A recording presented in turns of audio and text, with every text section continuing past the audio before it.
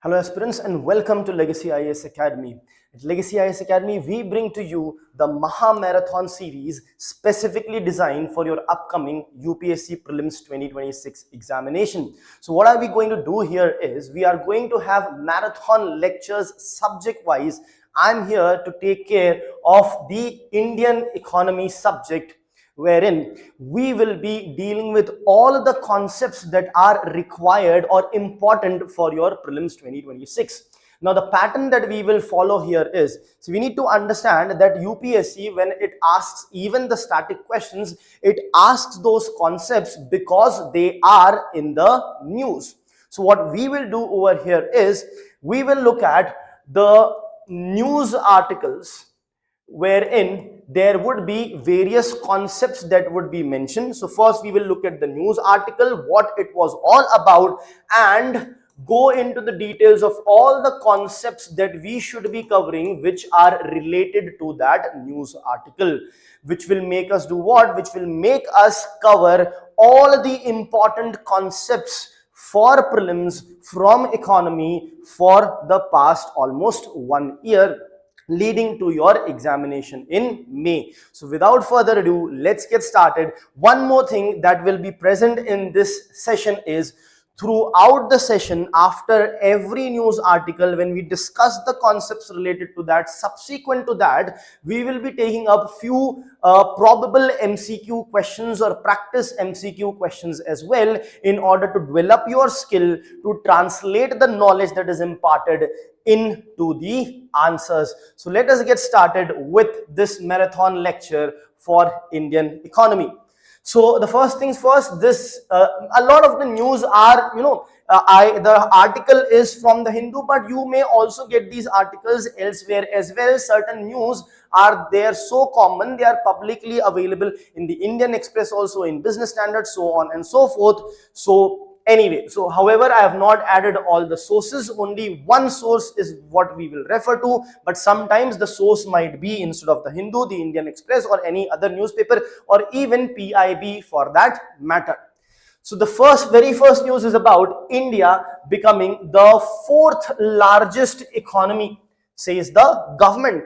So last year it so happened that India overtook Japan. So what we should be knowing is, with respect to the fact, we should know that the United States of America stood first, second is China, third is Germany, fourth was actually Japan, and India was fifth. This was the situation.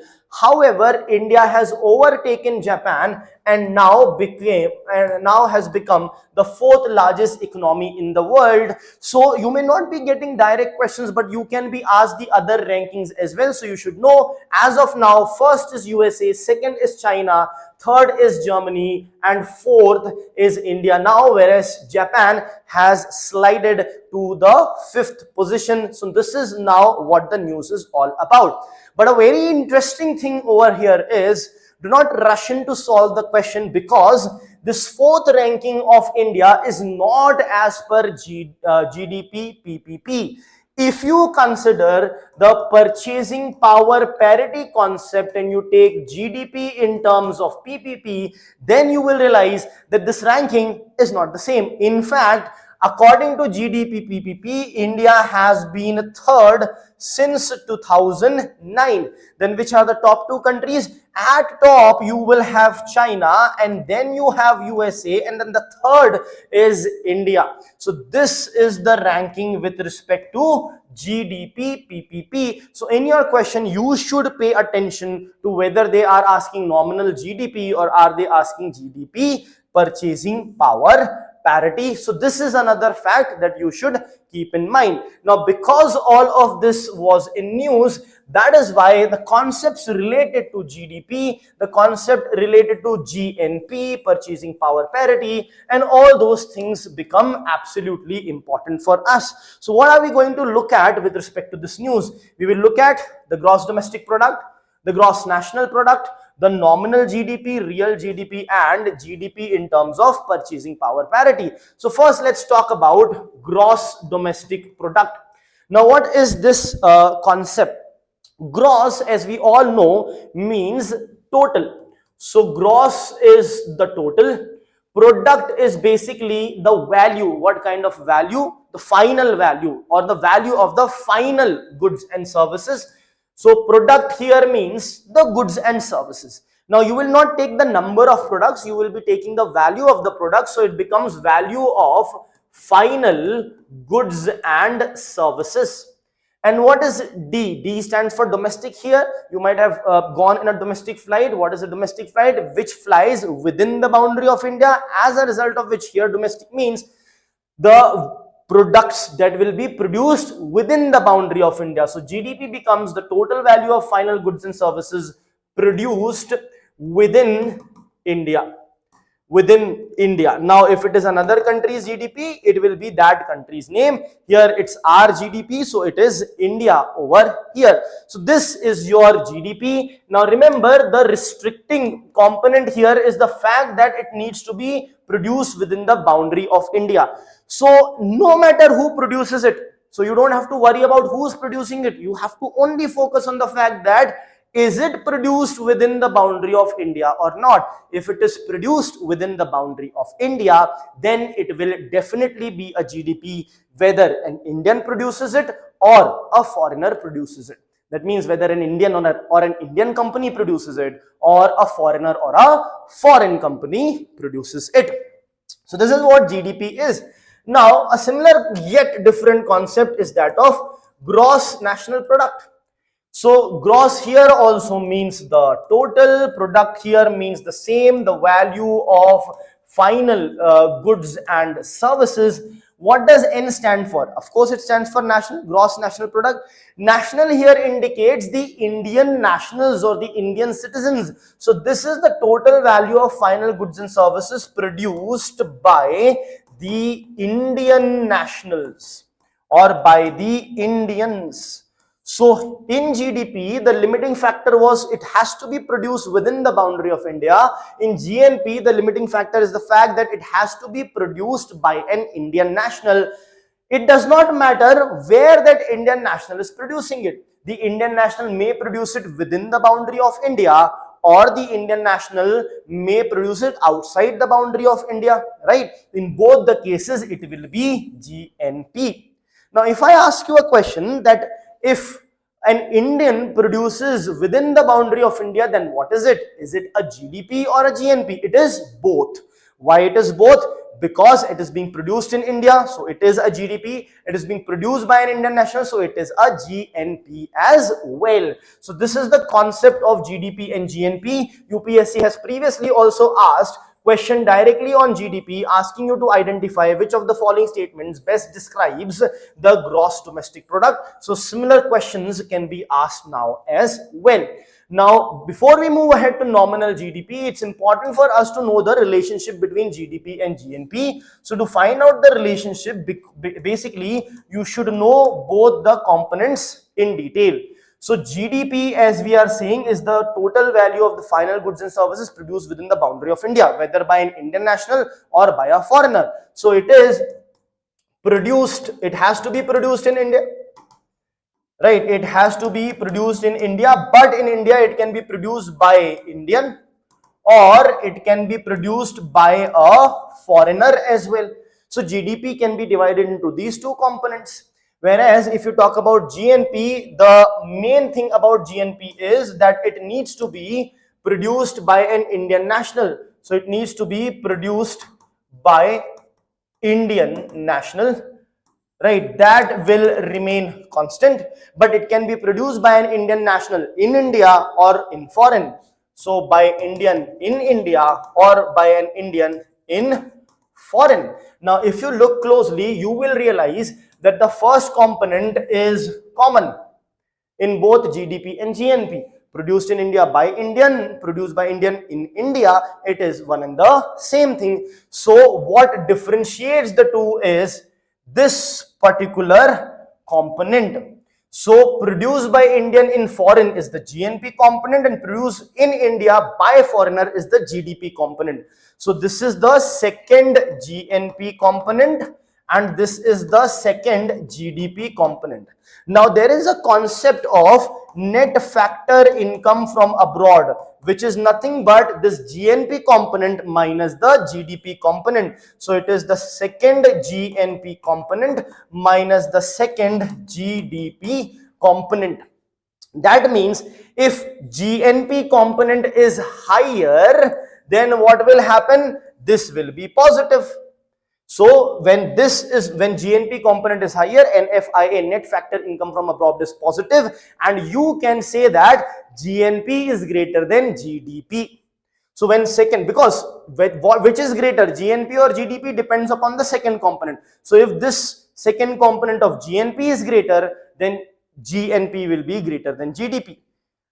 And also we need to understand, if the second component, let's say this is 100 and this is 90, so net factor income from abroad will be 10, which is nothing but positive.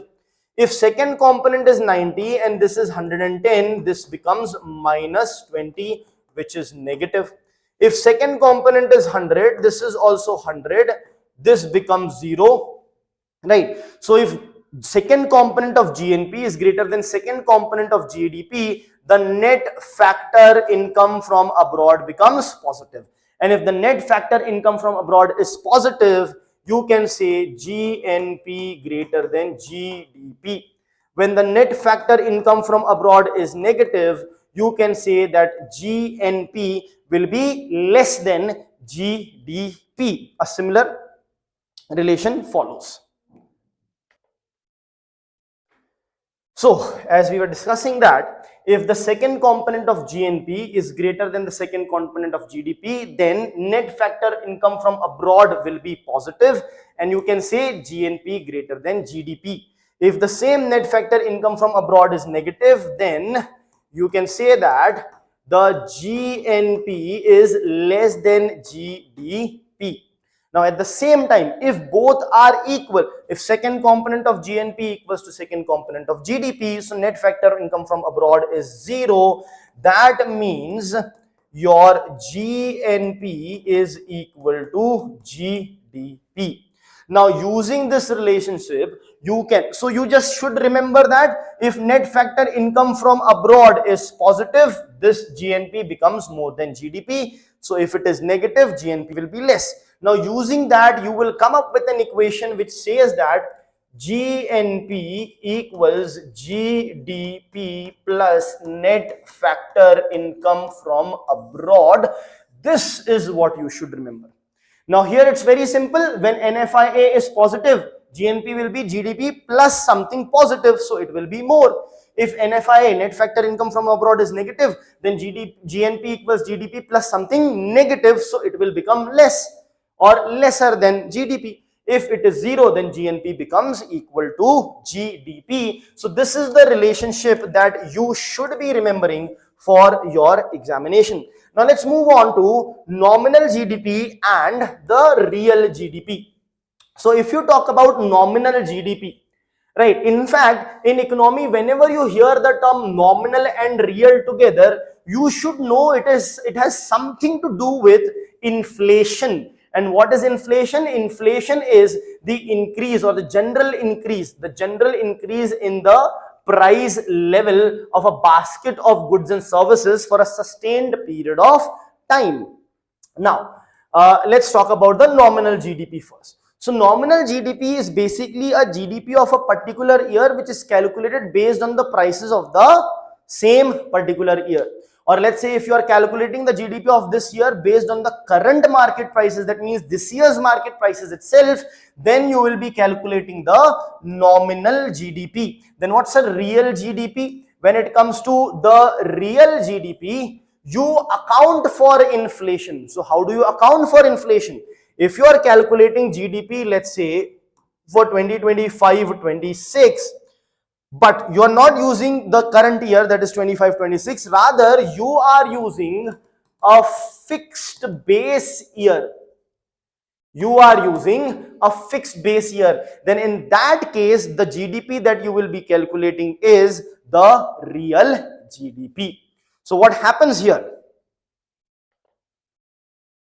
So what happens here, in the nominal GDP, you are calculating, let's say 2025-26 GDP based on the prices. You will have to know the prices in order to calculate the total value of the final goods and services produced within the boundary of the country.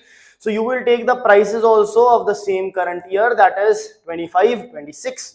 But when you are calculating the real GDP, let's say real GDP of 25-26, then in that case you will not take the prices of the same year, rather you will take the prices of a fixed base year.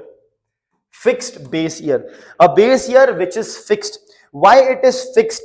It is fixed in order to be able to compare our GDP. It is fixed there so that we can account for inflation. I'll give you an example. Let's say an economy produced one single pen in the year 2025-26. Now, the cost of the pen in 25-26 might be 300 rupees. However, the economy had produced again only one single pen in the year 2020 also. But the cost of that pen in that year was, let's say, rupees 200.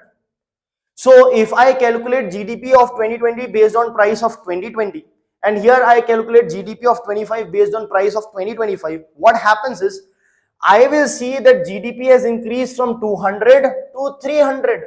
But what is the reality? The reality is that previously also the economy produced one single pen, and now also the economy produced just simply one single pen. So has there been any increase in the production in the country? Absolutely not. But then how am I able to see the increase in the value? Because of inflation. Now, how do I account for inflation? I will take the prices of a fixed base year only. Let's say I keep that base year to be 2016. Then I calculate that in 2020 a country has produced one single pen, and the price of that pen in 2016 was 100 rupees. Now in 2025 the country has produced a similar one single pen only. So instead of taking 300 rupees, I'll again take the value of that pen based on 2016 prices. So again, the GDP comes out to be 100 rupees. So then I realize that the GDP, real GDP of 2020 is also 100, and for 2025 it is also 100. That means there has not been any increase in the real production as such. And how am I able to do that? By accounting for inflation by keeping a fixed base year. Now you may think, what kind of an year is considered as a fixed base year? Generally the government takes a very normal year wherein uncertainties, extremities were not there. For example, the COVID year 2020 can never be a base year because it was a very extreme kind of an year. However, the government is revising a lot of base years. Base year for CPI has been revised to 2024, which we will see later on. So this is the concept of nominal GDP and real GDP. Now let us move on to the concept of purchasing power parity and understand GDP at PPP, and why India is actually third when it comes to GDP PPP. So what is this PPP? It is the purchasing power parity. Now what does this mean? See, right now as we speak, $1 is trading at around 90.75 rupees, 91. So let's take, for ease of understanding, let's say $1 is equals to 90 rupees.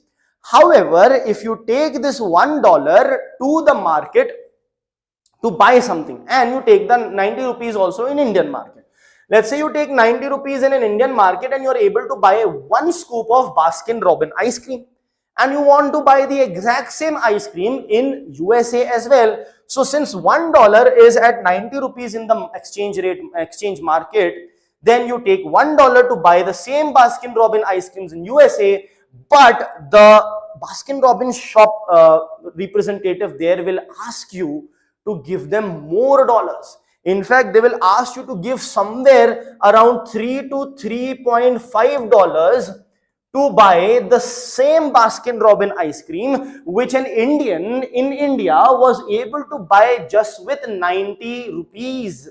That means what? That means when you are taking the dollars and rupees to the market, their exchange rate is not the same as in the foreign exchange market. There what happens, this $3 then becomes equal to 90 rupees. 3 becomes equal to 90 rupees. Therefore, $1 is going to be approximately 30 rupees or so. In fact, the real value is going to be even less than this for the dollars. This was just for the understanding. The real value is lesser than even 30. That means what? That means that the purchasing power of this 90 rupees is considerably higher than the purchasing power of this $1. Now the question is, how did we reach from here to here? But that's not the reality. We did not reach from here to here. In fact, from this, we have reached at this level. In reality, the purchasing power of 90 rupees is way higher than $1. But since the entire world wants to hold dollars, what has happened at the exchange rate market? When you want to exchange the currency, when you want to give the rupee and take the dollars, they are charging us higher. But when you take the rupee to the market, the purchasing power is of 90 rupees is more than that of $1. Now this is nothing but the purchasing power parity. Now how does this impact GDP calculation? Let us see that. Let's say India produced just one scoop of the Baskin-Robbins ice cream that I talked about, and USA also produced one scoop of the Baskin-Robbins ice cream that I talked about. Now, what will happen, since this Baskin-Robbins ice cream in India is of 90 rupees and this same ice cream in USA is of $3, India will say its GDP is 90 rupees, whereas USA will say its GDP is $3. So USA will say its GDP is $3, India says its GDP is 90 rupees, and now when we try to convert this 90 rupees into dollars, in market 90 rupees is $1 only, so India will end up saying that its GDP is only $1. But we can clearly see that in this example both the GDPs are equal. So that is why we need not convert this Indian rupee into market exchange rate of rupee and dollar. Rather, we need to convert this 90 rupees with respect to the purchasing power parity exchange rate of the dollar and rupee. So 90 rupees will be equal to $3 because according to purchasing power parity, $1 is equal to 30 rupees. So then and only then, when we take into consideration GDP, PPP, we can say that India's GDP is also $3, and GDP, PPP, if we take of USA, it's also of $3 only. However, for USA, you don't have to convert into PPP because it is already in dollar and we are calculating in dollar only. So for USA, it does not change, but for India, it gives a lift. And I have already told you, based on PPP, in fact, China becomes the biggest economy of the world. So it benefits them also if you take into PPP. And in fact, that is the right manner of calculation of the GDP. I hope this concept is clear. So remember, based on GDP PPP, India is third since 2009, and there has already been a question, I believe somewhere in 2021, wherein one of the statement was that according to GDP PPP, India is ranked 4th, which was incorrect. India has been ranked 3 based on GDP PPP since 2009, and based on nominal GDP, India has just now in the last year has overtaken Japan to become the 4th largest economy of the world. I hope this is clear. Let's now move on to the questions or MCQs with respect to these topics that we have seen. Now, understanding is one thing, applying that knowledge into question solving is another. So this section of the video is also going to be absolutely important. You can try to solve it, but also make sure that you are, understanding the feedback and everything that I tell you. So let's look at the question. You have first statement. GDP includes income earned by foreign companies operating within the country. Remember, if it is GDP, it has to be within the country, irrespective of who produces it. So this is immaterial. The point of our focus should be within the country. Yes, within the country, this statement is correct. Now, does it eliminate some options? Yes, it eliminates option C, which is 2 and 3 only, because one is correct, one has to be there in the options. Next is GNP excludes income earned by residents from their investments abroad. So GNP, does GNP exclude Indian national or Indian national who are residents also in the country, whatever they are earning from abroad? It does not. If it's an Indian, whether it's a resident, you can be a residing Indian, you can be a non-resident or non-residing Indian, but at the end of the day, you are Indian. So whether you are earning within India or outside India, it will be a part of both GDP and GNP. So it will be a part of GNP as well. So 2 is incorrect. The moment we know 2 is incorrect, this becomes incorrect, this becomes incorrect. The only answer will be B. However, I will still suggest the aspirants to look at the third statement as well and do not rush, because sometimes one statement can be more correct than the other, more wrong than the other. All those ambiguities can be there. And ensuring that you read the entire question also helps you to avoid the silly mistakes. Let's look at the third statement. If net factor income, the NFIA, which I talked about, from abroad is positive, they are saying, then GNP will be greater than GDP. Absolutely right. So if net factor income from abroad is positive, GNP is greater than GDP. If it is negative, GNP is lesser. If both are equal, then GDP becomes equal to GNP. Right. So let us now, so I hope the answer is clear. The correct answer there would be statement 1 and 3 both are correct. Statement 1 and 3 both are correct. I'll reiterate just once because there was a glitch. So statement first, GDP includes income earned by foreign companies operating within the country. Yes, they are operating within the country. That's it. That's all we need to know. So this is correct. So this option is eliminated. GNP excludes income earned by residents. No, it does not exclude. So statement 2 is incorrect. So this option is incorrect. This option is incorrect. But I said still look at the third statement. Third statement says if net factor income from abroad is positive, GNP will be greater than GDP. Yes, GNP will be greater if net factor income from abroad is positive. It will be less than GDP if NFIA is negative, and GNP will be equal to GDP if NFIA is 0. Let's move on to the next. Which of the following will increase a country's nominal GDP but not necessarily its real GDP? So real GDP adjusts itself for inflation, nominal GDP does not. Nominal GDP will be inflated if inflation is present. So knowing this concept, let us have a look. The question asks which of the following will increase a country's nominal GDP but not necessarily its real GDP. So first statement, increase in the general price level. So increase in the general price level. What will it do? Will it increase a country's nominal GDP? Yes, it will increase a country's nominal GDP, because increase in the general price level is what? It is inflation. So even if the economy is producing the exact same goods and services as it produced previously or even less, still it can lead to increase in nominal GDP, but real GDP may not increase, right? So first statement is correct. When first statement is correct, option D gets eliminated.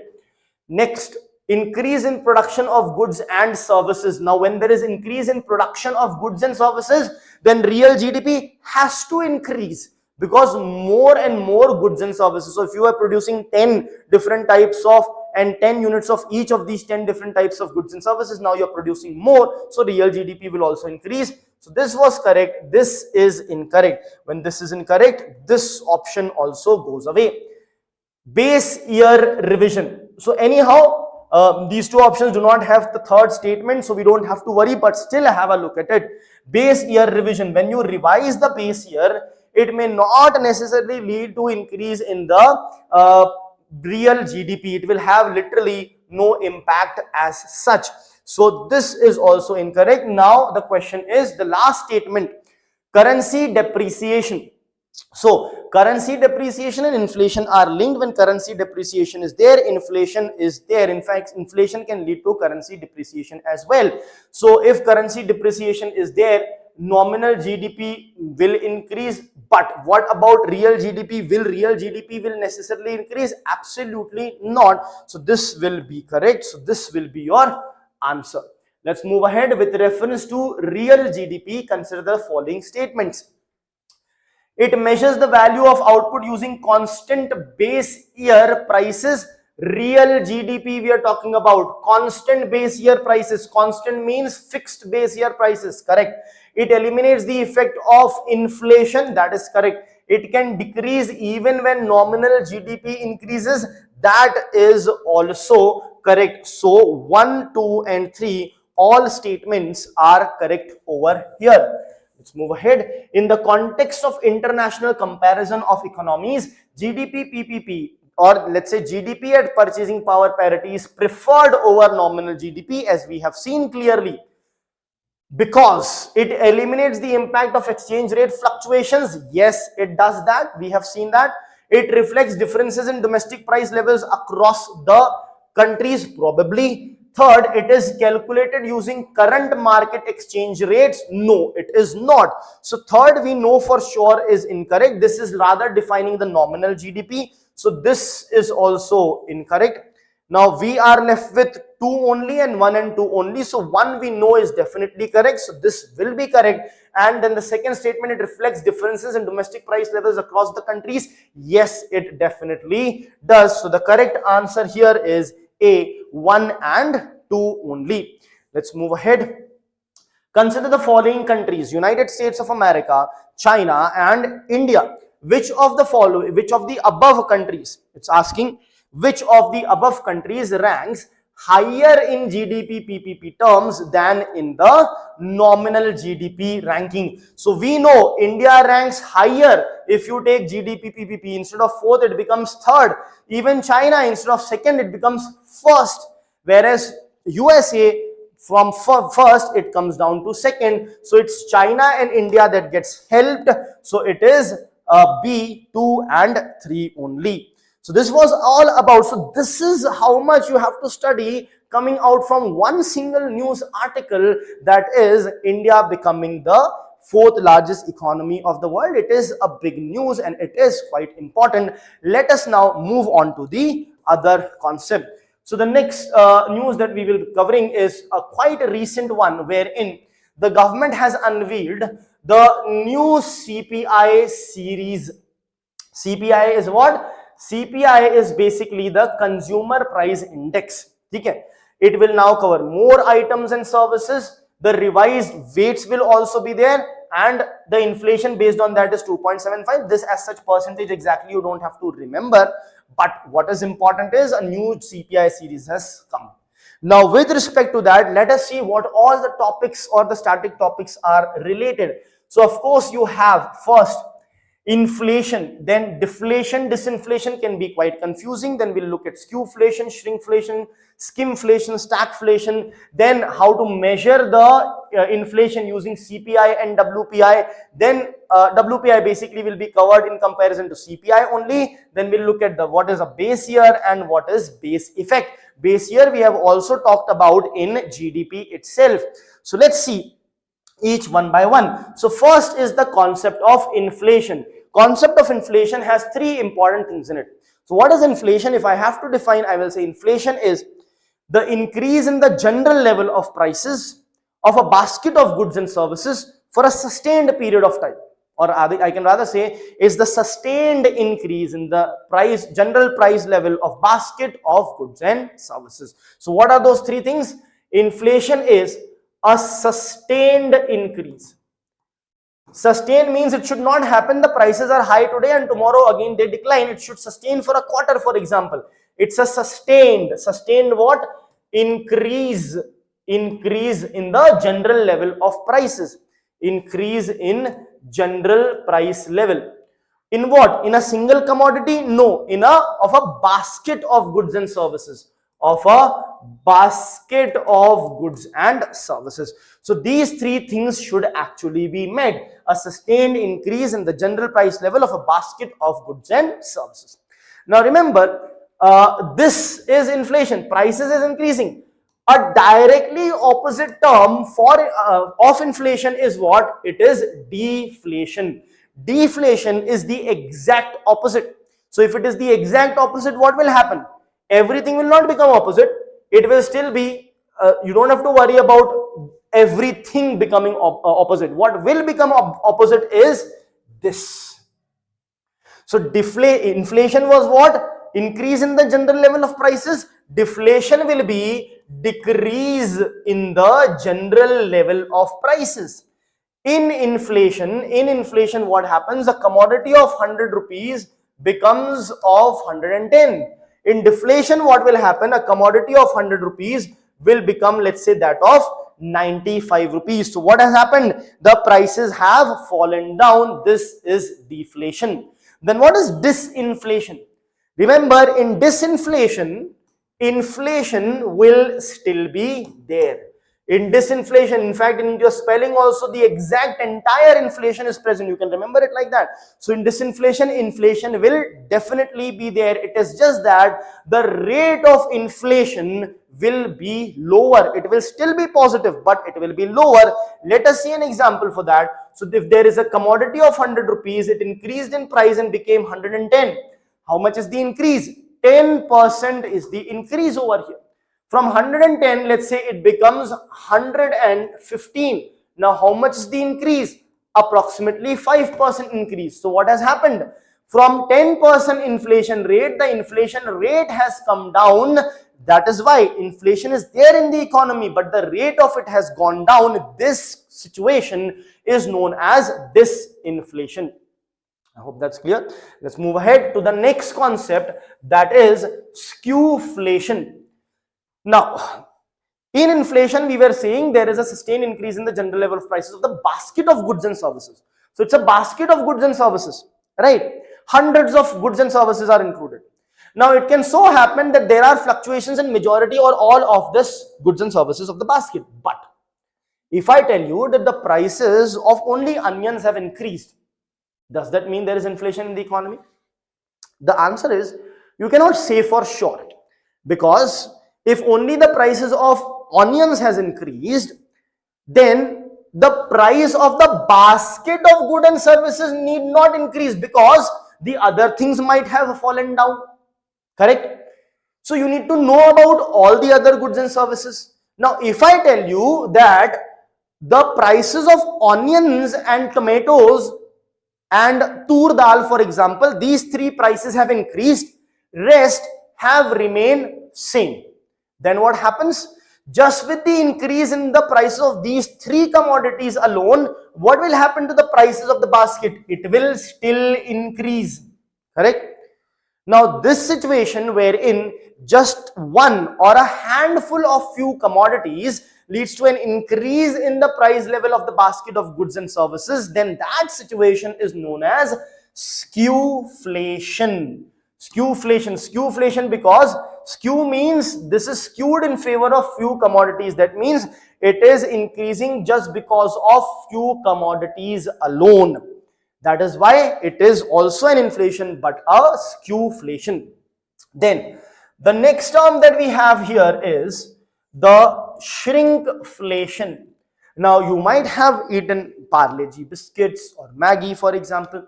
Now, it is like a manipulative tactic that the businesses use. So earlier, you used to have 4 rupees worth of Parle-G, and you used to get 100 grams of Parle-G biscuits in it. Used to get 100 grams of Parle-G biscuit in it. Now, what they did is they kept the price the same. So far, we have been saying for inflation to happen, the prices have to increase. But this is a manipulative tactic wherein they keep the price the same, but they will reduce the quantity. So previously you were getting the Parle-G packet at 4 rupees. Now also you get at 4 rupees. So initially you might not even understand what has happened and how much is the price increase. You might think that it is at the same price. But what has happened? The weight has gone down. Now, since the weight has basically gone down, that means what? That means effectively, if you want to have again 100 grams of Parle-G biscuit, you in fact have to pay 5 rupees, because in 4 rupees you are now getting only 80 grams. That means even though the price has remained constant, but since they have lowered the value, that means effectively they have increased the price. And this manipulative tactic is nothing but shrinkflation, wherein the quantity of the commodity is shrunk or reduced, keeping the price constant in order to not reflect the increase in the price in the eyes of the consumer, even though the effective price has increased. Okay. Now, a similar manipulative tactic is used in skimflation. Skimflation. This comes from the word skimming of something. You skim the milk, you separate the cream out of it, and the cream is basically the more nutritious, or you can say the more dense quality part that is there, and only the remaining part of the milk that remains, more rich part, that is cream, is separated. The non-rich part remains. Right, the cream is even costlier, right? It's the cream that converts into butter, into ghee, so on and so forth. But you got the point. So that is where it is coming from, skimming of milk. So in skimflation, what happens is there would be a product. Let's say the product is, you might have some cake, for example, right? Or you might say, let's say it has certain sweets, for example. Now the sweets were being given to you at, let's say, rupees 700 per kg. Now the shopkeeper keeps the price same, rupees 700 per kg. But what they do is, the quality, the sweets are same, the taste is same, everything is same, but here the quality of the sweet has gone down. Now how it can go down? For example, they might be using pure ghee in this place, they might start using dalda ghee, or they might be using the A2 cow, A2 buffalo ghees over here, which is costlier. They would start using non-A2 cow, non-A2 buffalo ghee over here. So what will happen? They are keeping the quantity the same. They are keeping the quantity the same. They are keeping the price also the same. They are reducing the quality. So when the quality is reduced, which will give you what? Which will not showcase any change in the price to you. But in reality, what has happened? It is as good as a increase in the price, because now you are getting inferior quality over here. You are getting basically an inferior quality over here. Since you are getting inferior quality, that means the quality has been skimmed off, and it is known as skimflation. So again, it is again a manipulative technique that is used by the shopkeepers or even the businesses as such. Let's move on to the next one, that is stagflation. Now, stagflation is not a really good thing actually. In fact, it is a negative thing. However, before we move on to that, we should know that inflation is also not that completely bad. We have taken inflation to be quite negative, and yes, it can be negative. RBI or the Monetary Policy Committee has been given the responsibility of managing or controlling the inflation within 2 to 6%, that is 4 plus minus 2%. However, inflation, some amount of growth accompanies inflation, or inflation is accompanied by some amount of growth. In fact, this is one of the previous UPSC question in which UPSC asked that the growth, the GDP growth is usually accompanied by what? The correct answer there was inflation. Other options were hyperinflation, skewflation. No, not that. The correct answer there was inflation. So, inflation, that is the increase in price, is sort of a negative thing if it goes beyond a value. Within certain range it is good and it helps also, but beyond a certain range it hampers every single one. So we are ready to take a bit of risk of having this inflation, because this inflation actually leads to growth. This inflation leads to increase in the employment, as a result of which unemployment that is there, it basically goes down, right? So if inflation is there, GDP will be growing. When GDP will be growing, employment will be high, so unemployment will be less. So what happens here is, this leads to a graph. What is this graph? This graph will be something like this, right? Here you have inflation and here you have the unemployment rate. So you can clearly see higher the inflation, lesser the unemployment rate, lower the inflation, higher the unemployment rate. This curve is known as the Phillips curve. It's known as the Phillips curve, and this is what usually happens. But stagflation is one such special situation wherein the inflation is high, but the GDP, because see, it has stag and inflation, two words. Inflation is related to inflation, stag is related to the stagnancy of the economy. So GDP, inflation is there, but GDP is stagnant. And since the GDP is stagnant, will the unemployment rate go down? Absolutely not. In fact, stagnant GDP will lead to more unemployment rate, because efficiency in the economy increases, but production is stagnant, production is down, so the employment will go down. So unemployment rate actually increases. So inflation is also there, which is can be risky if it goes beyond a level, plus the GDP is also stagnant, plus the unemployment rate is also high. So a situation wherein there is high inflation but stagnant GDP leading to higher unemployment rate, this situation is known as stagflation. This is the concept of stagflation. I hope that is clear. Let's move ahead. Next is the concept of CPI and WPI. Now CPI stands for the consumer price index, whereas WPI stands for the wholesale price index.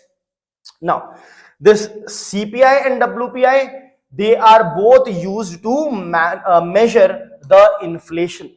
CPI measures the inflation at the retail or the consumer level, whereas the WPI measures the inflation at the wholesale level or the wholesale seller or buyer's level.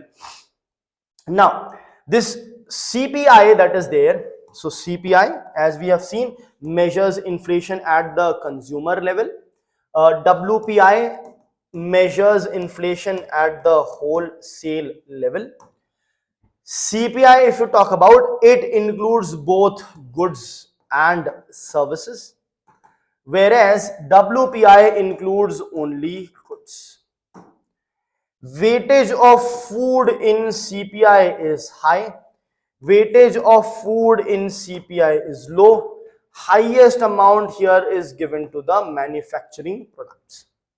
Right. Now the question is, why are services not included in WPI? That is because services are consumed at the retailer and it is not generally bought and sold in wholesale.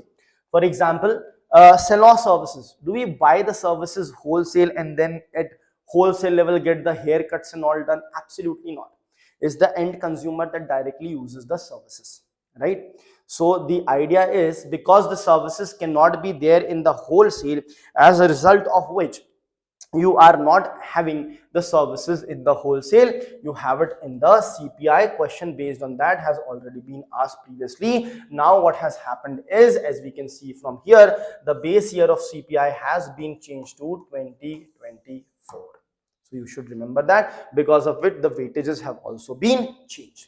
Let's move ahead. Next is the concept of base year. As I said, the constant fixed year or the fixed base year that is there, which is a normal year, right? You fix it in order to calculate the real GDP, in order to account for inflation that is there in the economy.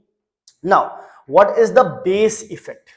See, base effect, to understand the base effect, I'll give you an example over here. See, base is, whenever you calculate percentage increase, decrease, you calculate it over a base, right? So you might be watching cricket, or you might have. So let's say there is a batsman X and a batsman Y. Batsman X, let's say, makes, why X and Y when we have amazing players? Let's talk about, you have two cricketers, Rahul Dravid, and then you have Sachin, for example.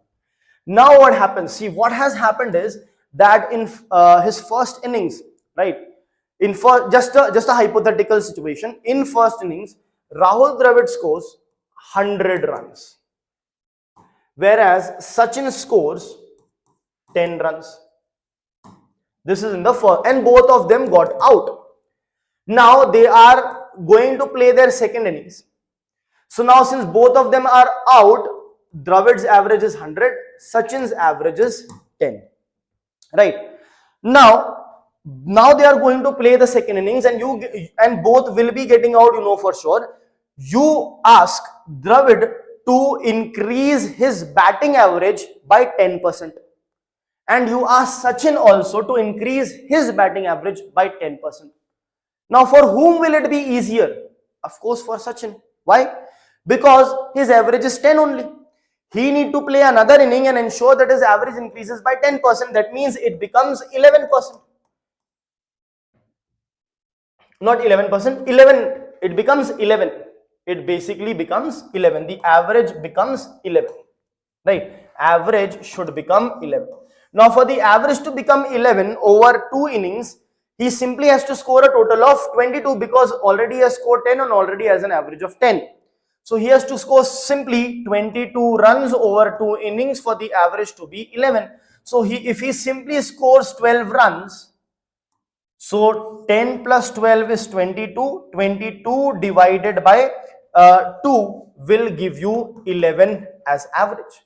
Now, if you ask Rahul Dravid also to score so many runs so that his average also increases by 10%. So then what will happen? Just to increase his batting average by 10%, Dravid will have to score a huge amount of runs. Let us see how. To have an average increase by 10%, that means from 100 he has to make his average to 110. So in 2 innings, the total score should be 220. So that 220 by 2 gives you 110.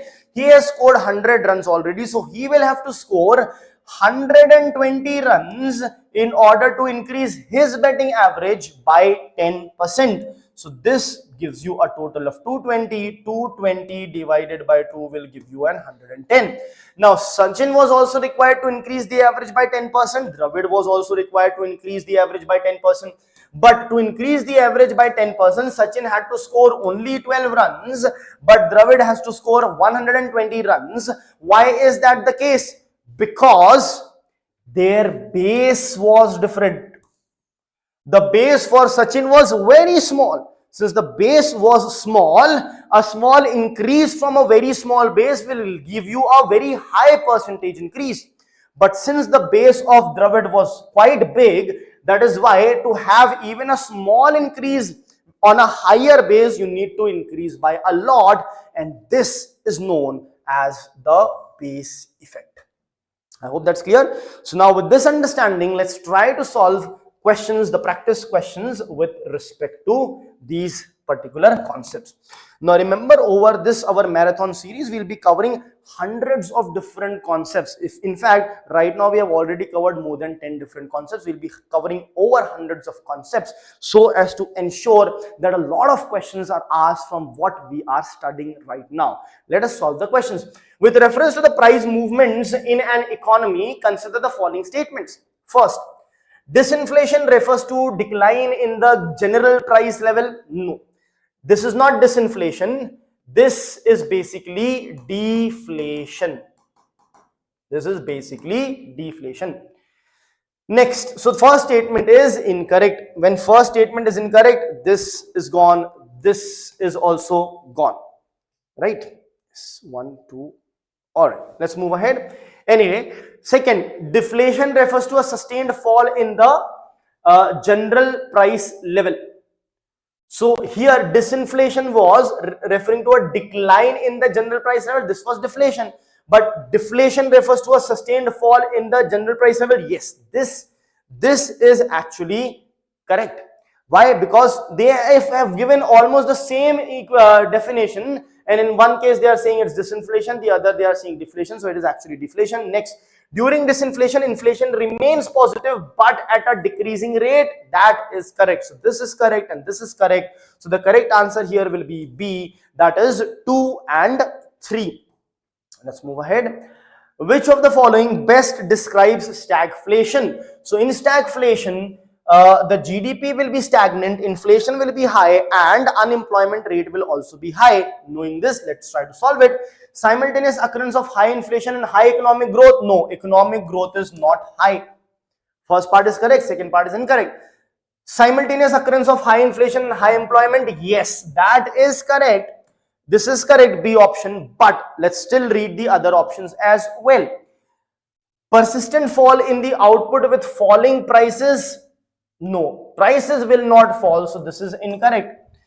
Rise in inflation due to excess demand in the economy. This is simply inflation and nothing else. This is demand pull inflation. So this was of course not the option. This is also not the option. The correct option is option B, that is simultaneous occurrence of high inflation and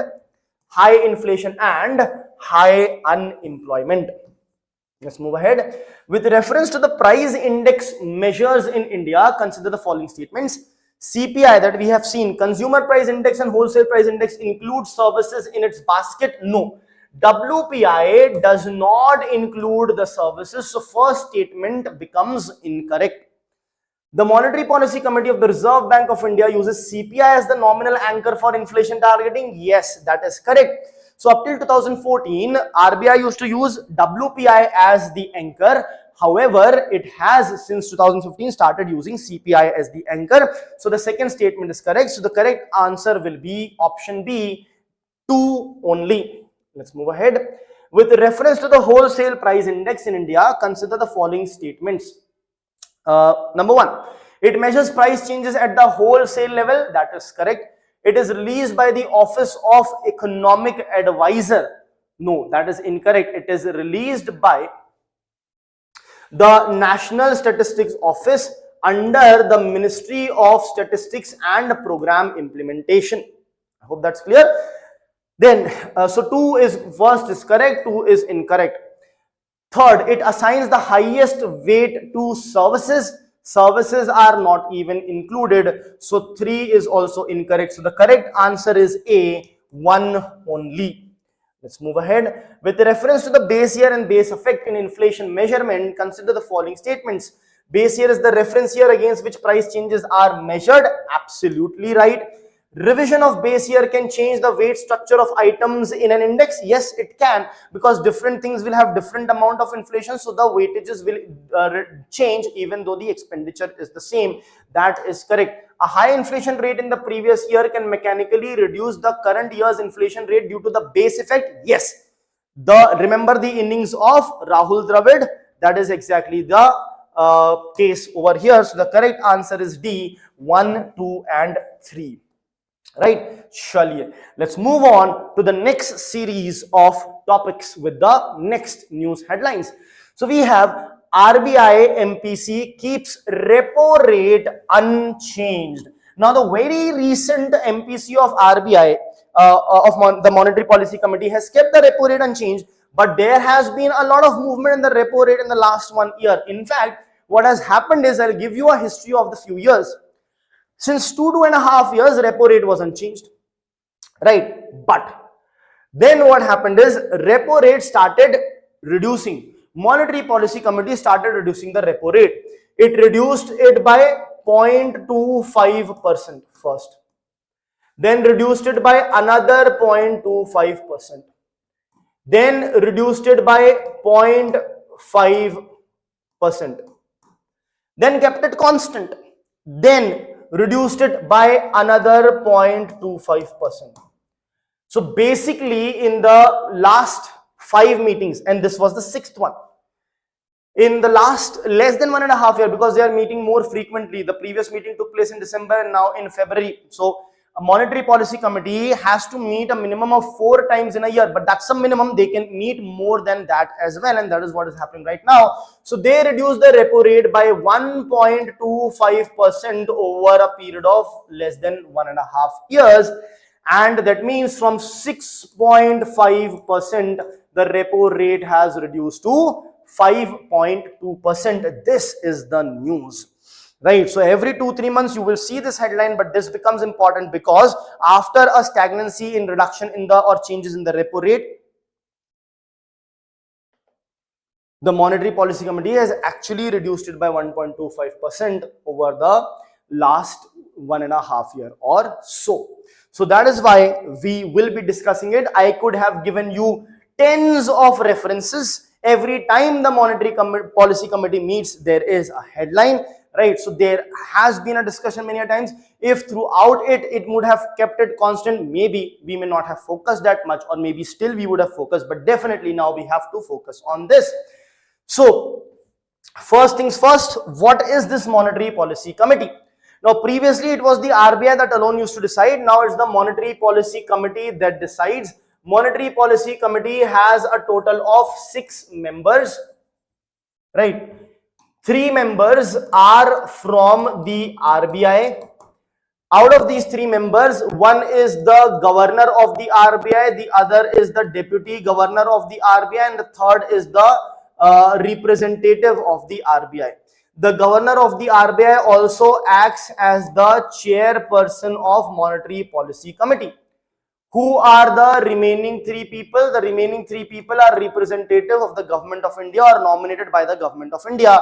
These 3 people cannot be the MPs, MLAs, MLCs or bureaucrats. They cannot be MPs, MLAs, MLCs, bureaucrats, so on and so forth. Now the decision of MPC is taken by majority. Now because the number is even over here, so majority that can happen is only 4:2, 5:1 or 6:0, for example. Now there is a possibility that they vote 3:3 and it is a tie. So in case of a tie, the governor, who's the chairperson of the committee, the de facto chairperson, de facto means just because this person is the governor of the RBI, that is why that person is the chairperson of the MPC. So in case of a tie, the governor gets a casting vote. Casting vote means a vote to decide the tie, right? So to an extent, RBI still holds the primacy because governor has the casting vote over here. Anyway, let's move ahead. So this was about the Monetary Policy Committee. Now this Monetary Policy Committee has been in functioning since 2016. All right. Now moving ahead. So with respect to this, now we will have to look at the repo rate, which I have told you has changed so many times. So what we will do is we will look at the entire tool that the RBI or the Monetary Policy Committee has in order to control the inflation in the economy. There are 2 types of tool that they have. One is the quantitative tools, which are more important considerably, and the other are the qualitative tools. So first let's look at the quantitative tools. First one is the bank rate. What is bank rate? Bank rate is basically the rate at which RBI lends money to the commercial banks for long term. For long term. Remember, it is for long term. It is for long term without approved securities. Without approved securities means there is no need of collateral. It's not a mortgage loan. No collateral is required to be kept with the RBI. So what is bank rate? The rate at which RBI lends money to commercial banks for long term without, sorry, I have to write down here, without approved securities. Without approved securities. Okay. Next, the next quantitative tools consist of a group of tools which together are known as Liquidity Adjustment Facility or LAF, Liquidity Adjustment Facility. Now what is this Liquidity Adjustment Facility? Now here remember, all the things will be short term. So the very first thing here is the repo rate. Then you have the reverse repo rate and the marginal standing facility rate. As I said, everything here will be short term. In bank rate, it was long term, but in liquidity adjustment facility, whose short form is LAF, everything will be short term. So let's understand one by one. What is repo rate?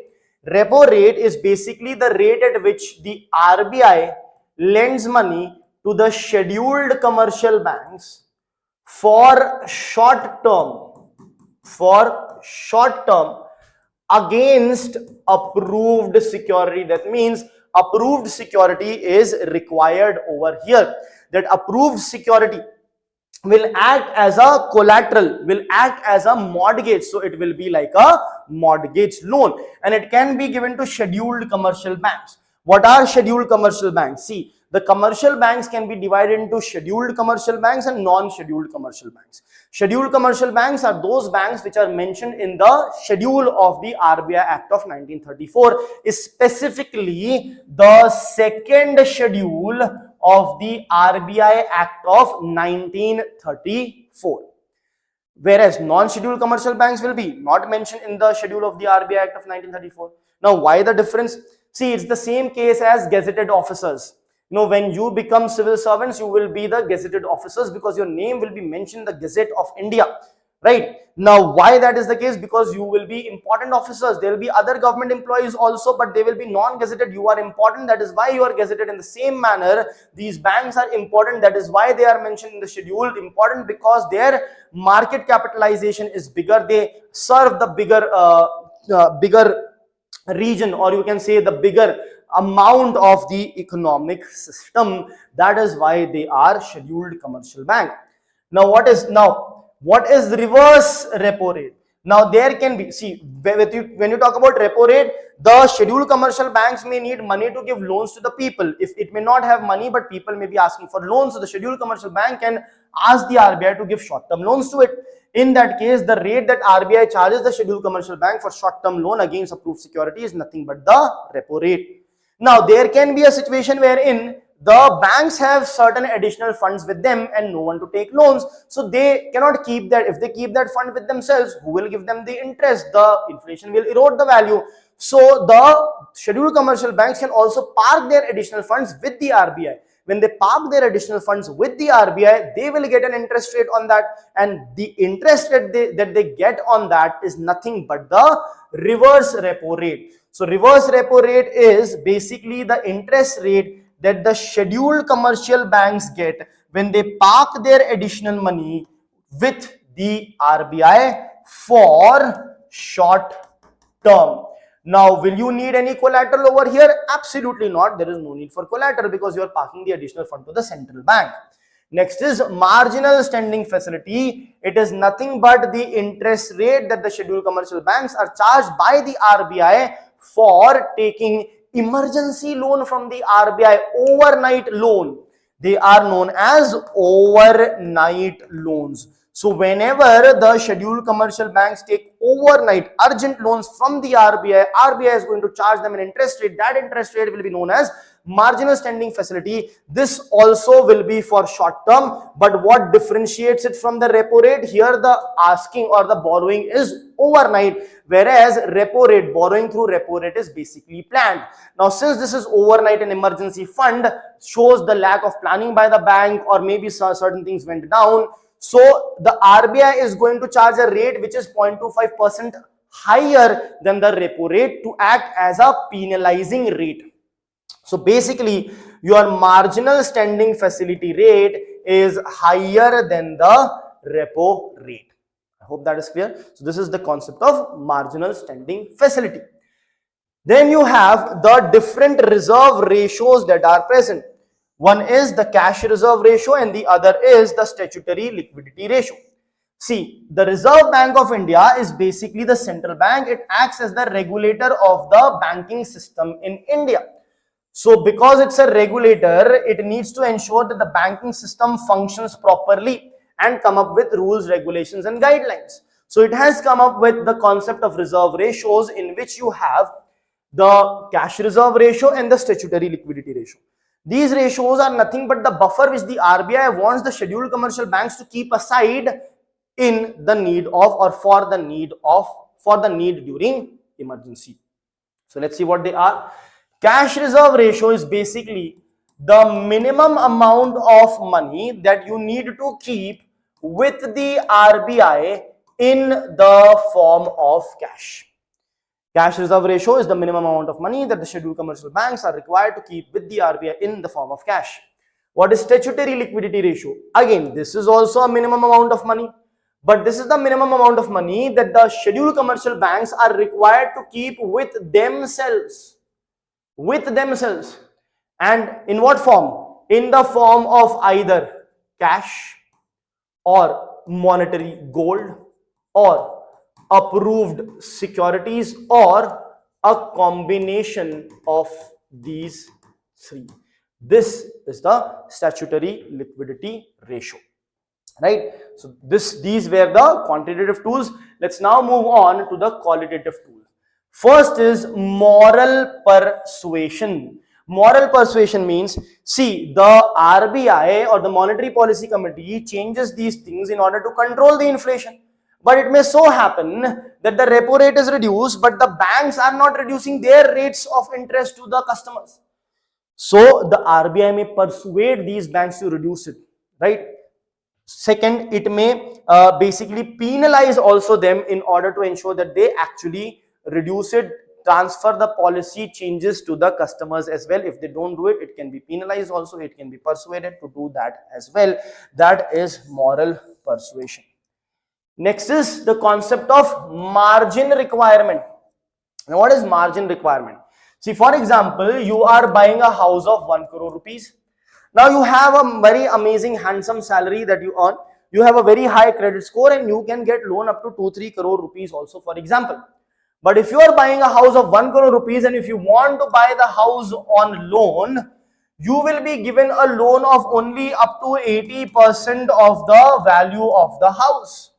That means 20% of the value of the house you will not be given as loan, only 80% will be given.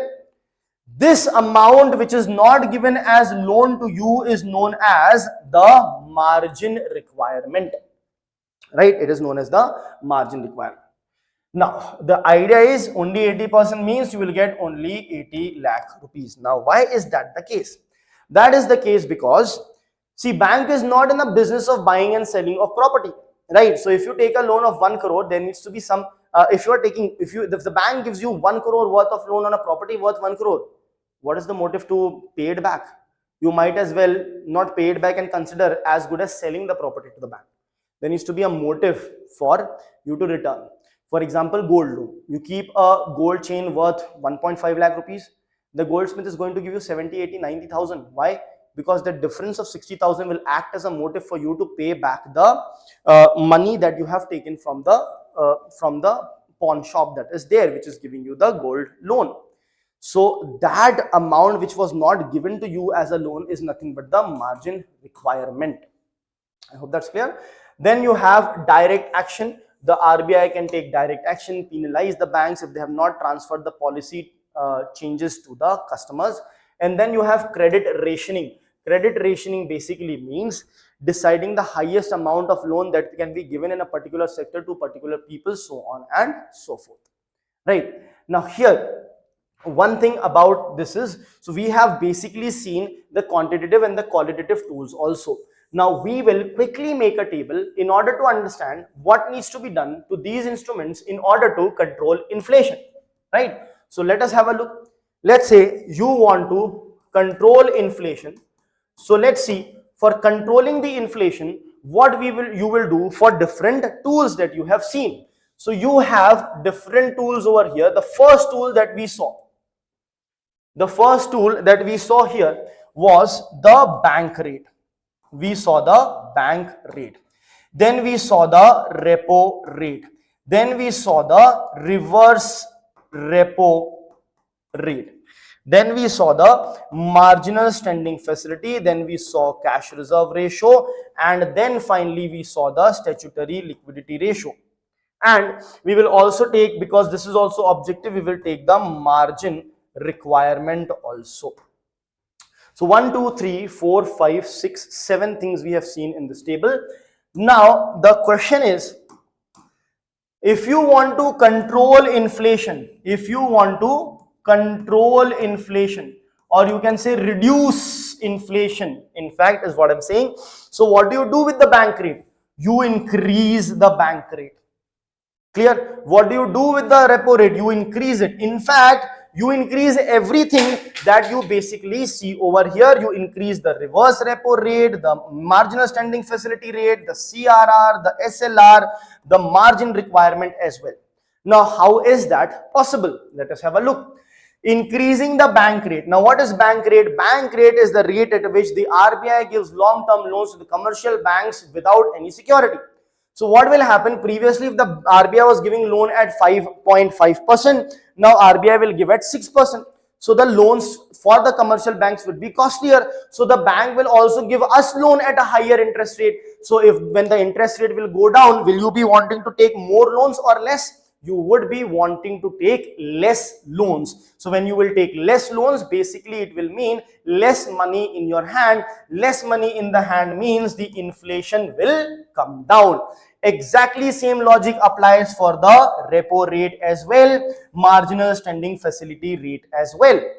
But what about the reverse repo? In reverse repo, what is happening is the excess fund that is there with the scheduled commercial bank, it is parking that excess fund with the RBI. Now, if the RBI increases the reverse repo rate, that means if the RBI starts giving more interest rate, if you are parking additional fund with the RBI, then what will happen? More of the banks will want to park more of the money with the RBI, as a result of which they will have less money to give out as loans. So, less money in the market, less money in the hands of the people, and inflation will again come down. So, reverse repo also needs to increase. Then you have the two reserve ratios, CRR and SLR. Now, when you increase both of them, that means more money needs to be kept aside by the scheduled commercial banks, either with the RBI in the form of cash as cash reserve ratio, or with themselves in the form of cash, gold, or approved securities, or a combination of this as for the SLR. In both the cases, if they keep more money aside, less money with them to give out as loans, so less money in the hands of the people, hence inflation comes down. And the last is margin requirement. If for 1 crore rupees worth house, you are getting only 80% of the loan, that means only 80 lakh is being given. If I increase the margin requirement, then what happens? Instead of 80%, if I am giving only 70% out as loan, then you will get only 70 lakh rupees in your hand. Is that correct? So less money will come to you, less money in your hand means inflation will again come down. So margin requirement also needs to be increased in order to bring down inflation. So remember, all the instruments that we have seen, their rates have to increase in order to control inflation. Now, a very reverse situation is facilitation of growth or facilitating growth. When you want to facilitate the growth, in that case, you have to do the exact opposite. You will lower the bank rate, lower the repo rate, lower the reverse repo, lower margin standing requirement, lower CRR, lower SLR, lower the margin requirement. Let us see how this works. Since you lower, when the bank rate is lower, that means RBI is giving long-term loans to the commercial banks without any approved security at a lower interest rate. So more banks will be taking loan and giving out loans to the people more and more money in the hands of the people, more will be the growth. Correct? More money in the hands of the people means more demand will lead to increased production. Same is the working for repo rate as well and marginal standing facility as well. If you talk about the reverse repo rate, if the rate that the RBI is giving you when you park additional fund with the RBI, if RBI lowers this rate, you would not want to park your fund with the RBI, you will keep it with yourself to keep on giving out as loans. So more money in the hands of the people and hence more will be the growth. If you talk about CRR and SLR, when you reduce CRR and SLR, so less money the scheduled commercial banks need to keep aside and more money it can have to give out as loans. So more money in the hands of the people, more demand, more growth. Then margin requirement, instead of 80%, you are giving up to 90% of loan. So margin requirement has gone down to only 10%. You are giving 90% as loan. So 90 lakh rupees as loan will be given. So more money in the hands of the people, more demand and more growth. So remember this table. This table is going to help you answer all the questions related to these concepts. I hope that's clear. Let us now move on to solving the questions on these topics. The very first one is, with reference to the bank rate in India, consider the following statements. First, it is the rate at which the Reserve Bank of India lends to commercial banks without any collateral. Yes, without any collateral. Collateral or approved security is required for your repo rate, or for purchasing or buying or borrowing money under the repo rate. Second, it is used as a signaling tool for long-term monetary policy stance. Yes, of course. So both are correct over here. Next, liquidity adjustment facility. Consider the following statements. Repo rate is the rate at which banks borrow short-term funds from the RBI against government securities. Yes. See here, they have not specifically mentioned scheduled commercial banks, but they have mentioned banks. Is scheduled commercial bank a bank? Yes, of course it is. So you don't have to overthink as such over here. Next, reverse repo rate is the rate at which RBI borrows money from commercial banks. Basically, it is, you can say, instead of parking additional fund by the scheduled commercial bank with the RBI, you can say RBI is borrowing from the scheduled commercial bank. But the issue is, it has said commercial banks, but it has to be only scheduled commercial banks. So this is going to become wrong. Third, a marginal standing facility allows banks to borrow overnight funds. I've told you, beyond the statutory liquidity requirement. Yes, overnight fund is what is there. So 2 is incorrect. When 2 is incorrect, this is incorrect, this is incorrect, this is incorrect. The correct answer here is C, 1 and 3. Let's move ahead. With reference to cash reserve ratio and statutory liquidity ratio, consider the following statements. CRR is maintained with the RBI in the form of cash. Yes, it is maintained with the RBI in the form of cash. SLR, we have seen CRR is what? The minimum amount of money that the scheduled commercial banks are required to keep with the RBI in the form of cash. This is the classic definition itself. Second, SLR can be maintained in the form of gold or approved government securities. Yes. In addition to this, in the form of cash also, or any combination also. But can it be kept in gold and approved security? Absolutely yes. So this is correct. Then you have both CRR and SLR are part of quantitative tools of monetary policy. Yes, both are a part. Increase in CRR directly reduces the lending capacity of the bank. This is also correct. So we have the option C, wherein 1, 2, 3 and 4 all are correct over here. Let's move ahead. With reference to qualitative credit controls, consider the following. Margin requirement refers to the difference between the market value of a security and the loan amount granted against it. Yes, market value basically 1 crore, and this market value is determined by the bank. The bank surveyor will come, and depending upon the rate that the government is given at that time in the market, that is going to be deciding it. So if the market value is 1 crore, you are getting loan of 80 lakh only. So the difference between this two is 20 lakh. This is nothing but the margin requirement, which comes out to be 20%. So margin requirement refers to the difference between the market value of a security and the loan amount granted against it. Correct. Credit rationing refers to limiting the total amount of credit available to selected sectors. Yes. Restricting how much money can be given out as loan to certain sectors. So both are correct. C, both 1 and 2. Next, which of the following are considered as qualitative tools of monetary policy? Moral suasion, yes. Direct action, yes. Repo rate, no. Credit rationing, yes. So it has to be 1, 2 and 4. That is option B, 1, 2 and 4. Repo rate is what? Repo rate is basically a quantitative tool for controlling the inflation, or a quantitative monetary policy tool. Right. So by this we have covered the entire tools that are there with respect to quantitative as well as qualitative. So in UPSC you should be able to solve all the questions related to these two, or not these two. Basically this is what? These are monetary policy tools. So everything related to monetary policy tools have been covered.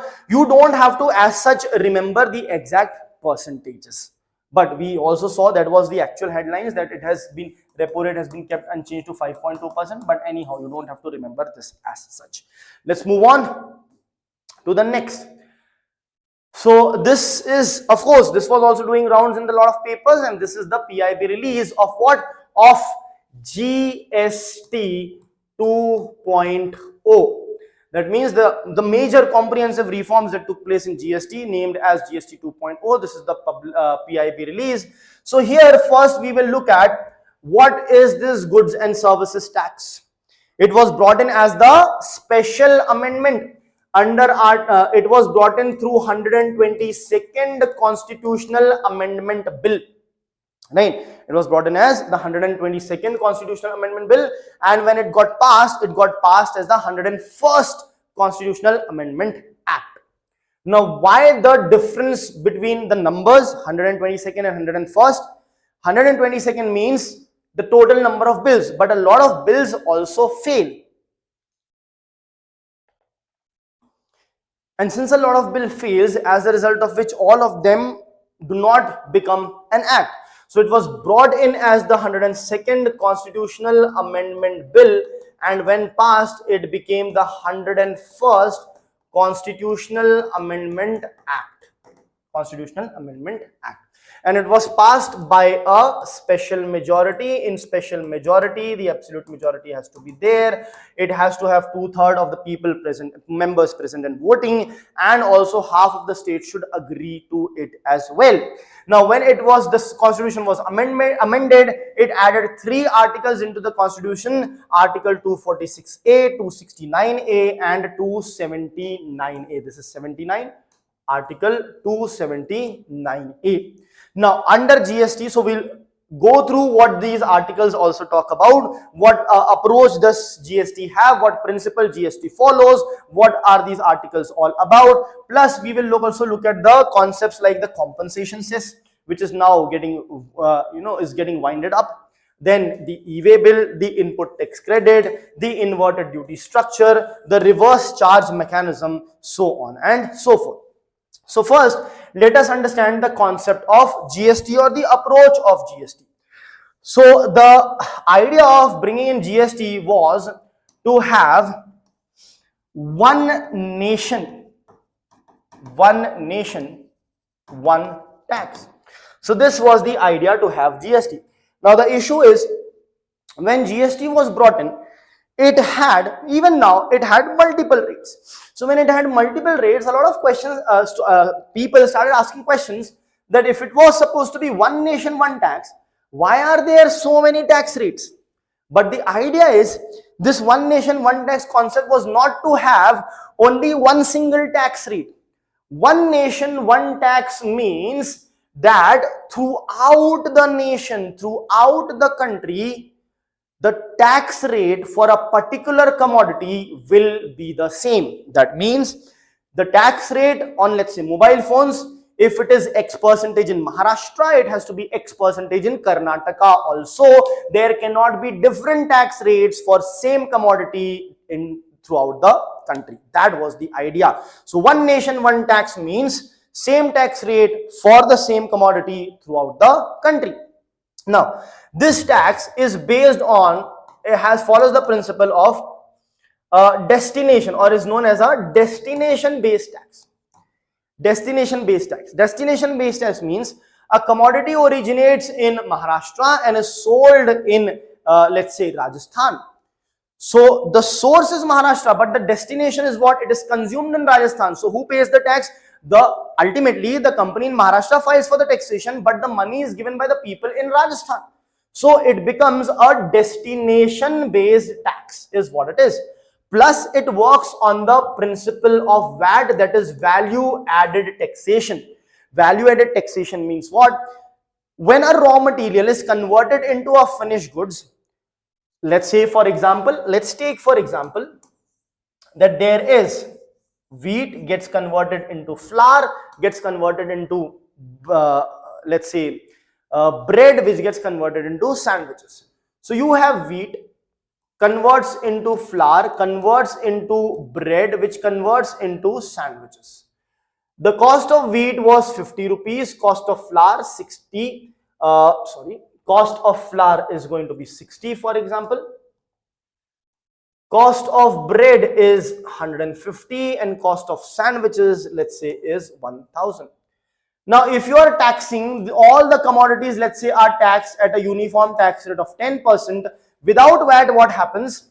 You tax this at 10%, so this will be 5 rupees, this will be 6 rupees, this will be 15 rupees, this will be 100 rupees. So the total tax that you will pay will be 121 rupees. 5 plus 6, 11 plus 15, in fact 126 rupees, right? So this is non-VAT era. That means you are taxing the entire product. But under value added taxation, what happens is, let's assume under value added tax also 10% is the tax rate. This will be taxed at 10%, so you have to pay 5 rupees.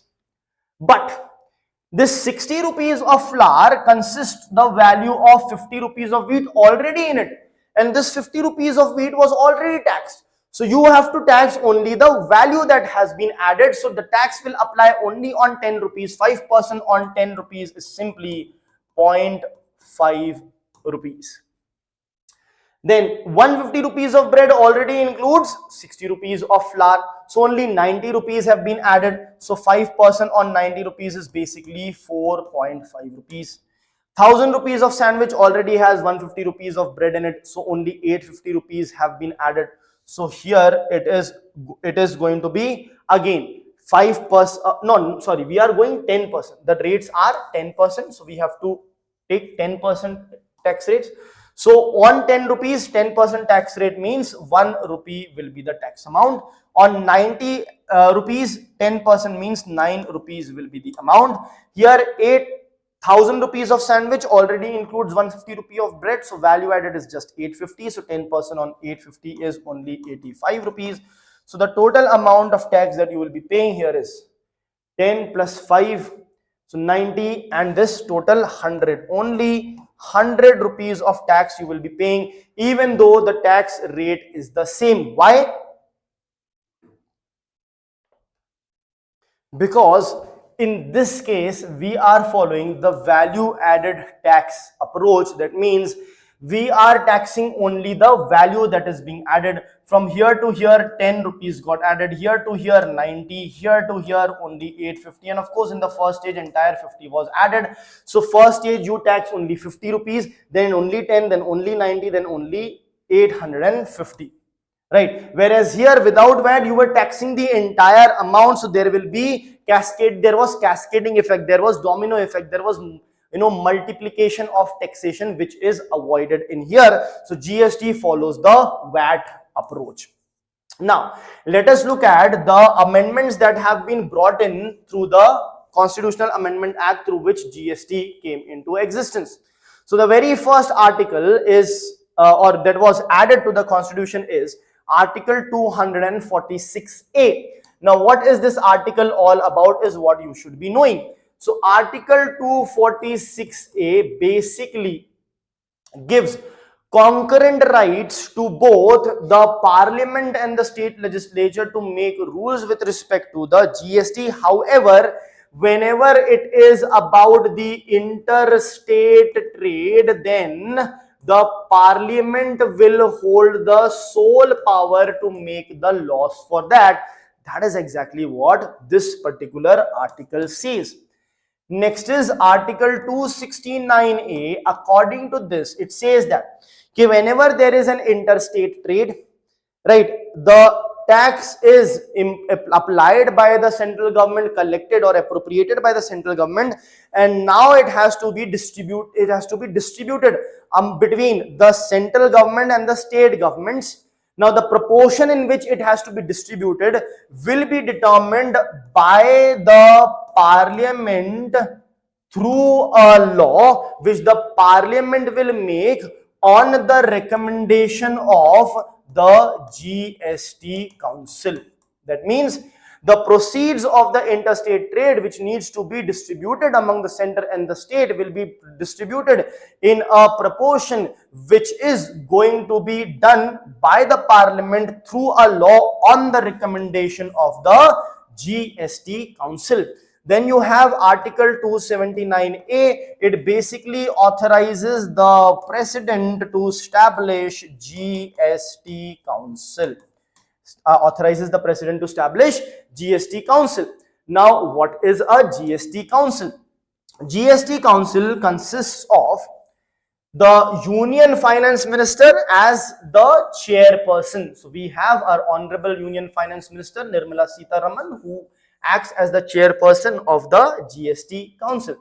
So in the GST Council, which is established under Article 279A, you have Union Finance Minister plus, which is, this person is also the chairperson of the GST Council. In addition to this, you have the Union's Minister of Finance for states. The states are also there, they will also have their finances.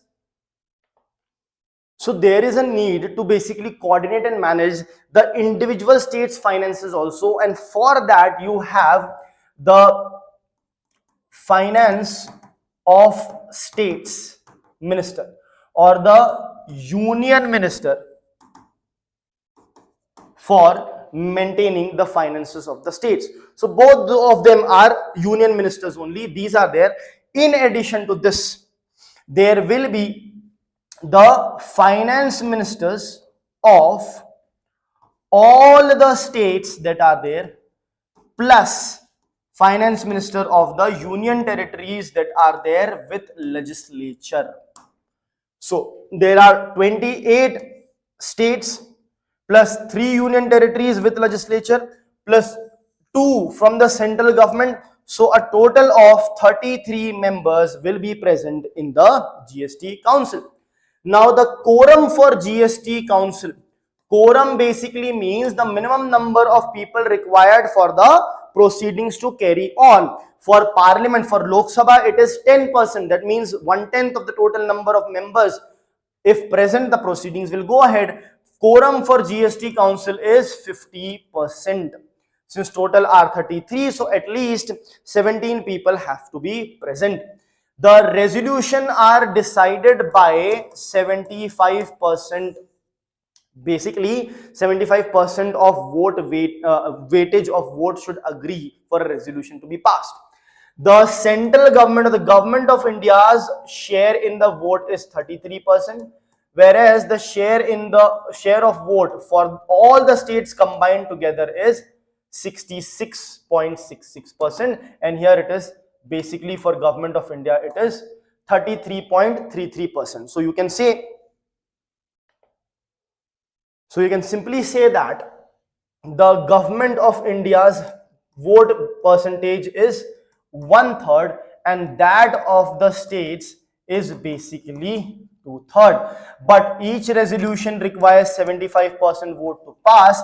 That means the government of India is sort of having an unsaid or an unwritten veto that is there. So that's all about the GST Council. We have also seen its members, its quorum, its resolution, the vote sharing, etc.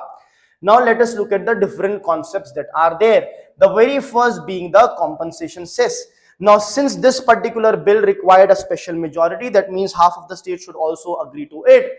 A lot of states had objection for bringing in GST. They said that the revenue of the states will go down. So then the government came up with the compensation cess concept.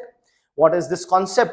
The government of India said that we will assume a compound annual growth rate of 14% in your tax revenue collection, right, of the taxes that are being subsumed in GST. So if you get increase in tax revenue collection through GST of 14% or more, not a problem. If you get lesser increase in your tax revenue collection of the tax included in GST, then the government of India will compensate these respective states.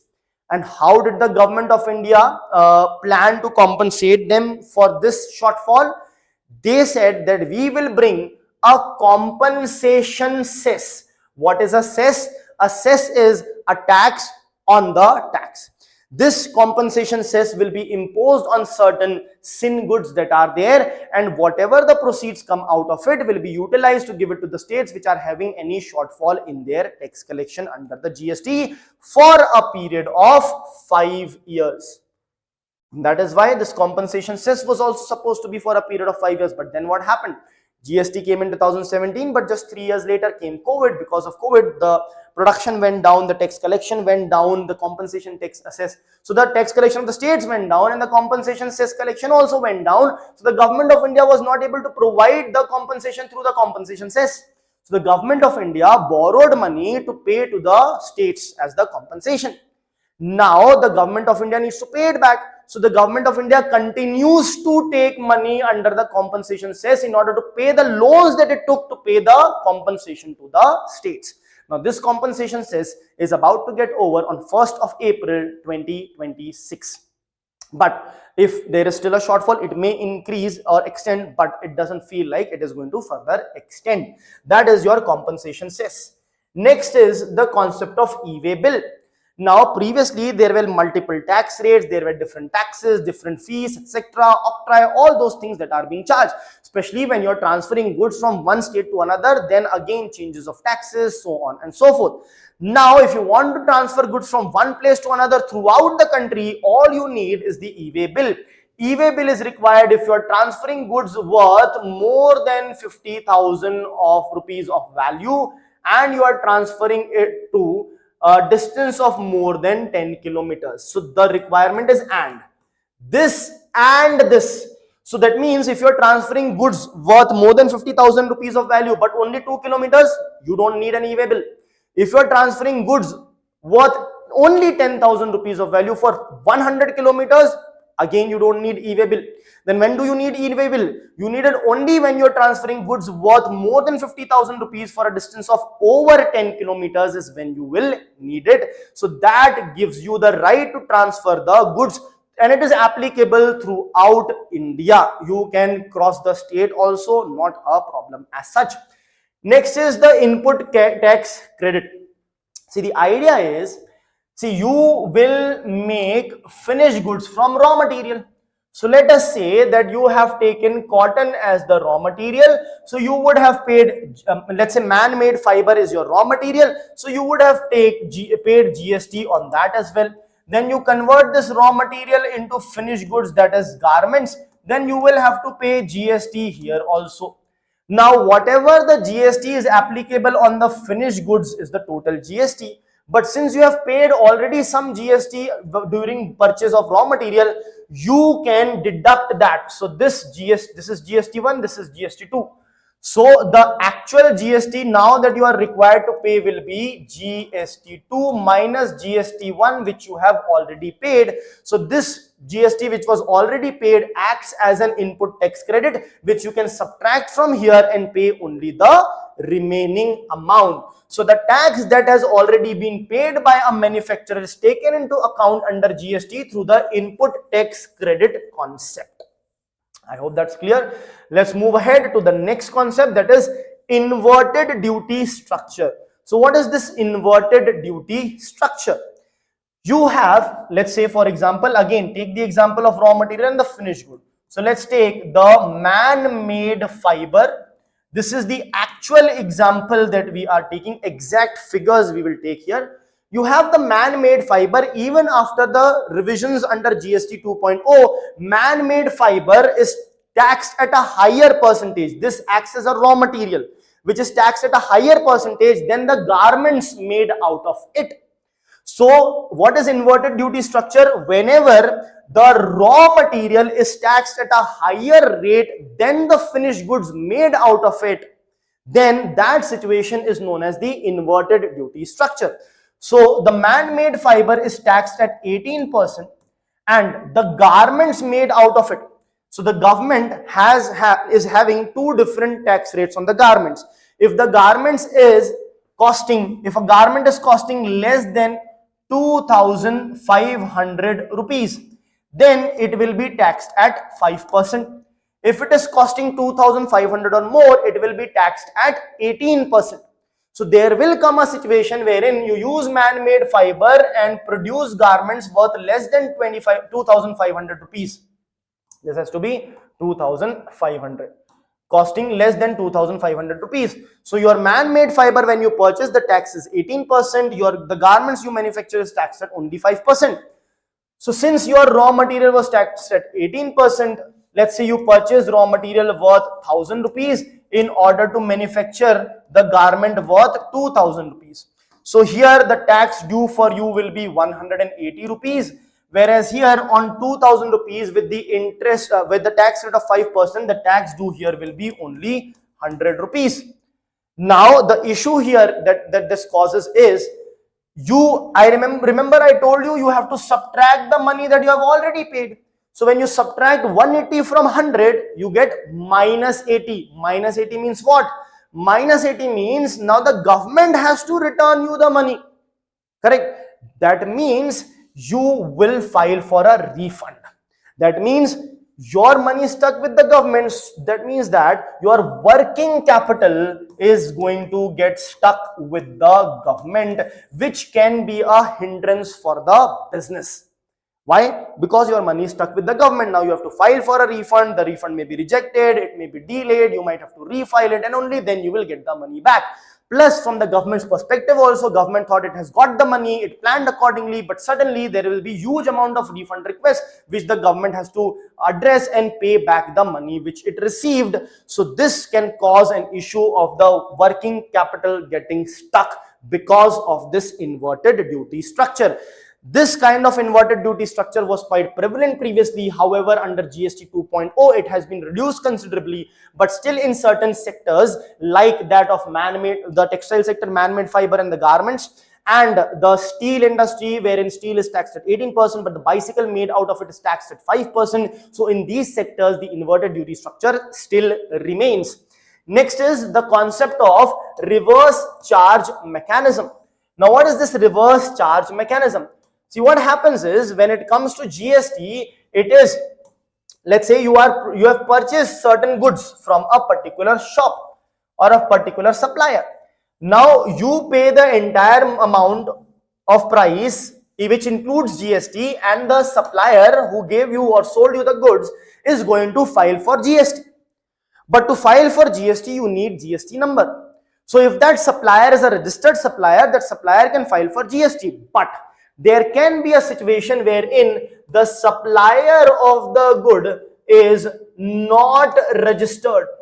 When the supplier of the good is not registered, then the supplier will not be able to file for GST. In that case, what will happen is the consumer, or you can say the receiver of the good, will be required to file for GST instead of the supplier. Why? Because the supplier is not registered only, and the supplier does not have the GST registration number. So the receiver of that particular good is going to file for the GST, and that is why it is known as reverse charge mechanism, because instead of supplier filing for it, it's the receiver who files for it. I hope that's clear. So these are the different important concepts related to GST, and since GST 2.0 was implemented in September 2025, it becomes really very important for the upcoming prelims. So we have seen all the concepts related to that. Now let us look at the questions related to GST 2.0.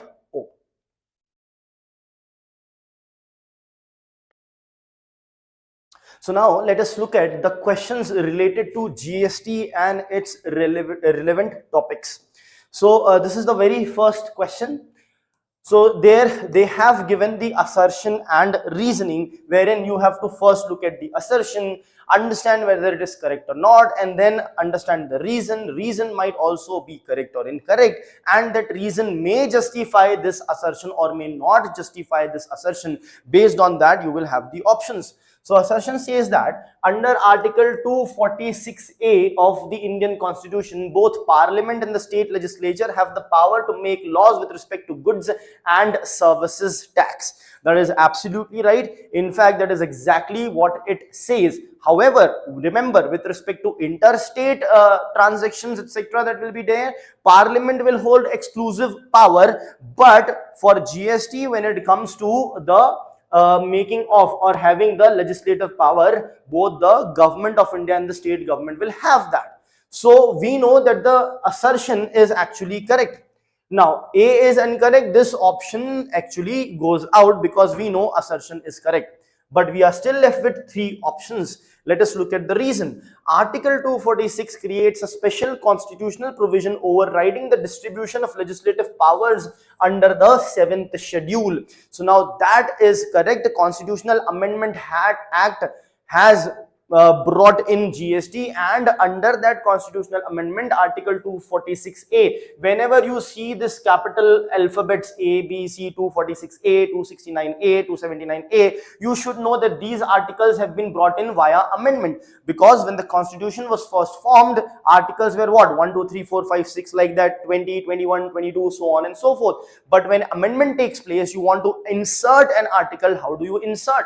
You cannot insert an article related to fundamental right at the end beyond 300. You cannot do that. You would want to have it in the same part. So we bring in Article 21A, for example. Right? In the same manner, Article 246A brought out the Constitutional Amendment Act amends the Constitution. So here both A and R are correct.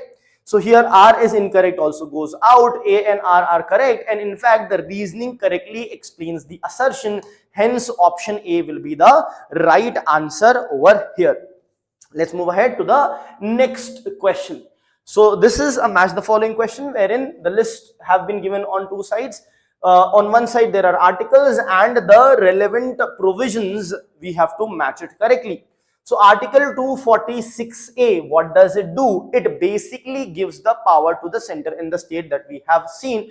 So levy and collection of GST on interstate trade, no, this is by the parliament. Constitution of GST, no. Then you have special provision for GST legislative powers, yes, that is correct. So this will be linked with the third, that is special provisions for GST legislative powers. Then you have Article 269A. Now Article 269A talks about levy and collection of GST on interstate trade. So this is going to be for the second. A is third, sorry, B is first. This one is first. This statement is first statement. And then you have Article 279, which gives the power to basically establish the GST Council or the Constitution of GST Council. So it will be 2. So A3, B1, C2. A3, if you look at A3, only B and D have that option. So this is incorrect. This is incorrect. B1, only this has that option. So A3, B1 and C2, that is option B, is the correct answer here. Let's move ahead. Again, a similar kind of a question, but the type is same over here. Assertion says that input tax credit helps in eliminating the cascading effect of taxation. Yes, that is correct.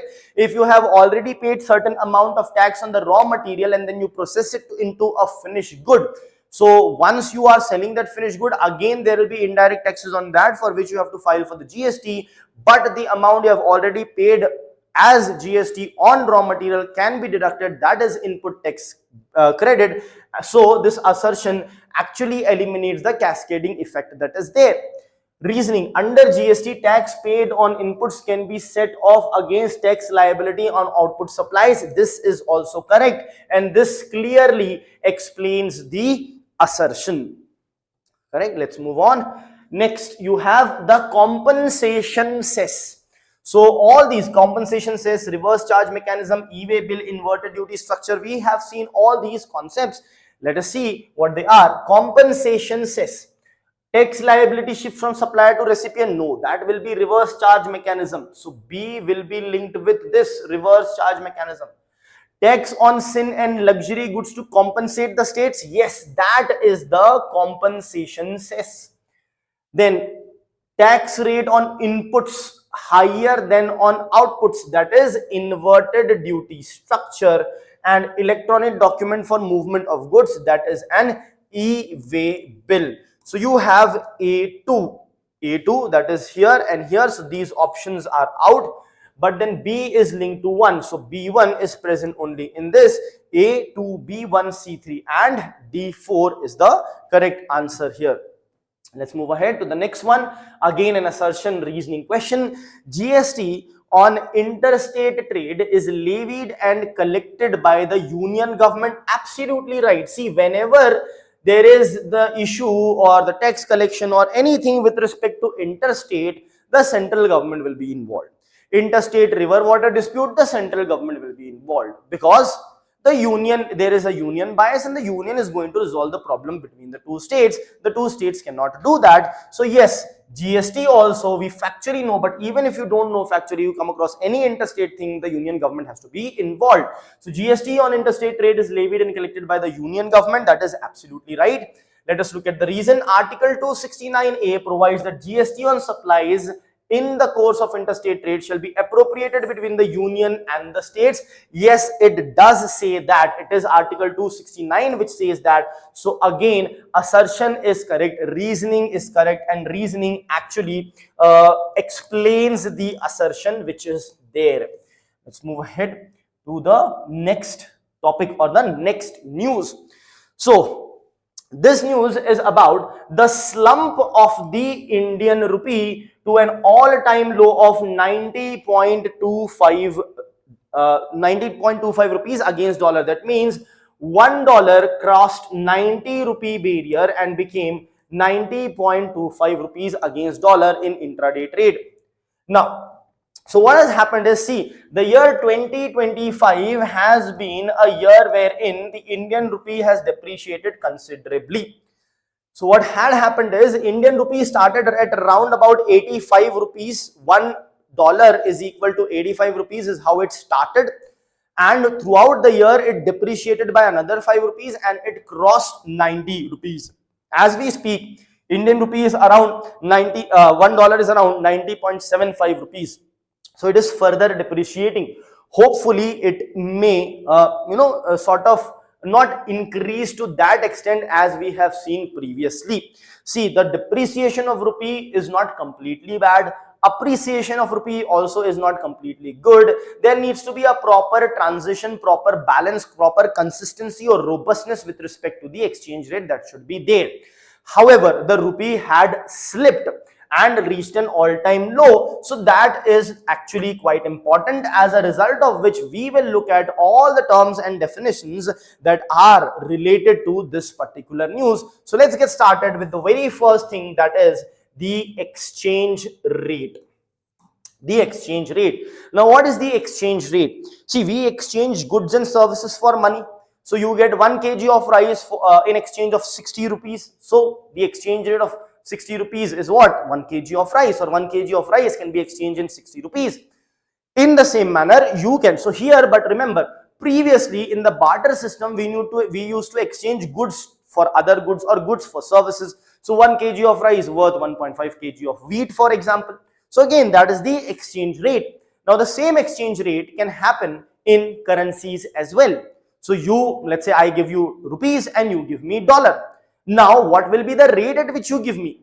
That is nothing but the exchange rate. So what is the exchange rate? It is the rate at which one currency can be exchanged to another currency. So let's say the rate at which $1 can be exchanged in Indian rupee. So what is that? That is, as I say, approximately hovering at around 91 rupees, right?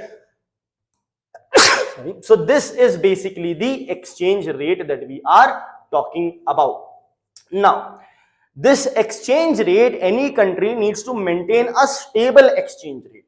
A stable exchange rate means, see, if the dollar is right now, let's say 90 rupees, I would not want the dollar to considerably appreciate against the rupee. Let's say, for example, I would not want this to change into $1 equals 100 rupees. That means there's a huge depreciation in the rupees. At the same time, I would also not want the rupee to appreciate considerably and $1 suddenly becoming equal to 70-80 rupees. I would not want that as well. I would want some amount of stability in the exchange rate, which is beneficial. We'll see how the depreciation and appreciation both can be good and bad. We will see that as well. But for now, understand that we want that this exchange rate is to an extent stable. Now, to ensure that stability, there are different exchange rate systems that different countries can follow. So that gives rise to our exchange rate systems. It is the system of exchange rate, right? So what are these systems? So under the exchange rate system, you have two major types. One is the fixed exchange rate system. The other one is the floating or the flexible exchange rate system. Fixed and floating or flexible exchange rate system. Now, what are these exchange rate systems? Fixed exchange rate system means you will peg the currency against a particular commodity or another currency or a basket of currencies, like that happened in case of India. So in case of India, what had happened is we first pegged our currency with respect to dollars. From 1947 to almost 1971, we had the currency, our Indian rupee was pegged to dollars, means our Indian rupees exchange rate was fixed to dollars. Then we shifted it. There was, these facts are also important, all right, for your prelims. Then what happened in 1970s, the Bretton Woods sisters or the Bretton Woods banks that you say, for example, the World Bank and the IMF, they sort of collapsed. Right, when they collapsed, the dollar collapsed, as a result of which we wanted a different currency to peg our currency, so we started pegging it against the pounds. And then we realized that pegging it against a single currency is not the right way forward, because what if something happens against that currency, so our currency will also take a hit. So then we started pegging it against a basket of currencies. We started to peg it against a basket of currencies. So this is the fixed exchange rate system that India followed. Now in fixed exchange rate system, what happens is the government or the central bank fixes the currency exchange rate. Fixes the currency exchange rate. Now fixing the currency, so this is clear. In fixed exchange rate system, the currency exchange rate will be fixed. But please remember that fixing the exchange rate is not as easy as giving a name to something or just fixing it theoretically. Absolutely not. Then how does this fixing takes place? See, let's say if I have fixed $1 equal to 50 rupees is what the exchange rate that I have fixed. Now what will happen is, since the exchange rate is fixed, the demand and supply of Indian rupee will not have any bearing on this exchange rate. But what will happen is, still the dollar's demand and supply will vary, as a result of which the dollar can start appreciating. So ultimately the rupee will depreciate, right? So it is as good as working as a demand and supply is impacting it anyhow. But what do you mean by fixed? Since I have fixed the exchange rate of $1 to 50 rupees, I as a central bank, if the dollar appreciates, I will try to flood the market with the dollars and buy the Indian rupees in order to take out the Indian rupees from the market. Now this will do what? This will increase the supply of the dollars, which will bring the price of the dollars down, and taking rupee from the market will reduce the supply of the rupees and increase the price of the rupees. So what will happen? The dollar will start depreciating and the rupee will start appreciating. So I will counter the exchange rate and ensure that it is maintained at this level alone. So fixing the exchange rate does not give you freedom forever. You need to keep on manipulating the market. Manipulating may not be the right word. You are required to keep on doing open market operations in the foreign exchange market in order to maintain this as a fixed exchange rate. I hope that's clear. Now the next is the floating or the flexible exchange rate. Now what happens in the floating or the flexible exchange rate is, you do not fix the currency exchange rate, of course. The currency exchange rate is determined by the demand and supply, by the demand and supply of the currency. So if the demand of a currency is high, it will appreciate. If it is low, it will depreciate. So it is determined by the demand and supply of the currency in the foreign exchange market. So what does India actually follow? Now the thing is, in this also, there are two types of systems in the floating exchange rate also. One is known as the free float. The free float means the entire money is going to float freely, or the exchange rate will be entirely determined by the demand and supply of the currency. But then there is a concept of managed float also, managed float. And this is what India follows. India follows the managed float exchange rate system. This exchange rate system is also called as the dirty float. So let us see what is this dirty float. So if you talk about the dirty float, in this what happens is RBI is going to have upper limit and lower limit. RBI is going to come up with a range. Let's say right now $1 is trading at 90 rupees. So RBI will have a limit that $1 can go up to, let's say, 92 rupees, and $1 can go up to, let's say, 88 rupees. This is the limit, let's say, the RBI has. Correct. Now, RBI will let, our central bank will let the Indian rupee float, or let's say fluctuate within this range. Within this range, Indian rupee will be allowed to fluctuate freely as a free float. So its fluctuation will be determined by the demand and supply of Indian rupee in the foreign exchange market. But if the rupee starts to depreciate beyond $1 equals to 92 rupees, or starts to appreciate beyond $1 equals more than 88, $1 equals 88 rupees, right, or lesser, then and only then RBI will intervene. Then and only then RBI will intervene. And what will it do? It will then try to bring back the Indian rupee within this particular range, right? So what is happening here? Two things are happening simultaneously. The rupee is allowed to fluctuate within this range, but if it goes beyond that range, RBI comes in, intervenes, and maintains its exchange rate.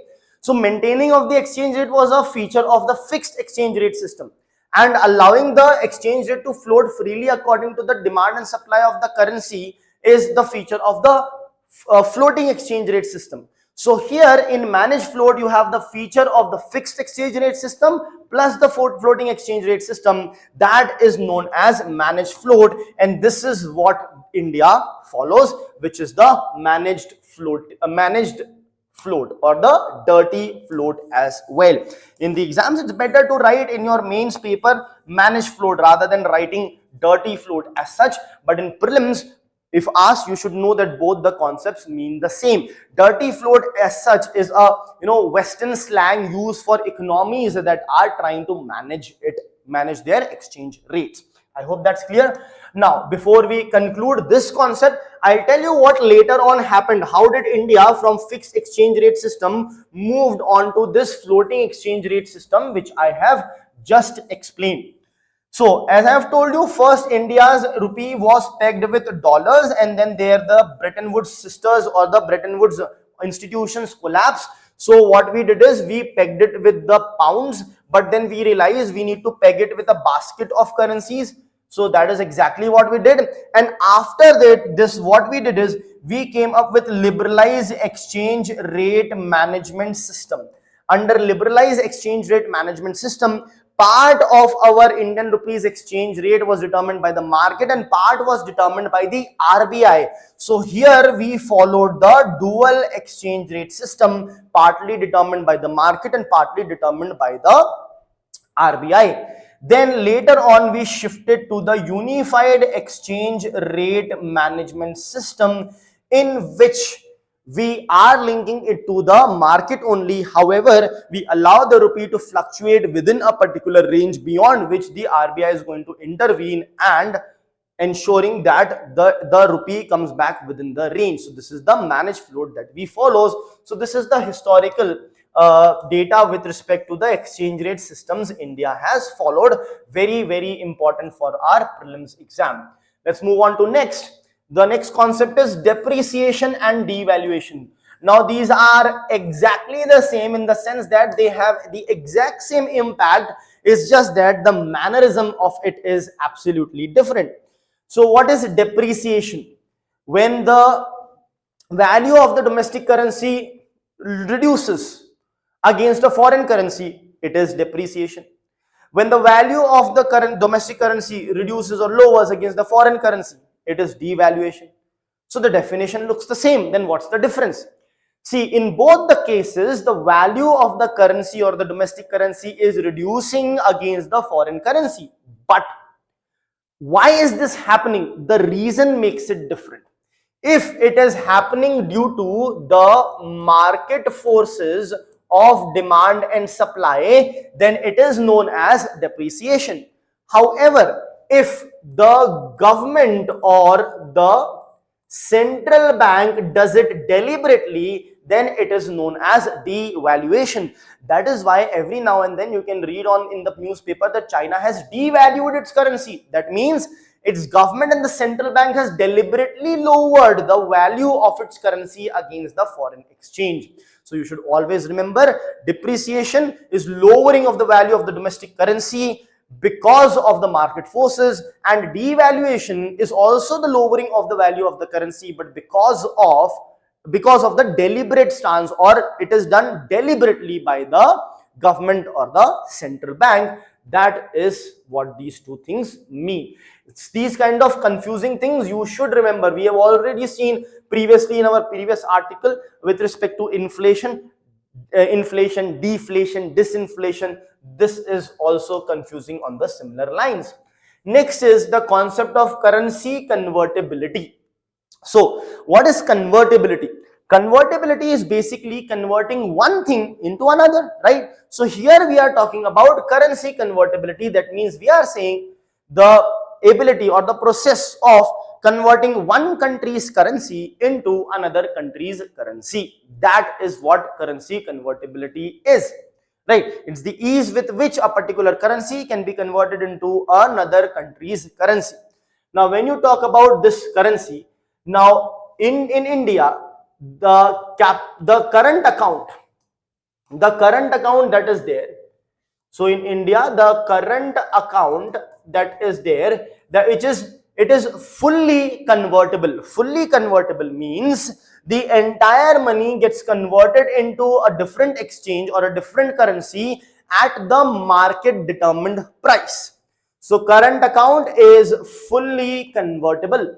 But if you talk about the capital account is partially convertible. Capital account is partially convertible. Here in capital account, if you want to convert the currency, 40%, about 40% would be converted at the market price. The remaining 60% would be converted at the price determined by the government or the central bank. That means determined by the government or the RBI. Now, why is that so? Why are we not allowing complete convertibility at the market rate? That is because if we allow that, there will be a sudden outflux or outflow of the foreign currency from India to the other parts of the country, with slight changes in the dynamics, economic dynamics around the world. For example, if USA, for example, raises the interest rate, or European Union raises the interest rate, the money invested in India would fly out and would want to be invested in these countries. As a result of which we have only partial current capital account convertibility, because when this money tries to flow out of India, we will convert only 40% of that money based on the market price, and the 60% of the money would be converted at the government or the RBI determined price, which will act as a deterrent, a penal price, not too much of a penalty as such, but it will act as a penal price. You will get slightly lesser amount, which will deter the investors to take their money out of India. Because if they have $1 million invested, they want to take it out, they may be getting only $98,000 or $0.98 million only, or 9.8 lakh. 1 million is 10 lakh. So if you have 1 million dollars invested in India, when you actually take out, 40% is at market rate, 60% at government determined rate. So overall you may be able to take out only $0.98 million. So already a loss of 2% has taken place, as a result of which you may not be inclined to take out the money and invest in India. That is why, to safeguard our foreign exchange, India has ensured that capital account is still not fully convertible. It is still partially convertible. However, there is a concern. What is the concern? Because of this partial convertibility of the capital account, a lot of the investment which could have come does not even come at the first place because of this deterrent which is there. Now, there was a Tarapore committee that was set up which recommended that India should move towards capital account convertibility, but only after fulfilling certain preconditions. It said that we can move towards full capital account convertibility, but after fulfilling only after fulfilling certain conditions, which was reducing our NPAs, reducing our fiscal deficit, inflation targeting 3 to 5%, and having a strong financial market. So on a lot of things, we are yet to reach that level. So as of now, we don't have complete or full capital account convertibility. We still have partial capital account convertibility. Next is the concept of currency war and trade war. So what is currency war? See, I have told you the concept of depreciation and devaluation. So basically, countries, they devalue their currency. Countries, they devalue their currency. When they devalue their currency, the devaluation basically helps their exports to other countries, right? So let's see how that happens. Let's say, for example, $1 was worth 50 rupees. Now let's say we devalued Indian rupees and made it $1 equals 100 rupees. These numbers just for an ease of understanding and calculation. Now earlier, when $1 was 50 rupees, let's say you were domestically manufacturing a pen worth 50 rupees. So when you were selling that one pen which was worth 50 rupees to the foreign country was required to pay $1 to purchase that one pen, because $1 was equal to 50 rupees. Now again, since let's assume the pen is completely domestically sourced, so one pen is still, let's say, 50 rupees, but since the currency has depreciated, Indian rupee has depreciated, now what will happen is the person in the foreign country will have to pay only $0.5 in order to buy the same pen. Why? Because now $1 is 100 rupees, so $0.5 itself suffices the requirement of 50 rupees. So what does the depreciation or the devaluation? This is devaluation, lowering of the value of the currency deliberately. So what does devaluation do? Devaluation basically helps the exports. It helps the exports.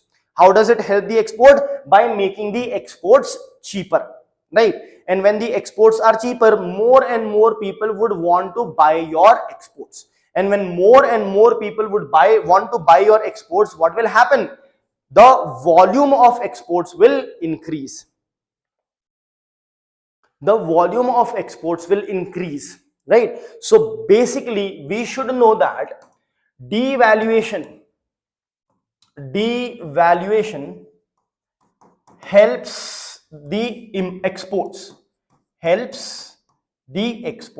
Now this is clear. Now because it helps the exports, it can so happen that a particular country X will devalue its currency, right, in order to help its exports. Now because of it, what will happen is, it is helping the exports of country X, but if this exports is going into country Y, what is the situation over there? These countries' products will dominate that country's market. So what that country can also do, that country in return can devalue its own currency. And when it in return devalues its own currency, then what will happen? Then the benefit that this country X would have got will be counterbalanced by the devaluation done by Y. And then in order to get actual benefit further, this country will be required to devalue further. And then to counter that, this country would be required to devalue further. So what is happening? One country is devaluing in response to another country's devaluation, and this thing keeps on happening. This to and fro of devaluation of currency by the countries successively is known as the currency war. All right. Okay, so this is what currency war is all about. Then there is a concept of trade war. Now in trade war, what will happen is, it's not the devaluation that will take place, but what you will do is, you will be putting import duties or you can say you will be imposing higher amount of tariffs on the countries. When their goods come into our country, we will impose higher amount of tariffs on them.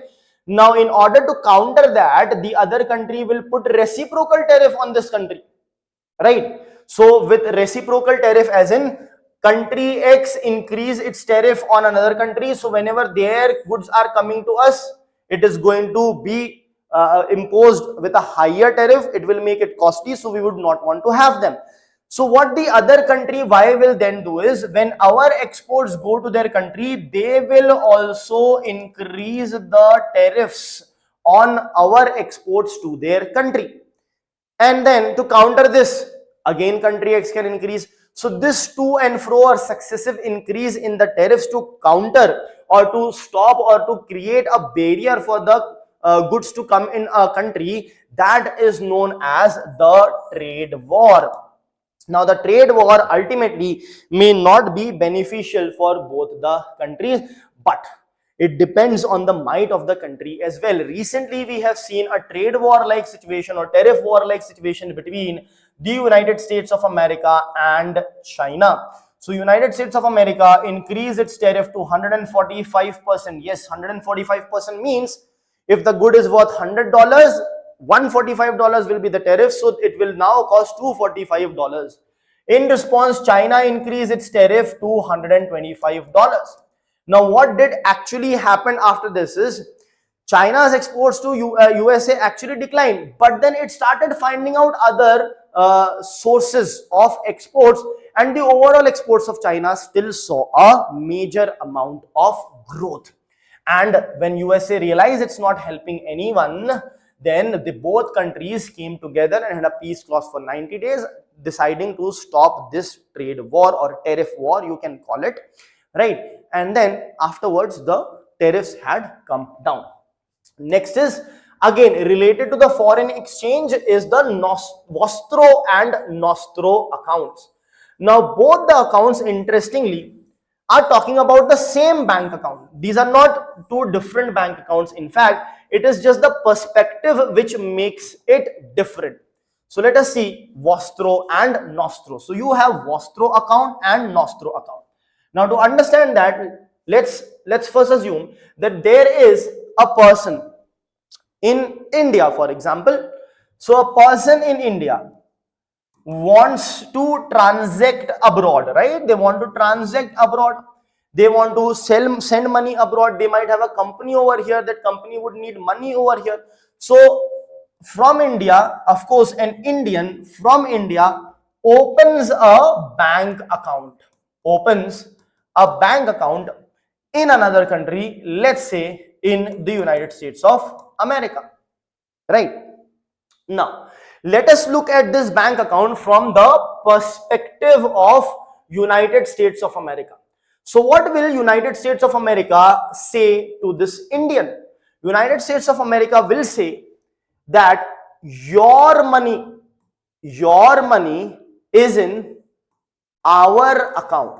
Your money is in our account. Now here the important word is your, and it is linked to money. Remember, money is the primary target over here. We are talking with respect to money. So USA says your money is in our account, right? So for USA, it becomes a Vostro account. Vostro account. Vostro basically means yours.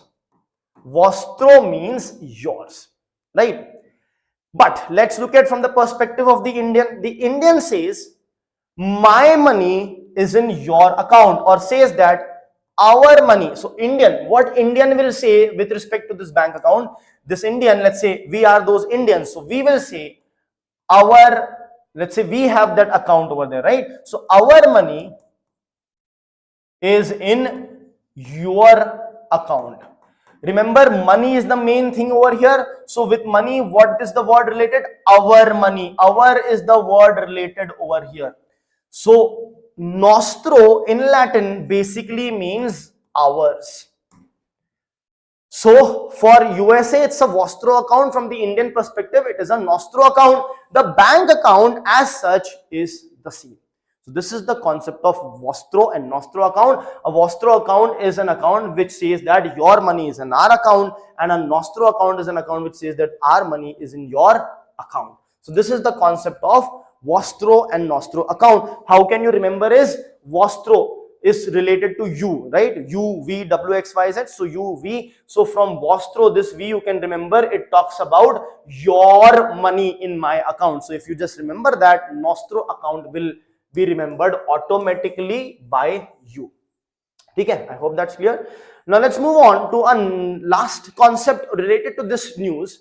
Right, I have tried to include all the things which are indirectly related also. So that is why we have this Dutch disease. Now, this Dutch disease, basically, it is an interesting concept which says that there might be certain good news that may happen in a country. However, because of that good news, it can be a negative or a bad news for certain other sectors of the society. So when there is a situation in which a good news leads to a bad impact on certain other sectors of the society, or the economy rather, then the country is facing the concept of Dutch disease, right? So this is the concept of Dutch disease. I hope that is clear. Now let's move on and try to solve the questions on these concepts. So here we have assertion and reasoning question again.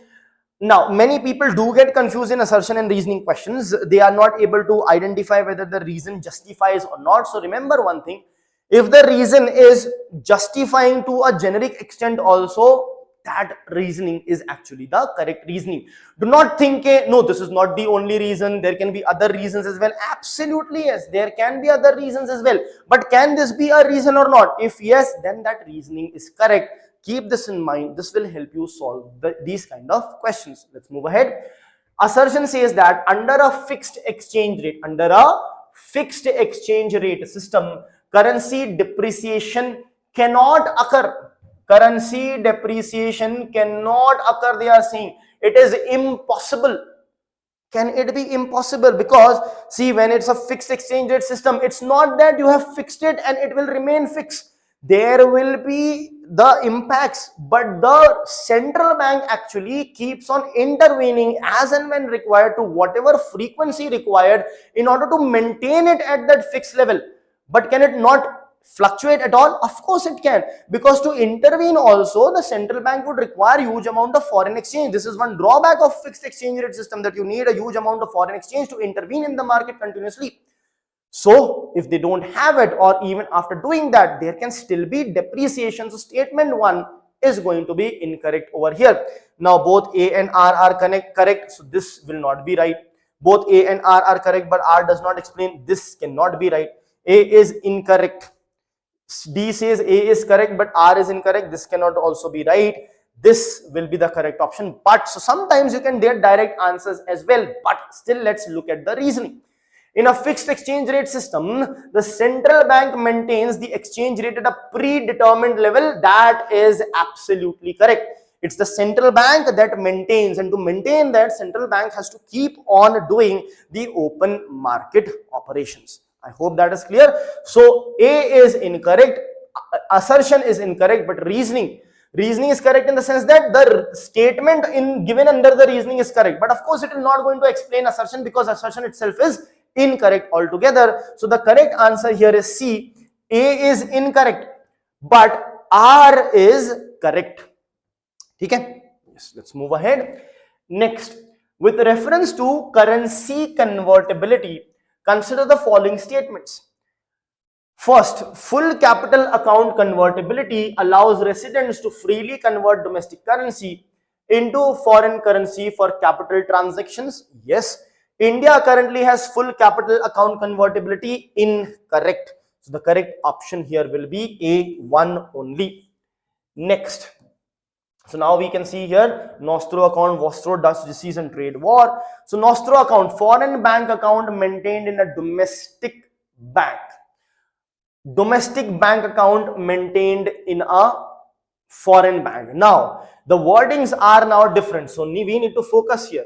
So what I had told you to do is remember what is a vostro account.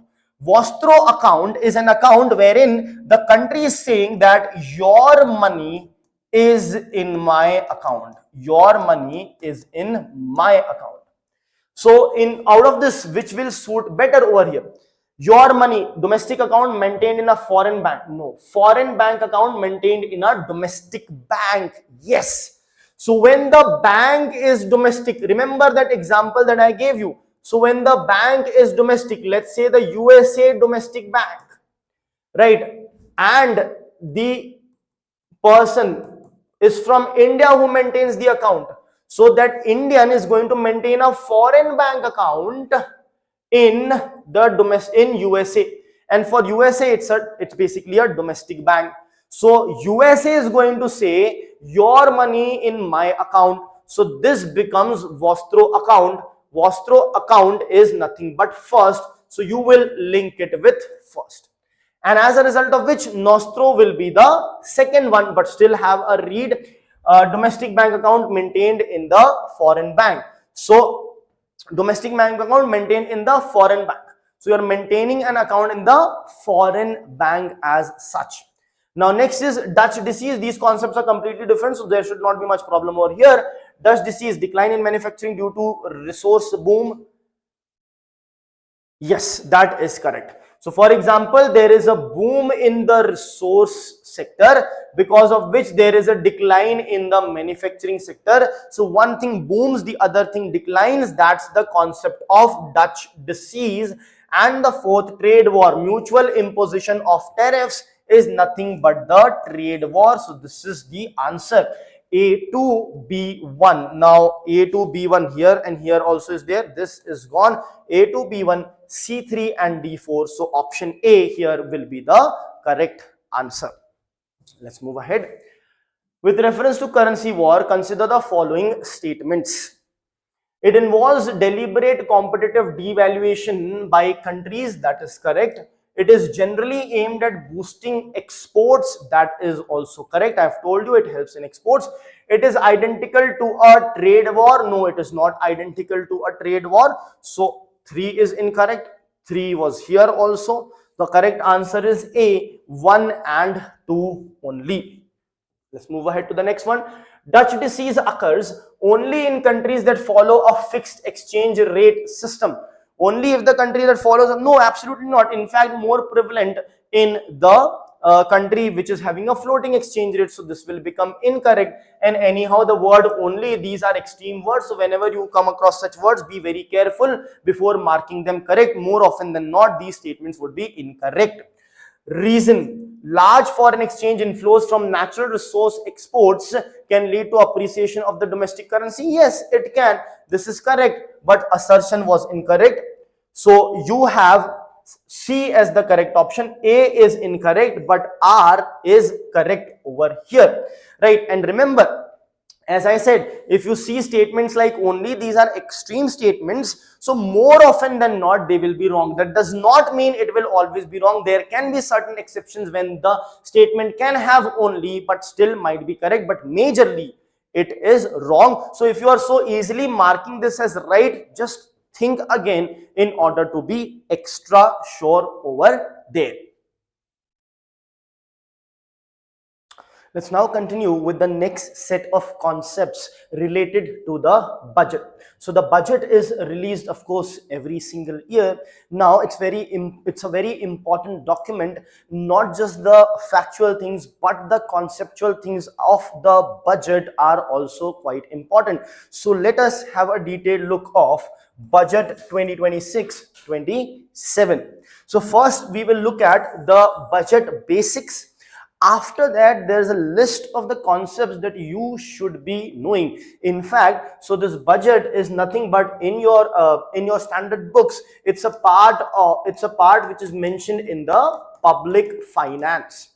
Now, with respect to public finance, there has been 3 to 4 questions in fact, in 2025 itself, there were around 4 questions from this. So it is very, very important for your prelims. So let's get started with the basics of budget first.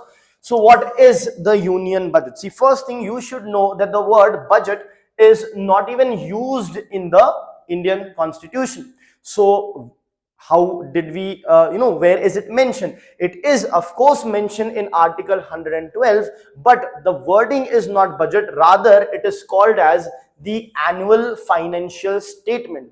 So the annual financial statement is what is mentioned in Article 112.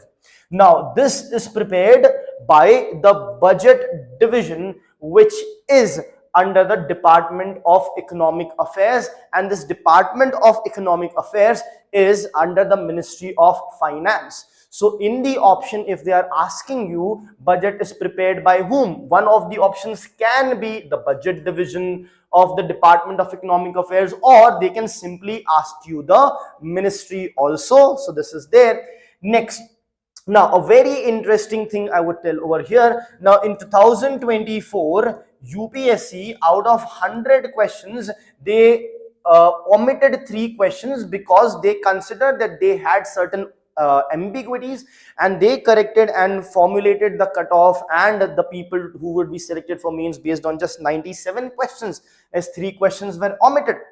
However, not just that, there was another question which UPSC actually got it wrong. That is why from this year onwards, you will be able to challenge UPSC's answers as well. And in fact, UPSC is going to release the answer key immediately after, or in a day or two after the prelims, and within some time you can challenge those questions as well, which is a good step by UPSC. So what went wrong over here? What went wrong over here is with respect to this particular statement. So as far as the budget is concerned, it is the president who causes the budget to be laid before both the houses of the Parliament. It's the president.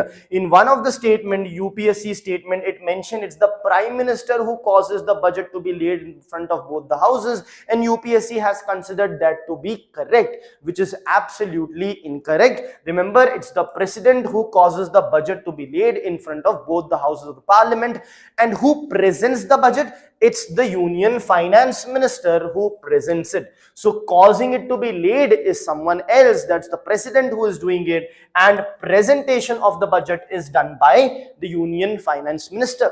Now let us look at some of the interesting facts about the budget which you should be knowing. So the budget's phase has changed. We are talking about here that previously during the British era, it was a briefcase that used to be carried by them, and even after independence, we also kept on carrying the briefcase, as you could see over here. But since the last few years, the thing has changed. We are now started to carry this cloth made file like structure, which is traditionally known as the Bahi Khata. Khata means an account. So it is the Bahi Khata which is carried instead of the briefcase. Now another thing over here is the sacred blue sheet. So with respect to the budget, what is this blue sheet? See, the budget document is quite a long document. However, there is one sheet, a blue sheet, which consists of the macro level numbers of the government of India's budget carried in the blue sheet, and this blue sheet does not even leave the finance ministry. It stays there itself. It is kept as quite a secret. Next, you have the change in the time of releasing the budget. So the budget during the colonial era, in fact not just the colonial era, even up to 1999, used to be announced or presented at 5 p.m. Now why is that the case? See, because Britain is basically 4.5 hours behind us with respect to daylight saving time and all, when that gets added. So it's 4.5 to 5.5 hours behind us. So what happens is, when it's 5 p.m. in India, it's likely around 11:30 a.m. in Britain. So to align with the morning hours of Britain, the budget in India during the colonial rule was presented at 5 p.m. And we still had the colonial hangover, and we simply kept on following that and presented the budget at 5 p.m. only. However, in 1999, we detached ourselves with this colonial hangover and went on to change the time to 11 a.m., which is of course the early hours of from with respect to the Indian Standard Time. So that changed in 1999. Next is the Halwa ceremony. Now, of course, when you are doing something good, something big, something, which is quite critical, you go for an exam, you have some sweet, you have a sweet curd. In the same manner here, traditionally, it has been a thing that we would have the halwa ceremony, wherein the halwa would be prepared and given to all the staff and officials who are involved in the budget making process. However, that is not just the thing. There is a significance to this particular event. What is the significance? The significance is that this halwa ceremony actually marks the start of the time from when the officials involved in the budget making process will be basically sort of underground, is what you can call, right? Or you can say will be locked in, not locked in by force. Of course, it's a mutual thing. It's a protocol that is being followed, wherein these officials will be locked in, because the budget preparation is now done. Now these numbers, these things should not go out. It should come out only when the Union Finance Minister presents it and not before. So after this, immediately after this halwa ceremony, in fact this halwa ceremony marks the starting of the lock-in period for the staff who is involved in making the budget.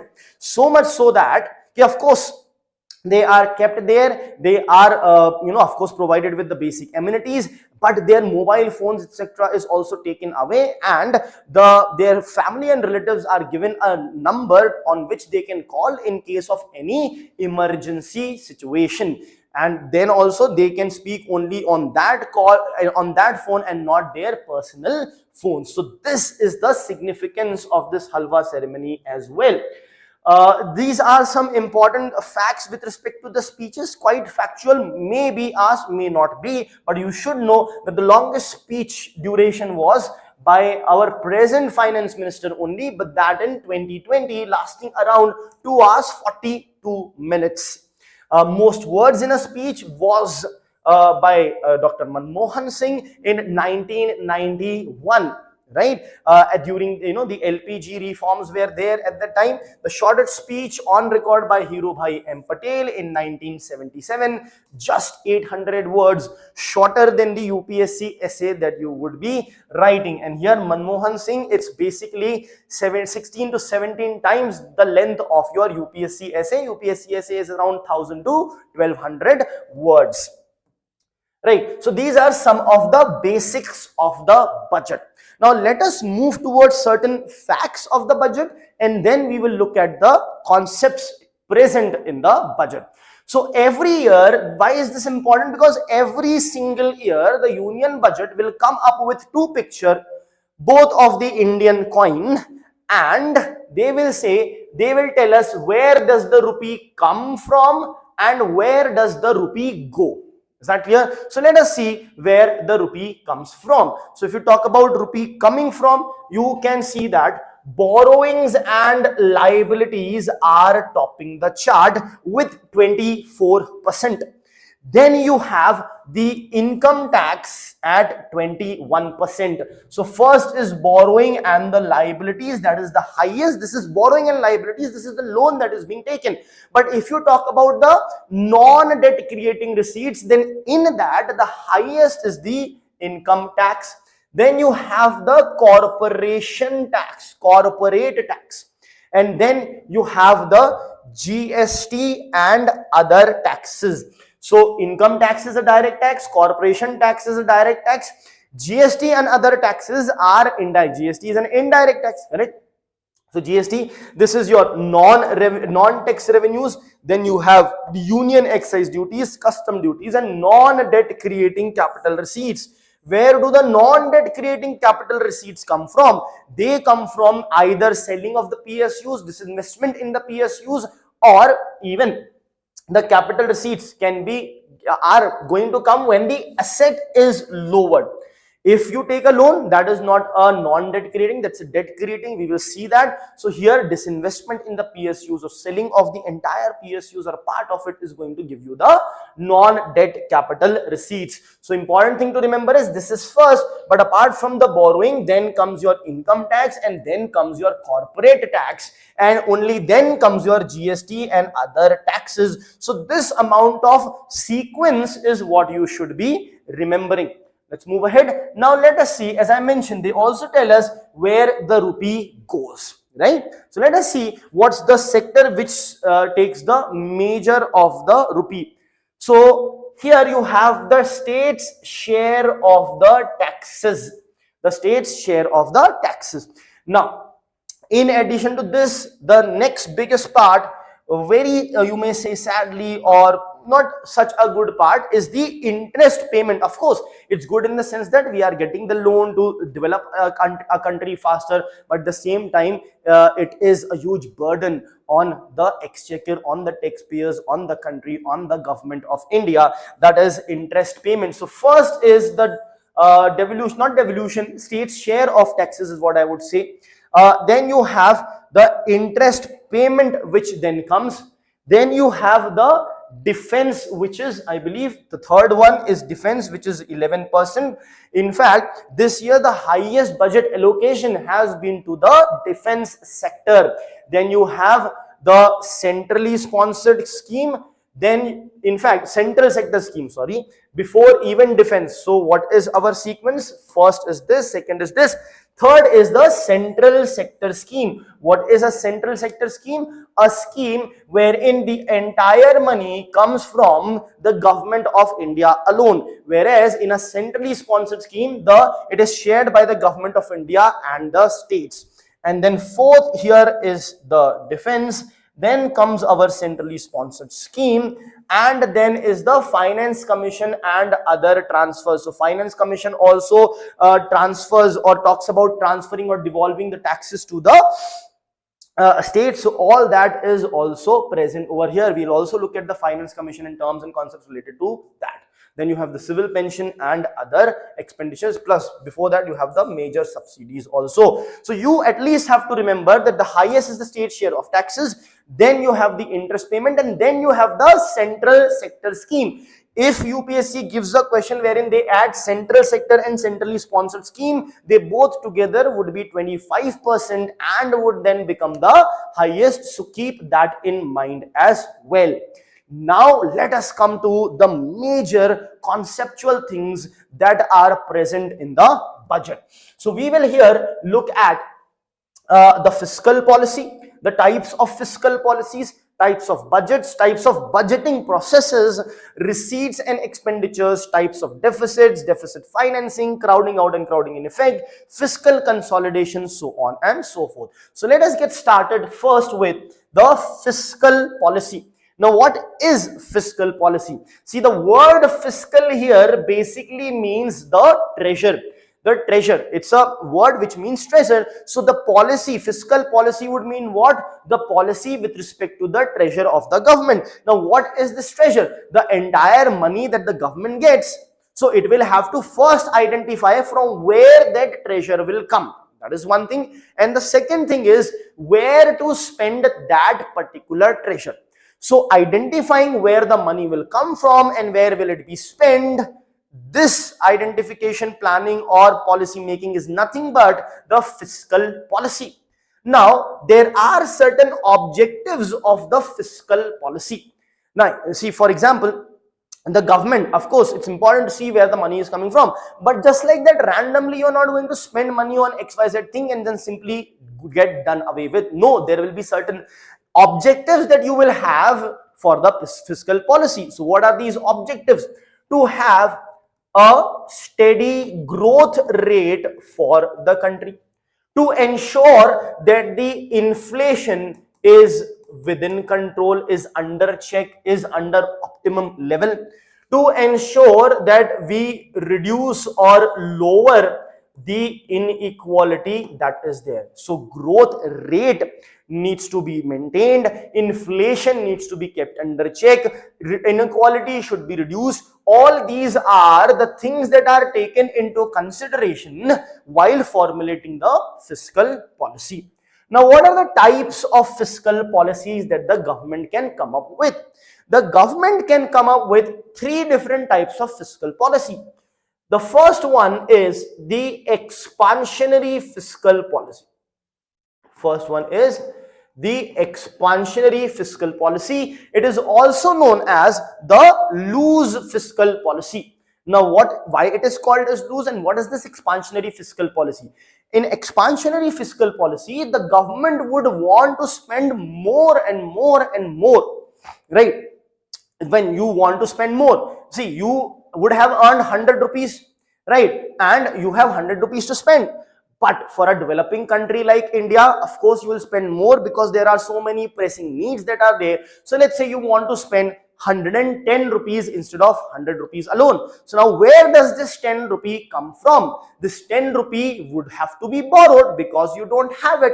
So if the government instead says, instead of not just 110, I'll spend 115 or 120. So what the government would be required to do? Borrow more and more and more. That will lead to more deficit, more liability or more debt for the government. So the government is not worrying about the debt. That is not the worry of the government at all. The worry of the government is to spend more and more and more, disregarding the liability or the debt that will be created. So the government stance is quite loose or quite nonchalant against the increase in the debt, because the government's focus into spending more amount. Now such kind of a policy is known as a loose fiscal policy or an expansionary fiscal policy.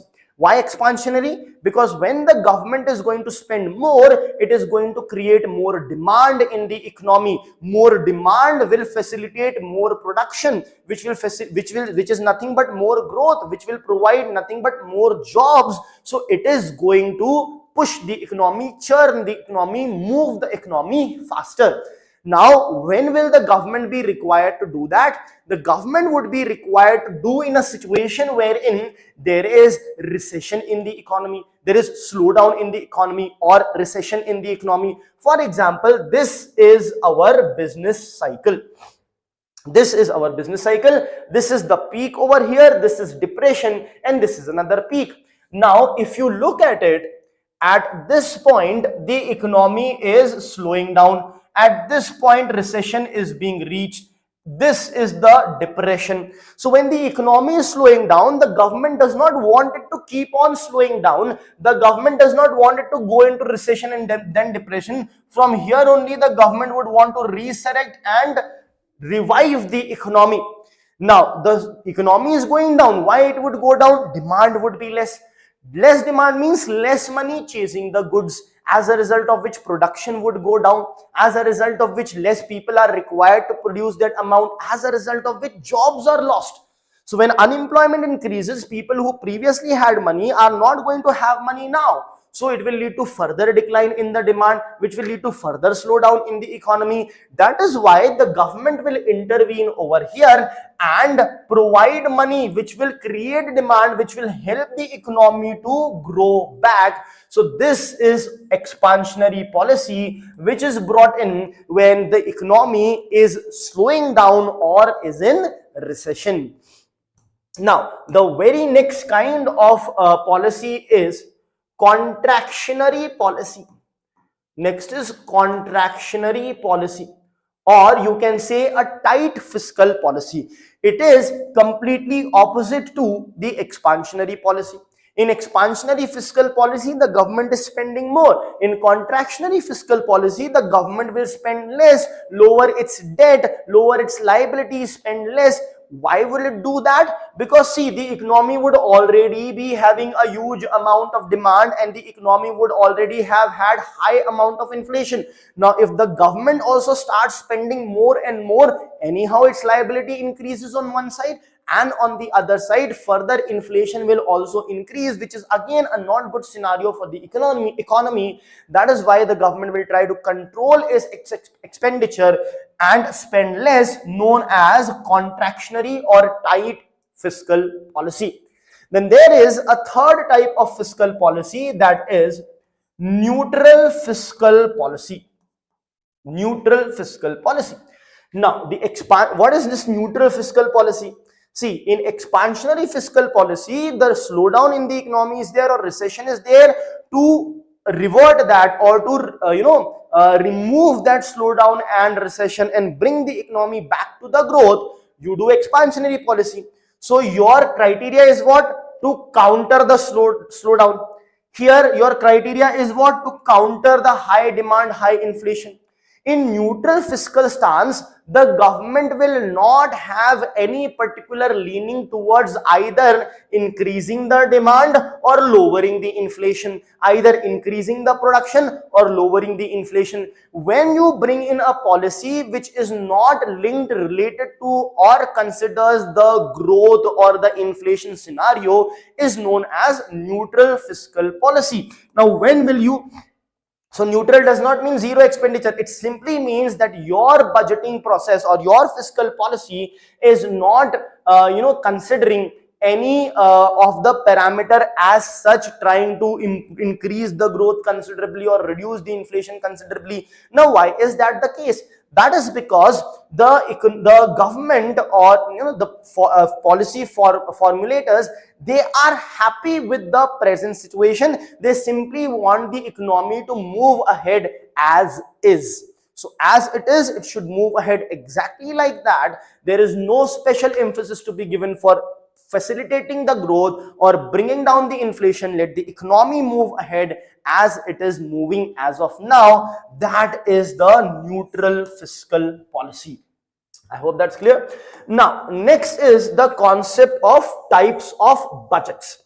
Now, in types of budgets, there are again three types of budget which the government can have. One is the surplus budget, the other is the deficit budget, and the third is the balanced budget.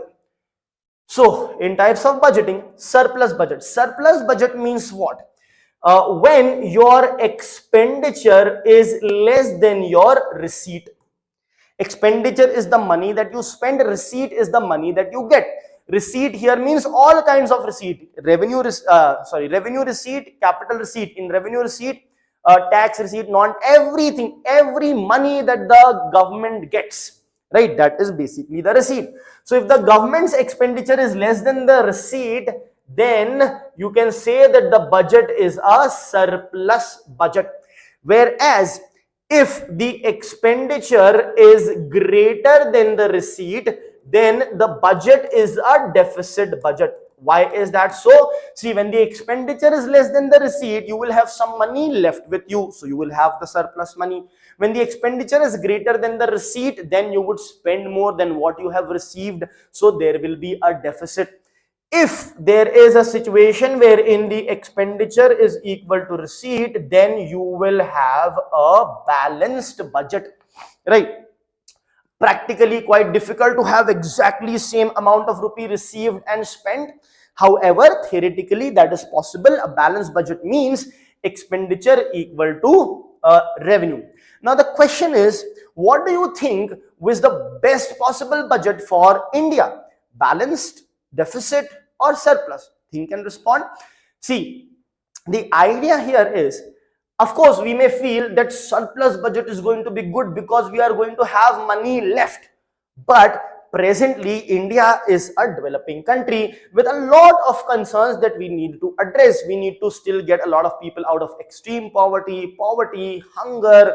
We have to provide for welfare schemes. There is defense requirement. We are surrounded by, countries which are not friendly towards us. So defense expenditure also is quite high for India, so on and so forth. So imagine a situation wherein, you have 100 rupees, right? But you are spending only 95, saving 5 rupees, wherein someone in your house needs some medical help. Would you do that? Would you save the money still? Absolutely not. In fact, you would borrow more and spend that money as well, right? So if imagine that Indian government comes up with a surplus budget, right? Earns a lot of amount but spends less in order to keep some money aside, whereas in the different corners of the country there are people hungry, there are people poor, there is defense requirement, there are so many things that needs to be done. So it will sort of be very unethical on the part of the government to do that. That is why the government comes out with the deficit budget, right? And it is a more ethical budget. It does not mean we keep on increasing our liability too much. Those liabilities and debts should also be serviceable. We should be able to service them, right? That is also a consideration that we have to make, because our credit rating should also be good. It cannot so happen that we are not able to service and then we are in a situation of defaulting and all that. We should not go on those directions. So we will still be having a deficit budget, but the deficit needs to be within the acceptable, or the, you can say, serviceable limits. So this is the budget which any developing nation should have, which India should also have. Can we ever, a country has a surplus budget? Yes. It's, let's say, you have Nordic countries, highly developed countries, everything is available, there's no poverty, etc. and all that. So you might as well have a surplus budget. That is fair enough. But in the case of India, remember, deficit budget is the way to go forward. And also please remember, just because you are developed, you have everything met, does not mean you should still go for surplus budget. Why? Because the government can still take certain loans which it can easily repay and use those money right now to create capital asset, to do better, to improve more and more. That is also a way to look at it. I hope that is clear. Now next is the types of budgeting. Now what are the types of budgeting? Let us have a look at them one by one. So the very first type of budgeting is incremental budgeting. Very first type is incremental budgeting. Now, as the name suggests, incremental. What is increment? An addition over something. So what is incremental budgeting? An addition of a certain amount or percentage over the previously existing allocation. So that is the concept of incremental budgeting. In incremental budgeting, what happens is you simply provide small amount, a certain amount of increments over the already existing budget allocation. It is the most easiest, the most simplest method of budgeting, but it is not a really good method of budgeting. In fact, maybe one of the worst you can call with respect to the efficiency. With respect to ease of doing it or simplicity, yes, it's the most easiest, it's the simplest, but not that good. Why? Because here you are simply coming up with the increment in the allocation of a percentage or of an amount. You are not considering how that scheme is performing, what it is doing, did it achieve its target or not. Nothing doing. You are simply increasing.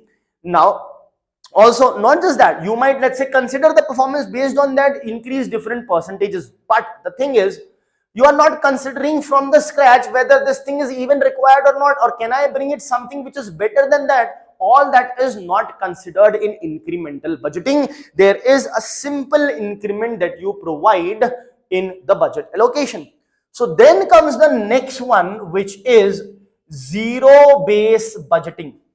Next one is the zero-based budgeting. So what is the zero-based budgeting? In zero-based budgeting, as the name suggests, what you do is you make all the heads of the budget equal to zero. That means you reduce their bases. On the previous base, you were increasing over here. That's incremental budgeting, but you make all of them zero, right? So the base becomes zero.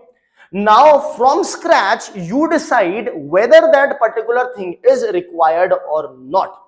So in zero-based budgeting, what you do is you make everything to zero and you start from scratch with respect to the fact that whether that thing is even required or not. I hope that is clear. Next, let's move on to the next one. Next are two different kinds we will take up. One is the performance budgeting, and the other one is the outcome budgeting. Now both of them sound similar, but they are different. And remember, it's not that the government of India follows only one method. No. See, even if you are following any method, incremental method or any method, you can still take the help of performance budgeting. If you follow outcome budgeting, still you can take the method help of performance budgeting. So multiple processes will be involved. Let us see, then we'll get more clarity. So next is the performance based budgeting. In performance based budgeting, what happens is whatever the things are in motion, are present, are in effect, the schemes, etc. You look at those schemes performance. How has that particular scheme performed? And based on their performance, you either increase their allocation, reduce their allocation, keep it unchanged, or you might as well remove the entire scheme altogether. Based on what? Based on the performance of the previous year. Next is the outcome budgeting. In outcome budgeting, it sounds similar to performance, but it is not. In outcome budgeting, what you do is you basically fix the target that you want. You fix the outcome. You decide the outcome beforehand that, boss, this is what I want. So here, see, here the target is going to be set first. Then because you want exactly that, to achieve that, what you should be doing is a back calculation in this regard. Then you will be, to achieve that goal, you will be allocating certain resources with respect to certain things. Then where you should put those resources, or what schemes to put resources on, to decide that, you can use the performance budgeting. But remember, in outcome budgeting, the process is slightly reversed. First you identify the outcome and the target, and whatever is required to reach that target or outcome, you allocate that much amount of money and resources for that thing. So that is your outcome budgeting. Then you have the fifth one, that is gender based budgeting. That is gender based budgeting. Now, what is this gender based budgeting?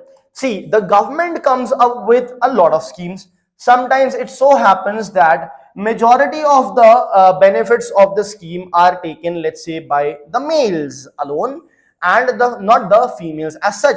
But sometimes it can so happen that the females have also taken a good advantage or benefit. Advantage is not the right word. The benefit of the scheme, right? So does that make the scheme or the budgeting for that scheme gender based budgeting? Absolutely not. Why? Because for budgeting to be gender based, the results is not the thing. You came up with a scheme in general and that ended up giving more benefit to the women, or more percentage of women took the benefit. It does not make it gender based, because bringing out of the scheme was not based on gender consideration. So that means gender based budgeting is what? Whenever you bring out a budget, whenever you bring out a budget for a particular ministry, for a particular scheme, for any XYZ thing, by giving due consideration to the gender inequality, by giving due consideration to improve gender equality, to empower the females, then and only then the budgeting is known as gender based budgeting. I hope that is clear. So that is the gender based budgeting concept. Now let's move on to the next things. Very important and critical things are coming now. Next is the receipts and expenditure, and then even more critical will be the types of deficits. So focus over here. Let's move ahead with receipts and expenditure.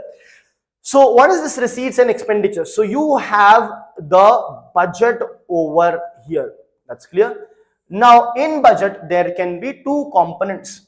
One will be the receipt, and the other will be the expenditure. The other will be the expenditure. Now, as far as this receipt is concerned, the receipt can be revenue receipt and capital receipt. Revenue receipt and capital receipt.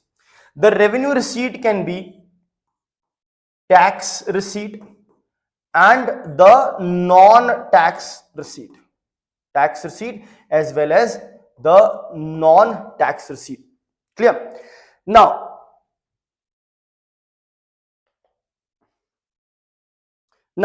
even this tax receipt can be further divided into direct taxes as well as indirect taxes.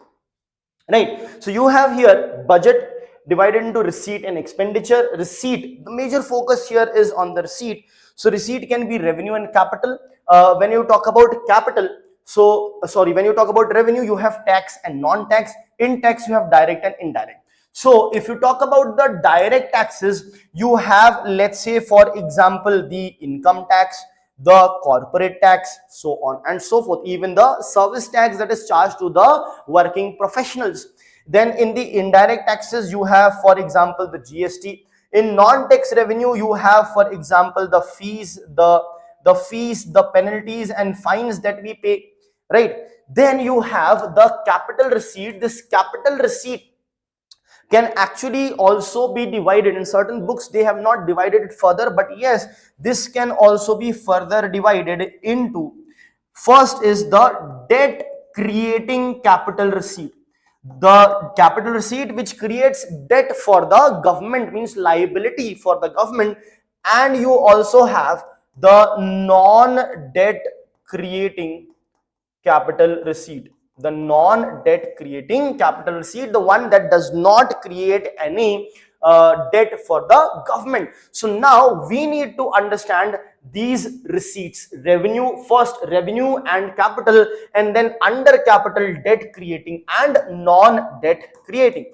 So let us understand what is a revenue receipt and what is a capital receipt. Now in the same manner, here as far as expenditure is concerned, there will be revenue expenditure as well as the capital expenditure. So we will have a look at this as well, the revenue expenditure and the capital expenditure as well. So let's get started with respect to revenue receipt. So if you talk about, let's say, the revenue receipt. Now, since it is a receipt, that means what? It means that okay, you are getting the money, you are receiving the money. That is correct. Now, when you hear the word revenue, remember it is included here. The difference between revenue and capital is a very simple difference. Whenever you see revenue attached, you can say that there will be no impact on the asset liability situation. Whereas if you see capital receipt or capital expenditure, there will be an impact on the asset liability situation. I hope that is clear. So now let's look at in detail what is revenue receipt. It is that receipt of money which neither increases your liability nor lowers your asset. That means it is that money which you don't have to return back. That's why it's not creating any liability on you. At the same time, it is that money which you have not got by selling your asset. That is why your asset is not lowering, correct? So it is that receipt which does not increase your liability and which does not lower your asset. Which does not increase the liability and does not lower the asset is a revenue receipt. The example here would be what? Under the revenue receipt, direct taxes, indirect taxes, fees, etc. is the government's revenue receipt. It does not increase the government's liability nor lowers its assets. How? For example, when we pay the taxes to the government is not going to pay us back. The government is not liable to pay us back. It is the government's only. Don't worry here about the tax refunds, miscalculation and all that. That's a different thing altogether. You get a refund because you would have paid more than what you should have. But the amount that you're required to pay, when you paid, you're not going to get it back. The government is not going to give it back to you. The government is not liable to give it back. That means the government's liability does not increase. Plus, Has the government sold any of its asset in doing so? Absolutely not. So the government's liability did not increase, plus the government did not lower its asset and still receive the money. Hence, it's known as the revenue receipt. On the contrary, when you talk about the capital receipt, it is complete opposite. In capital receipt, what will happen? Either the liability will increase or the asset will go down. That means a capital receipt is a receipt which increases the liability or lowers the asset, which either increases the liability or lowers the asset. Let us take an example. So capital receipt, for example, here you have the capital receipt. Yes. So capital receipt can be when you borrow money. So you borrow the principal amount, that is a loan basically that you take. So when you take a loan, that is a part of your capital receipt. Loan is an example of your capital receipt. Why?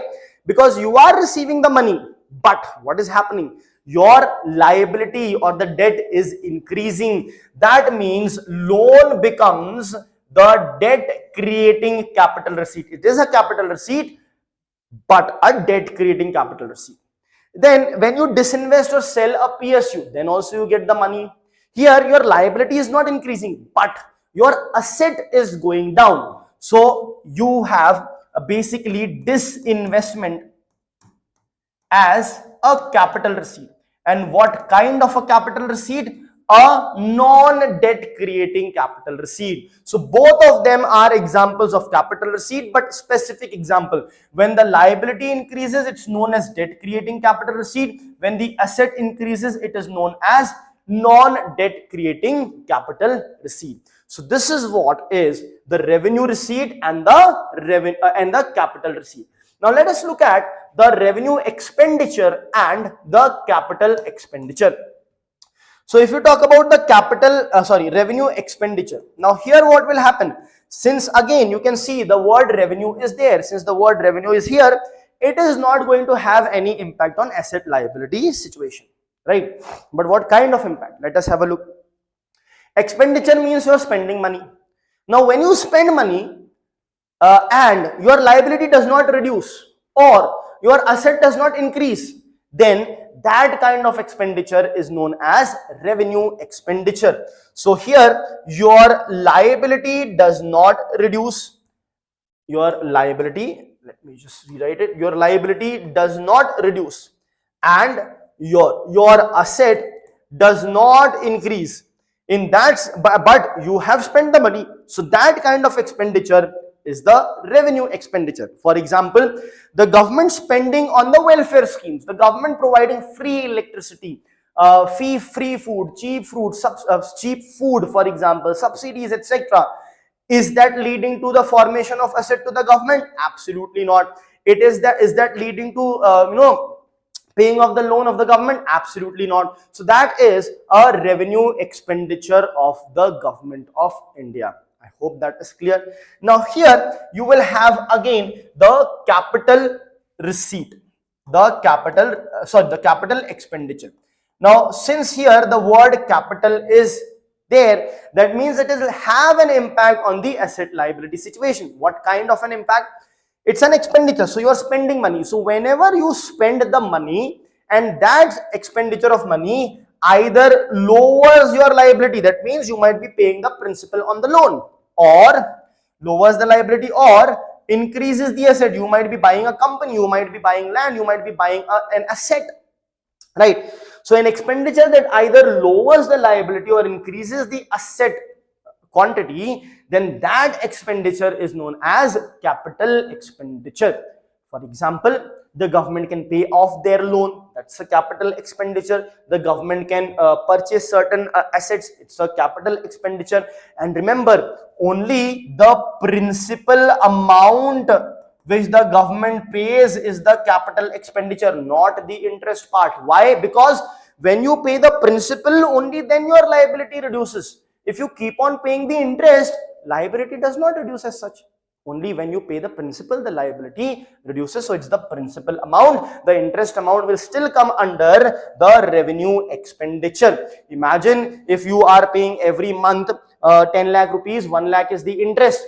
So if instead of paying 10 lakh, you just keep on paying the interest only, does the liability reduce? No, the liability of the loan still remains the same. So the interest payment comes under the revenue expenditure, remember that, but the loan's principal payment comes under the capital expenditure. So this is what is revenue receipt, capital receipt, revenue expenditure, and the capital expenditure. I hope that is clear. So we have seen the receipts and expenditure. Now we need to see even more critical thing, in fact, on which two questions have been asked in fact, on this revenue expenditure, revenue receipt, capital expenditure, capital receipt, there was one question in 2025, and now we are about to see types of deficits on which two questions have been asked again in 2025 itself. So let us get started. The very first type of receipt that we will talk about here is simply our budget receipt. The very first type of deficit that we will talk about here is going to be our budget deficit.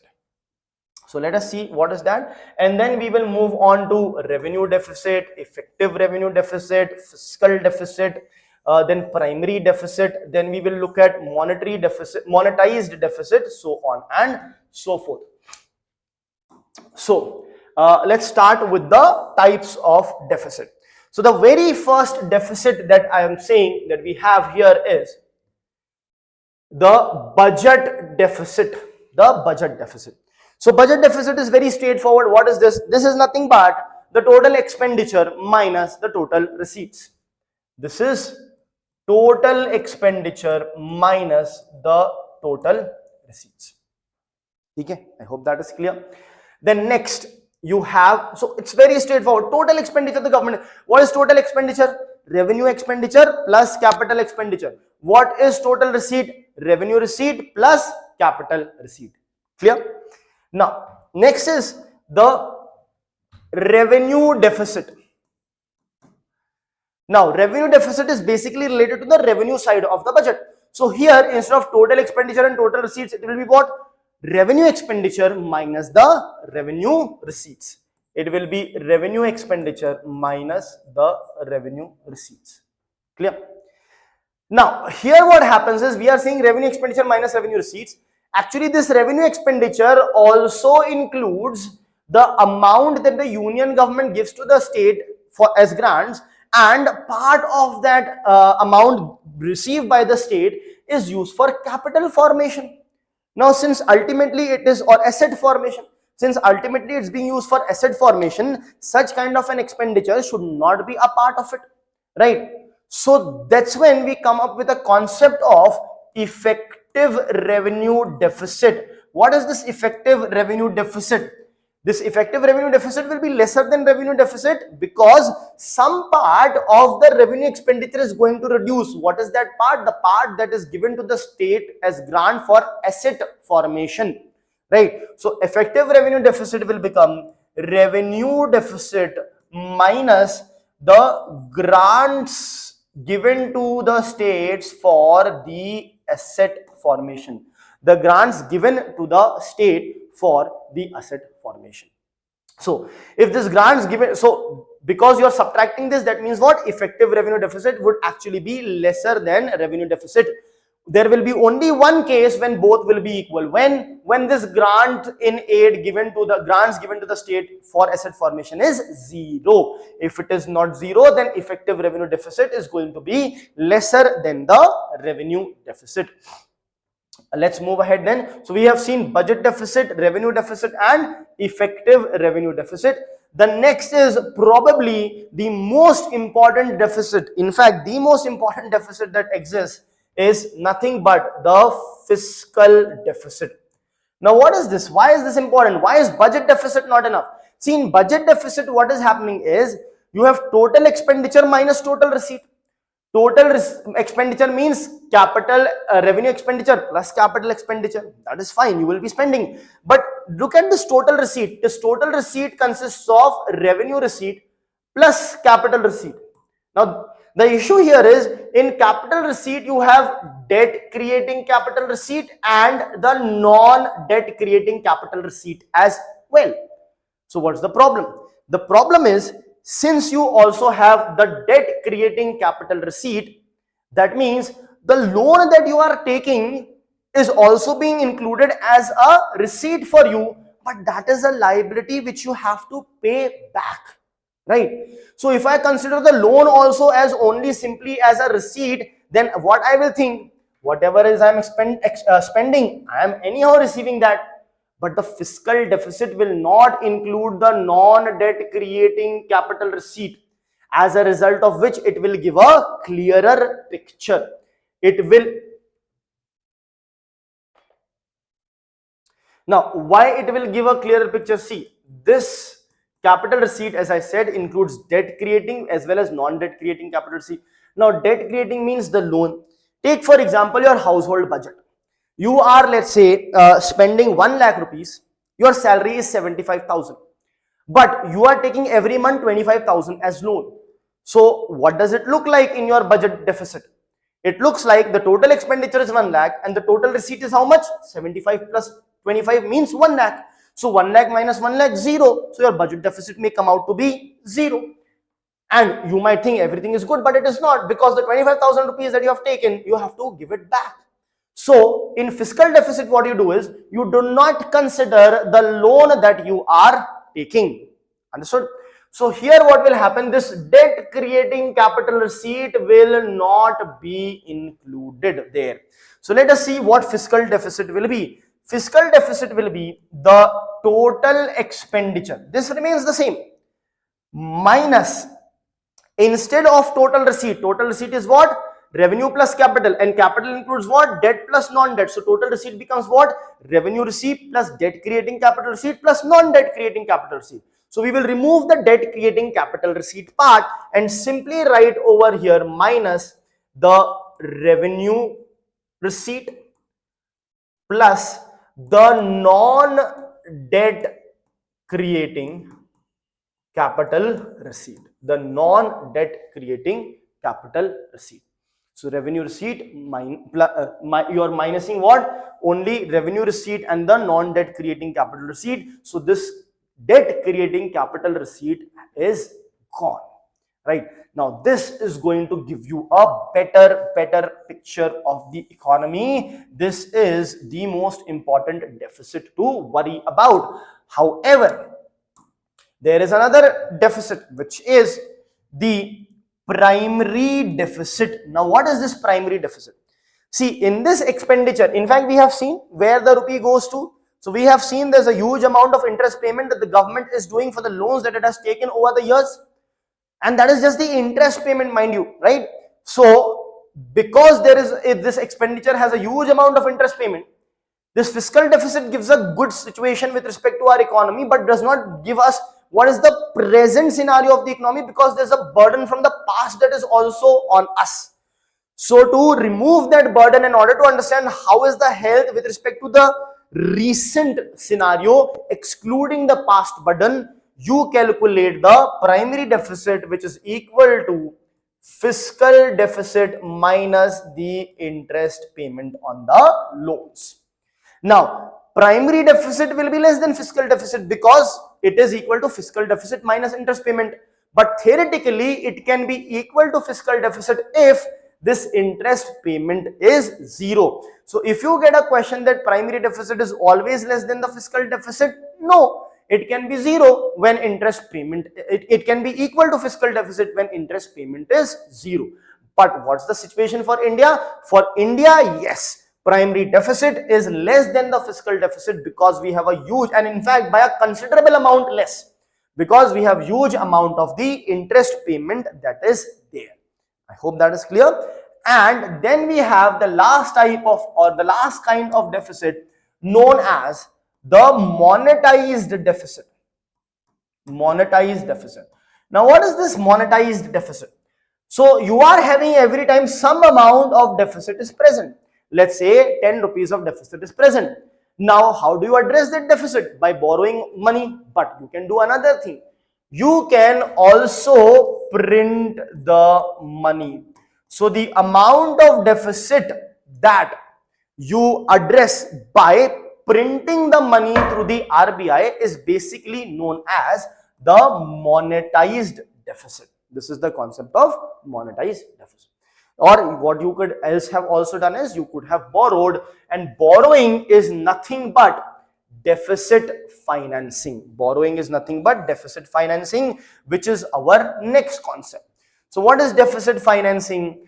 The government has earned 100 rupees but is spending 110, so there is a shortfall of 10 rupees, which is nothing but the deficit of the government. So what do the government do about it? Either the government can print the money that will get converted into monetized deficit, or the government can finance the deficit either through printing of the money or through borrowing of the money. So the government can borrow the money. This is deficit financing. Now, what would be the need for the government to finance the deficit? See, the need would be, there would be various pressing demands in front of the government of India. Pressing demands as in the defense requirement which is there. See, because you can say that, for XYZ reason, but the idea is if you spend more on one thing, there has to be less expenditure on something else. There is always a trade-off because the resources are limited. So there are huge amount of welfare schemes that the government have to take care of, the defense expenditure that the government has to take care of, critical expenditures are there, expenditure on education, skill development, health, etc., are there, right? Then especially in scenarios wherein there are, the scenario like the COVID, wherein the government spent even more, its fiscal deficit has shot up considerably. So in order to address the welfare scheme requirements, the defense requirements, so on and so forth, and to develop also faster, to get people out of poverty, to eradicate poverty and extreme poverty specifically, the government will have to spend even more than what it is earning, as a result of which it will have a deficit, as a result of which it will go for deficit financing. However, what can the deficit financing do is, it can, I'm not saying necessarily, but it can lead to inflation scenario, because when the government is doing deficit financing, that means it is borrowing money and spending more and more. That means more money in the market, more money chasing the goods and services, may lead to increase in the inflation. Remember, it may not necessarily the case. If the supply side is supplying a lot and anyhow the expenditure was on the very low side, then increase of expenditure by the government need not necessarily lead to inflation, but it may lead to inflation. That is one of the issues. Next, you have the crowding out effect and the crowding in effect. So what is this crowding out effect? See, there is this market from where the government and the private sector can both borrow money from this market. Now, if the government has a high fiscal deficit and it is doing deficit financing, that means it has to borrow high amount of money. So if the government borrows huge amount of money from the market, what will that do? That will lead to lesser amount present for the private sector in the market to borrow from. So that will effectively crowd out the private sector out of the market. Either the private sector will get the loan or borrowing at a higher interest rate, or may not get it at all. There will be a shortfall for them. So this is the concept of crowding out effect. Then what is the crowding in effect? The crowding in effect is when the government spends a lot, right, through borrowing, or through borrowing means also it's borrowing and spending a lot, that can pump prime the economy. It can lead to priming up the economy, which leads to higher growth, development, production, which will facilitate more and more investments in the market. So instead of crowding out the private sector, it crowds in the private sector, brings in more money of the private sector. That is the crowding in effect. The next concept here is the fiscal consolidation. Now, what is fiscal consolidation? See, we have seen, let's say your expenditure is 110, your revenue is 100, so you are going to have a deficit of 10, right? This is your expenditure, this is your revenue, this is your deficit. Now, in fiscal consolidation, the government tries to lower the deficit. Now, lowering the deficit is not by lowering the expenditure, stopping to spend money where you were required to spend. No, absolutely not. Then how do you do it? You are going to do it by fiscal consolidation. So what is that? Does it simply means lowering the expenditure? No. You need to, for example, create more efficiency in your system. When you create more efficiency in your system, so whatever, wherever you wanted to spend, instead of those expenditure being done in 110, you might be ending up doing it in 108, 109 rupees only. So you can reduce the expenditure even though you are providing the same thing by increasing the efficiency of the expenditure. Or you can increase your tax net. You can facilitate the people to pay more and more tax, nudge them to pay more and more tax, increase the efficiency of tax collection, right? That means less efficiency of tax collection is basically the amount you spend to collect the revenue. The government spends that also. You have IRS officers, you have portals, you have this, you have the system that is functioning in order to collect your taxes. That is also an expenditure, so that needs to come down, right? And more people needs to pay taxes. So increasing the tax net. Increasing tax net is not simply lowering the tax slab. Keep the tax slab same, but nudge more and more people to pay the taxes, incentivize them, facilitate them so that more taxes are collected.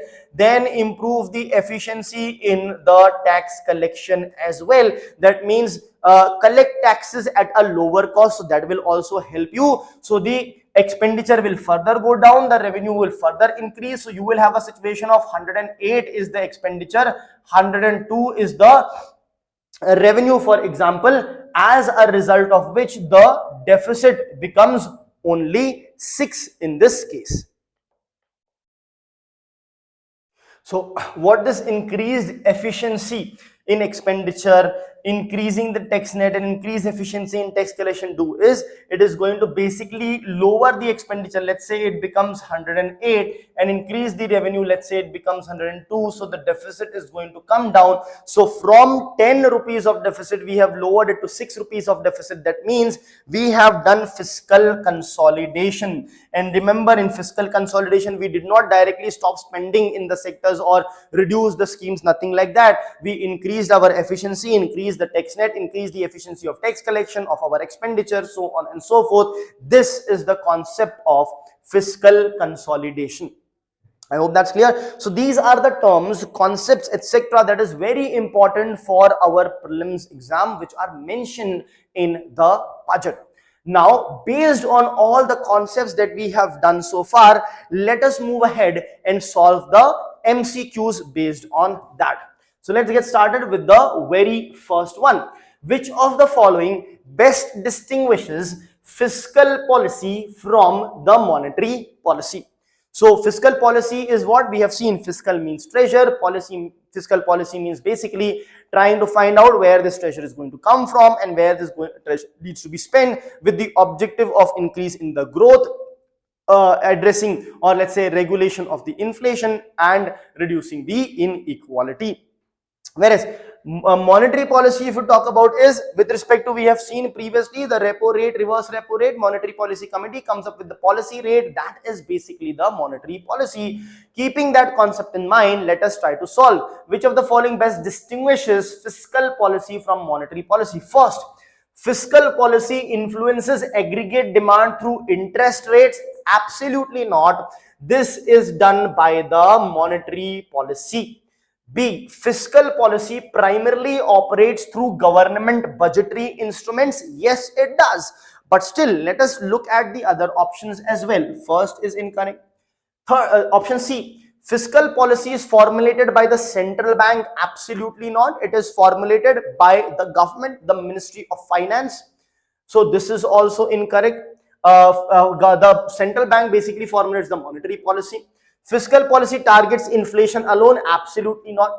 The RBI, central government's monetary policy, targets the inflation. So the correct answer here is B, that is fiscal policy primarily operates through government budgetary instruments. Revenue receipt, revenue expenditure, capital expenditure, deficits, types of deficits, so on and so forth. Let us move ahead with the next question. Now this question asks, consider the following statements regarding expansionary fiscal policy, which I have explained. Expansionary or loose fiscal policy, wherein the government is spending more, fiscal deficit will increase. Government will have an expansionary fiscal policy in which scenario? In when the economy is slowing down or when the economy is in recession. So it is generally, statement 1, it is generally adopted during economic slowdown. That is absolutely correct. Since statement 1 is correct, what happens is option B is gone, option D is also gone. Now only two options is remaining, so 1 and 3. 3 also has to be correct. It all depends on 2. But let us look at what is statement 3. It involves either increased public expenditure or reduced taxation. That is also correct. It can involve that. Expansionary means spending more. Now the government directly spends more or gives tax cuts to you, so the government's receipt will be more, receipt will be less, fiscal deficit will still be higher, but you will have more money in your hands to spend. So that is also correct. Second, now the important part is the second. It necessarily leads to higher inflation in the short run. Necessarily is the key word. There is hardly anything in the economy that is necessarily, right? X need not necessarily lead to Y. So if you are asked X leads to Y, this is more likely to be incorrect. But if you are given X may lead to Y, that is more likely to be a correct statement. So focus on words like necessary, always, right? And also if it is maybe, can, then that is a possibility. Definitely it says that it can lead to, I have said it can lead to inflation, but necessarily no, not necessarily the case. So 2 will be incorrect. So this option is incorrect. The correct option here is A, that is 1 and 3 only. Let's move ahead. Now this is a match the following question. Match the following types of budgets with their correct description. First is the zero-based budgeting. What happens in a zero-based budgeting? The base is reduced to 0. Expenditure exceeds receipts? No, doesn't define any type of budgeting process. Each expense justified afresh? Yes. You make everything to 0 and justify it again from scratch. So E. So they may not use the same word. I said from scratch. What does that mean? Afresh, right? So words can be slightly different. So A is linked with 2. Now, what are they asking? How many of them are correct is, or which of them are correctly matched is what they are asking. Okay, they are not asking us to match it. They are asking which of them are correctly matched. So this is incorrectly matched with this. Second, surplus budget, each expense justified afresh. No, surplus budget means receipt exceeds expenditure. Surplus budget will mean receipt exceeds expenditure, right? I think we should be trying to match it. If we match it, that is good enough. Zero-based budgeting is basically each expense justified afresh. So this is linked with 2. Surplus budget means receipt exceeds expenditure. So this means 3. Deficit budget means expenditure is going to exceed the receipt. So this is 1. So A2, B3 and C1. Let's move ahead.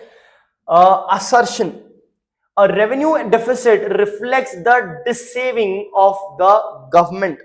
Okay. Revenue expenditure means that in revenue expenditure is what? When you are doing the same repetitive recurring expenditure over and over again, the liability does not reduce, the asset does not reduce. Dissaving of the government, yes it does. Reason: revenue deficit implies that government's current expenditure exceeds its current receipts. That is correct. So both A and R are correct. However, revenue deficit reflects the saving of the government. R is not justifying or giving the correct explanation to A. So both A and R are true, but R is not the correct explanation. Next, which of the following expenditures is most likely to create long-term fiscal sustainability? Okay. First is interest payments on the loans.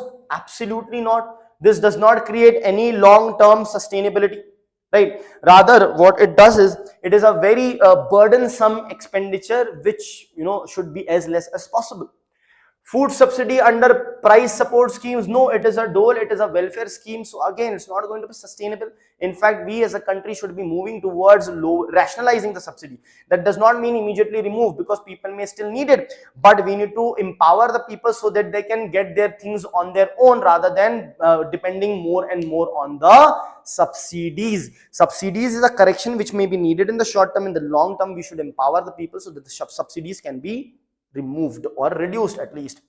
Then you have capital expenditure on transport infrastructure. Yes, this can be. Let us look at the last one. Salary payments to the government employees. No, it is again a revenue expenditure. So this is also not. The correct answer here is option C, capital expenditure on the transport infrastructure.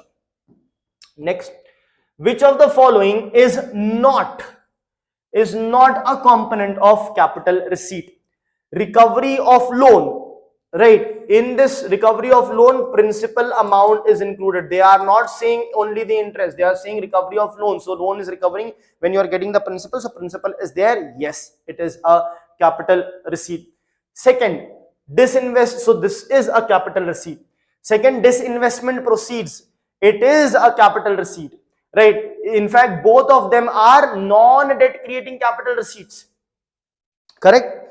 Then you have the external borrowing, again it's a capital receipt, it's a debt creating capital receipt. Third, corporation tax. Corporation tax is the correct answer here, because it's not a capital receipt, it is a revenue receipt, and under revenue it is the tax receipt. Remember, we have seen revenue receipt can be either tax or non-tax, so it is the tax based revenue receipt.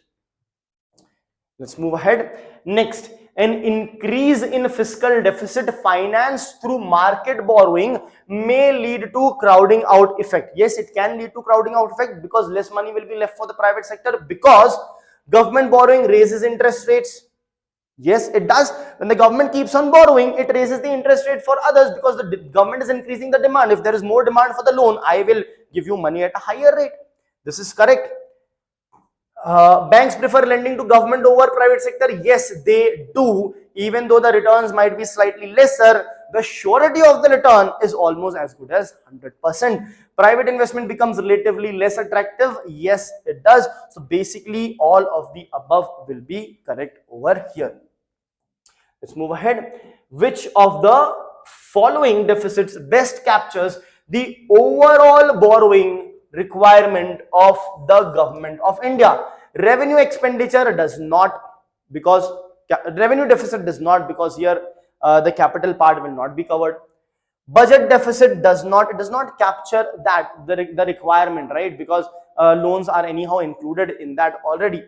The primary deficit, now this also does not, because they are saying overall borrowing requirement. You are removing the interest payment, you are required to pay the interest also. So for that you might also have to borrow money, right? So it is the fiscal deficit, which I said is the most important deficit, which basically tells us how much the requirement of borrowing is there for the government. Let's move ahead with the next one. Consider the following statements regarding primary deficit. It indicates that the fiscal stance excluding it indicates the fiscal stance excluding the interest burden. Yes, it does. This is correct. So when statement A1 is correct, this is gone. Second, a zero primary deficit implies that fiscal deficit is zero. No, it simply implies primary deficit is equal to the fiscal deficit. So this is incorrect. That means this is gone. Now let us look at third one. It reflects the current government's fiscal responsibility. Current government's fiscal responsibility, yes. Because primary deficit, you are removing the previous burden. So yes, it does. A, 1 and 3. Next is fiscal consolidation. Primarily aims at what? Eliminating fiscal deficit completely. Reducing government expenditure irrespective of the growth impact? Absolutely not. I said it's not simply that I am reducing or I am improving my fiscal situation just by reducing the expenditure. Achieving sustainable public finances without compromising the growth. That's good. Possible. So this is also possible. This is also possible. Increasing tax rates to balance the budget. No, you don't simply keep on increasing the tax rate, and increasing the tax rate need not necessarily increase the tax revenue. Remember the Lafayette curve that would be there. With increase in the tax rate, the revenue collection increases, but only up to a certain point, after which it reduces. Why? Because more and more people start evading the taxes. So all those considerations will also anyhow be there. Now A and C is the thing. Eliminating fiscal deficit completely? No, they are not trying to eliminate it completely. They are simply trying to achieve a sustainable public finances without compromising the growth of the country, right? And anyhow, that is not the idea, because the government of India will still have a fiscal deficit. Even if we manage to, let's say, reduce and consolidate a lot, then we would spend more and have the fiscal room to spend more also. Okay? So I hope that is clear. So these were the questions with respect to the budget topics that are there. Now let's move on to the next important thing. Again, of course, will be in news because the 16th Finance Commission was formed. The Finance Commission gets formed once every 5 years. This was the 16th one. It has come up with its recommendations. So it was all over the news, like the budget, like the economic survey. Finance Commission was all over the news. So let us now go through the Finance Commission and what all it has brought out for us. So in this Finance Commission, we will of course first look at about the Finance Commission, then we'll look at the criteria for distribution and discuss them in detail. So let's get started first with understanding the Finance Commission. Now Finance Commission is basically a constitutional body. It is mentioned in Article 280 of the Indian Constitution. It is basically formed once in every 5 years. The present one is basically the 16th Finance Commission. Now remember, a question based on Finance Commission was also asked in 2025. Now the thing is, the 14th Finance Commission had devolved 42% of the taxes to the state. The 15th Finance Commission reduced it to 41%. Now, when the 16th Finance Commission was formed, the government gave it a commandment that it should not lower the tax devolution percentage. So, it could have either increased it or kept it the same. But what it did is, it kept it the same to 41%. Now, what is this? All this we will look at. Now, it's a constitutional body. What are its tasks? It has two important tasks to do. One is the vertical devolution of the taxes. Vertical means from the government of India to the states. This is the vertical devolution of the taxes. And how much it has recommended? It has recommended 41% of the tax pool needs to be devolved among the state. That is the idea. The second thing that it does is the horizontal devolution of the taxes. Horizontal means this 41% will be devolved among the states, but how much should each state get is nothing but the horizontal devolution of the taxes. These two things it does. This one is 41%, as I told you. Now that 41% gets divided among the states, for which it comes up with the criteria for devolution. Now there has been changes in the criteria for devolution this year as well. Now, see this headline, if you read it as Finance Commission strikes a balance, addresses southern states' concerns and equity. So southern states, this is important. In fact, not just southern states, it is basically about the wealthy states. The wealthy states had concerns with the Finance Commission. So all the South Indian states are doing amazing. They all are wealthy states. In addition to this, you also have the state of Maharashtra, which is actually the wealthiest state of the entire country. So you have the state of Maharashtra plus the South Indian states. They all had issues or concerns with the Finance Commission. So now that concern is sort of addressed to an extent. Why? Because the amount of percentage of taxes that they were getting under the 15th Finance Commission and under the 16th Finance Commission. So there's a difference. What difference? The percentage of taxes that these states are going to get under 16th Finance Commission is slightly higher than the one they were getting under the previous finance commission. So that is why the concerns looks to be have addressed to some extent at least. Now, what was this concern?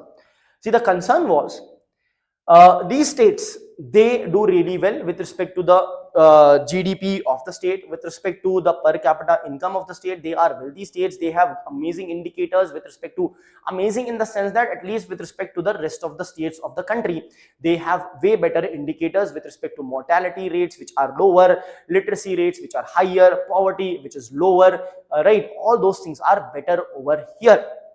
Right, plus the GDP of the state is also high, per capita GDP of the states are also high. But what used to happen is, even now that consideration is still there majorly, but at least certain things have become better, which we will look at in detail. So what happens is, the finance commission devolves more taxes to the state that is poorer, to the state that is having less state GDP, and the state that is doing well gets lesser taxes. Now, of course, that would make sense. Why it would make sense? It would make sense because in a family, let us have a look at it, that in a family, two kids are there. One is doing well in life, the other is not. So the parents might be more inclined to help that other one out. Fair enough.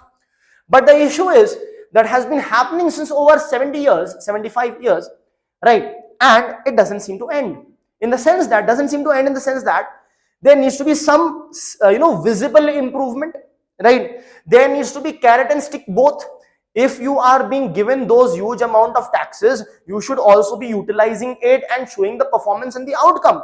If that is not there, then it is leading to more and more of taxes being devolved to you without any improvement, without any cutoff date. So that can become a concern with respect to the federalism for the southern states, so the South Indian states, and the states like the state of Maharashtra, which is the wealthiest state again. So these states will have a concern with respect to that. So what has the Finance Commission done now? Finance Commission has brought in another parameter, removed a parameter, brought in a new parameter, made some changes in other parameters. So the new parameter that has brought in is helping these states to get slightly higher share. And remember, slightly higher, not considerably higher. There might still be concerns, but to some extent, under this Finance Commission, it is addressed a bit. At least it has not worsened and not even remain the same. Slightly better share they will be getting. So now let us delve into what all are the criteria for distribution of the central taxes among the states. So we have here the table which talks about the 15th and the 16th, so that we can clearly see the difference that is there. Now, very first thing is the income distance. Income distance, which was having a weightage of 45% previously, has been reduced to 42.5%. Now, this is still quite high, and this does not help the wealthy state as such. Why? Because let us understand this concept of income distance. What is done here is, the Finance Commission takes the three top states, the states with the highest state GDP, like the state of Maharashtra and the other two states, 1, 2, and 3. Then takes the average of the top three states' state GDP, right? And whatever is the average that comes out, it then compares other states with this average. It compares those three states also, but of course majorly the other states with respect to this average. And of course, since these three are the top three states, their average will be higher than their average GDP will be higher than the GDP of any of the state, correct? So it compares with the rest of the states. So some state will be here, some state will be here, some state will be here, so on and so forth. So the farther below that you are from the average of the top three states, the higher is your income distance, and the higher amount you will get from the central government's devolution pool of the taxes that is devolved. Is that clear? So that means it helps the states who are lower over here. This is the income distance. If this is state A, this is state B, this is state C. This is the income distance of the state A. This is the income distance of the state B. This is the income distance of the state C. Higher the distance, more is the tax devolution. I hope that is clear.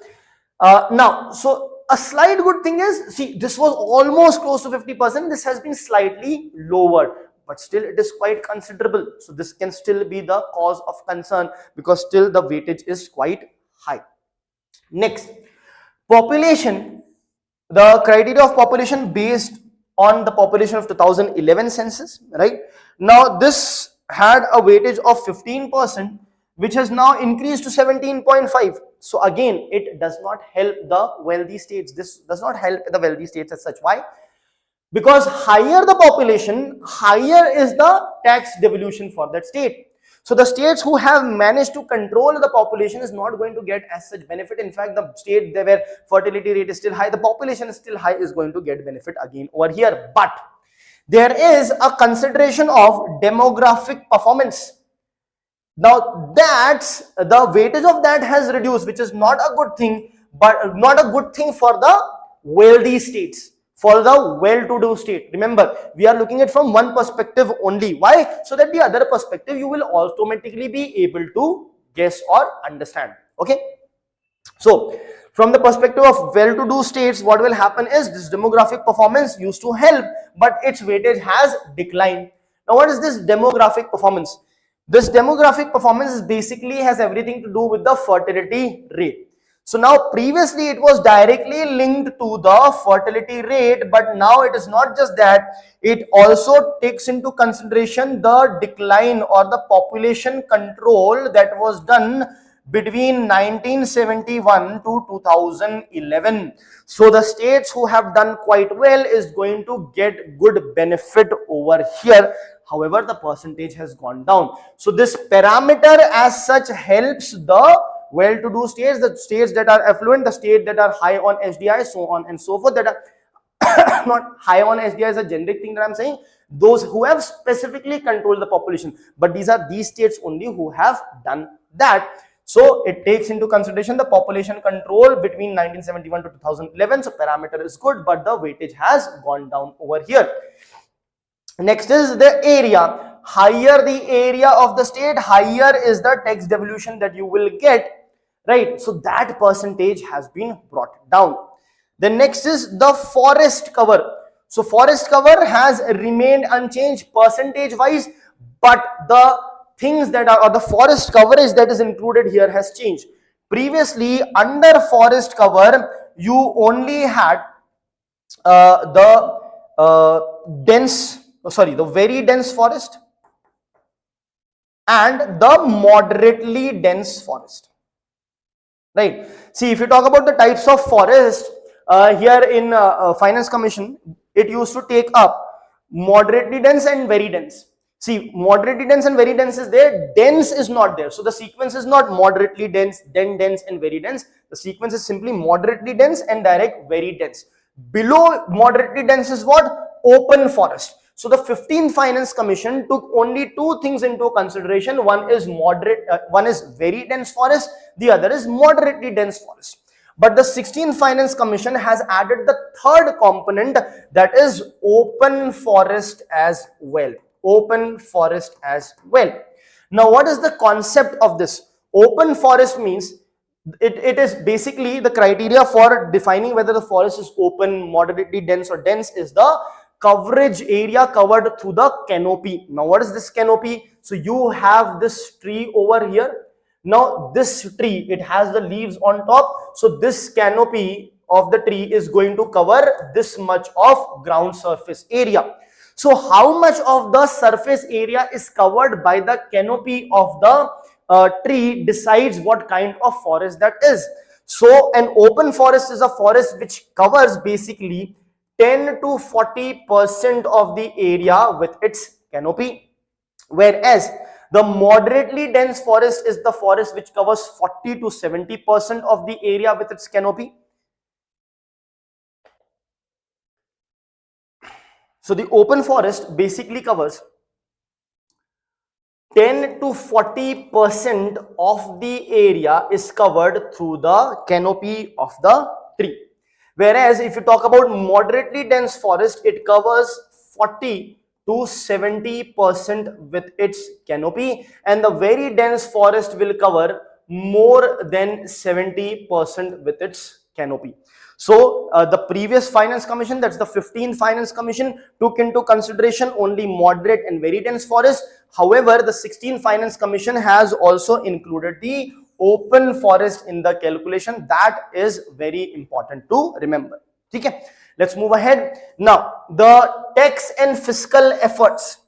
The tax and fiscal effort, this particular component, which was 2.5% weightage, has been removed by the 16th finance commission, right?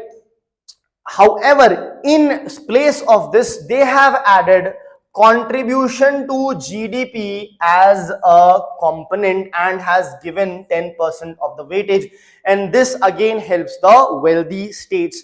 So this huge component which is there does not help the wealthy states, but this component is going to help the wealthy states a lot.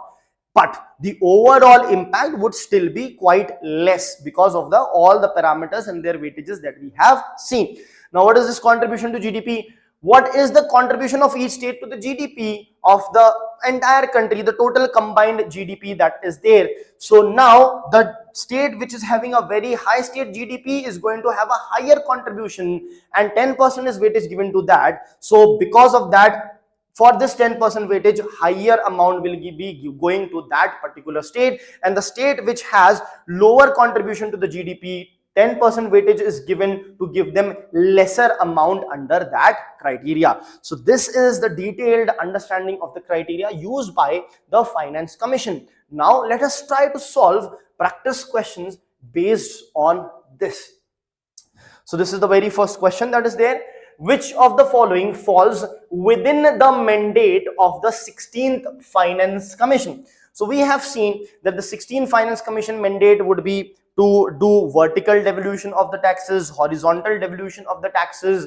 In addition to this, it also needs to see that there is fiscal federalism, there is equity among the states, right? All those things the Finance Commission actually takes into consideration. It cannot be biased towards a state or a kind of state, nothing like that of sort. It needs to ensure that the country can move ahead together, right? So let us look at first distribution of net proceed of taxes between the center and the state. Yes, statement 1 is correct. Now when the statement 1 is correct, option C is gone because there's no statement 1 in it. Next, principles governing grants in aid to the state. Let us see whether that is also the case or not. Third statement, allocation of funds for centrally sponsored scheme. It does not do that, right? Allocation of fund for centrally sponsored scheme, the government does it through the budget, as we have seen where the money goes to, right? Anyway, so 3 is incorrect. When 3 is incorrect, this is also incorrect and this is also incorrect. Fourth, so only one option is remaining, but still let us have a look at the fourth option as well. Measures to augment state consolidated fund to supplement the local bodies. Yes, it does that. And of course, principles governing the grants in aid to the state. What are the principles based on which the grants in aid to the state should be provided? So all of these three, 1, 2 and 4 is what is the correct, or what are the correct statements. Next, consider the following statements regarding the recommendations of the 16th Finance Commission. Now, when these recommendations are made by the Finance Commission, what has happened this year? The government is going to implement the recommendation of the 16th Finance Commission. The government has accepted all the recommendations and it is going to implement those recommendations as is. But is that mandatory on the government to do that? Absolutely not. Right? It is not a legally binding thing. It's not a mandatory thing. The government can modify it. The government can change it. Just because the government is applying it is in the exact same manner does not mean it is compulsory. It is simply a recommendation, right? So keeping that in mind, let's try to solve this question. Statement 1, its recommendations are advisory in nature. Yes, it's a recommendation, advisory in nature, that this is what you should do. Whether you do that or not, it is up to you. Second, Parliament is constitutionally bound to implement all its recommendations. Absolutely wrong. First is correct, second is incorrect. So when first is correct, this is gone. Second is incorrect, this is gone. Now we are left with the third statement. Non-implementation of its recommendation does not violate the Constitution. Yes, it does not violate the Constitution as such. So B, 1 and 3 is correct. Okay. Next, The third question, 16th Finance Commission. Third question, 16 Finance Commission recommendations on horizontal devolution primarily aim to do what? As I said, it is not for biasness, it is not for helping certain, being biased towards certain states, nothing like that. It tries to create cooperative federalism. It tries to ensure that the states can grow together. Let's see what the options are. Increase states' autonomy from the center? Absolutely not. It will not do that. It is not trying to change the constitutional pattern, the basic structure doctrine or anything like that, or the share of power among the states and the center. No. Correct interstate fiscal inequalities? Yes, possible. Reduce overall fiscal deficit of the union? Absolutely not. Harmonize tax rates across the state? Absolutely not. That is anyhow being done through GST via the GST council that is there. So what is the correct option here? B. That is correct. The interstate fiscal inequalities that are there. I hope that is clear. Correct interstate fiscal inequalities that are there. Right. Fiscal inequalities as in there are certain states which are earning less. There are certain states which are earning more, means the state GDP is lesser or higher. There are states that are poor. For example, Bihar is a very poor state. One of the highest amount of poverty is in Bihar. If you talk about the state of Maharashtra, it is a wealthy state. It has the highest amount of GDP for any state in the country. So it wants to correct the interstate fiscal inequalities that are there. Since this state does not earn more, this earns more. Now there might be inequalities. So there needs to be certain additional thing that is provided to this, should be provided to the state, whereas this state to an extent can take care of its own to an extent, but of course every state will need the help of the central government's pool of the taxes. So let's move on. Next, in the post GST fiscal framework, the role of the 16th Finance Commission becomes particularly significant because A. GST has replaced all the direct taxes. That is incorrect. It has first of all not replaced the direct taxes. It has replaced the indirect taxes. Second thing is, it has not replaced all the indirect taxes as such. Certain indirect taxes still remain. For example, petrol is not a part in the in the GST. So a lot of indirect taxes still remain, but it has replaced a lot of indirect taxes, not direct. B. States have lost independent taxation powers over indirect taxes. Yes, that has now happened. The indirect taxes that are included in GST, the states have lost the independent power to tax those things on their own, because now the taxation that is basically decided by the GST Council, and the GST Council consists of the Government of India representative and as well as the state representative. The Government of India representative hold the voting power of 1/3, whereas all the states and the union territories with legislature, they combined together hold the power of 2/3. And the GST resolution should pass by 75% majority. That means 3/4 majority, as a result of which you can clearly see 2/3 is just 66%, 1/3 is 33%. That means the Government of India holds an unsaid veto when it comes to passing of the resolution through the GST Council. So they have lost the independent nature with respect to taxing powers of the indirect taxes. That is why the role of the 16th Finance Commission becomes really important. This will be the correct statement. So option B is the correct option, but let us quickly look at other options as well. Fiscal transfers are the only remaining source of state revenue. No, that is incorrect.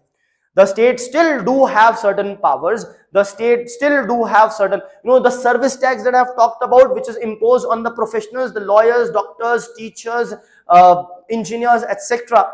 Now 200 rupees from everyone's salary or from all these professional salary is taken and given to the directly, it goes to the state, right? Not the state where you come from, but the state where you are actually undertaking your profession. D.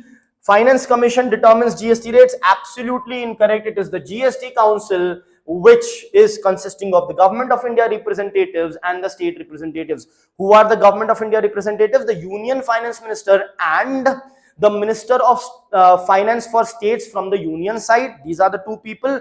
Plus you have the 28 finance ministers of the 28 states, plus the 3 finance ministers of the union territories, which consist of legislator. For example, Delhi is a union territory but consists of legislator. So there will be total 28 plus 3 union territories plus 2 from the government side.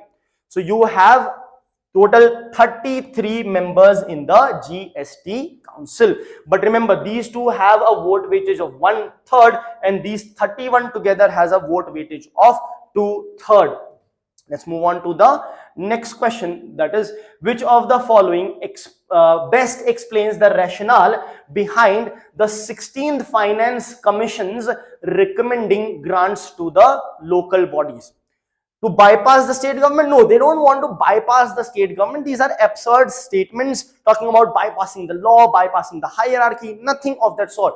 To ensure uniform development across the district, possible to strengthen fiscal decentralization and subsidiarity? Yes. To replace the State Finance Commission? No, this is also incorrect. So what is correct? To ensure uniform development across the districts?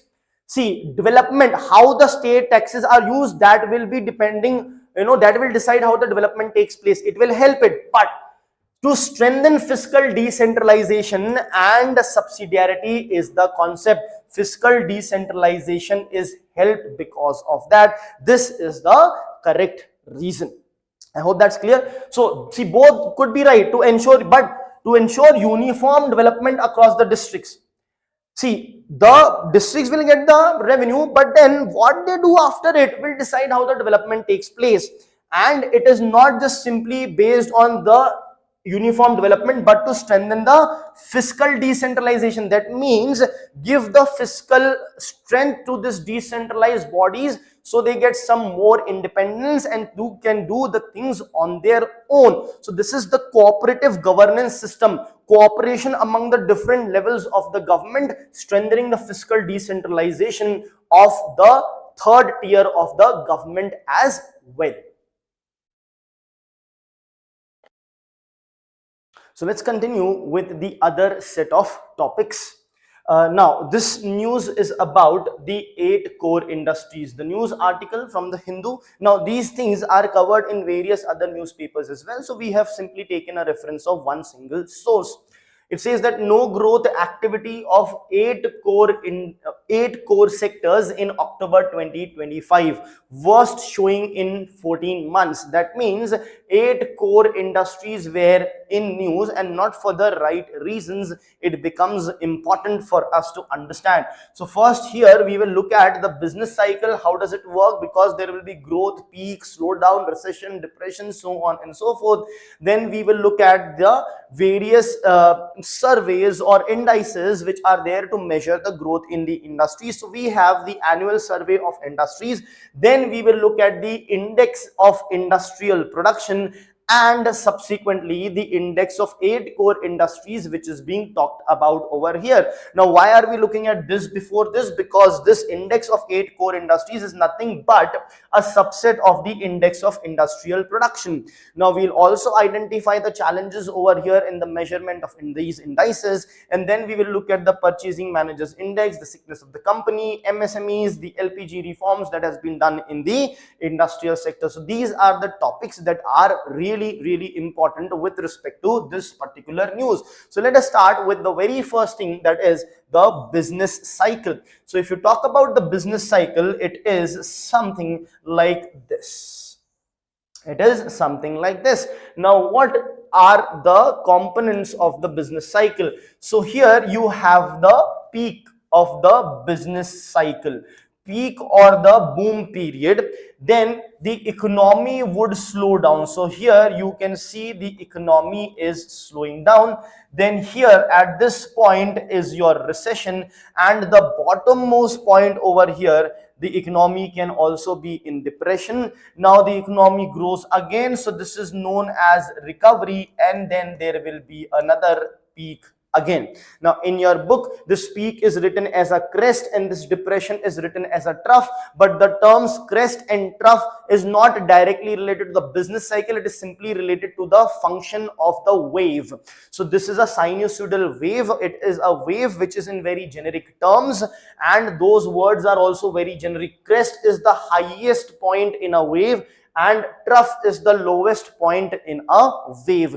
But for economic purposes, the better way to remember is as peak and boom, or here as depression. So this is a business cycle. Now why this is important? See, in an economy, certain sectors can feel the heat may be slowing down, but not necessarily because there is an inherent issue in them, but quite possibly because the entire business cycle is fluctuating or going down. Same is the case with employment. You know, many times you might apply but you are not getting the jobs, not because you are not good enough. What might be happening in the economy is a recession. Recession means negative growth rate, so more jobs are being taken away than provided as a result of lack of job, as a result of no job for you.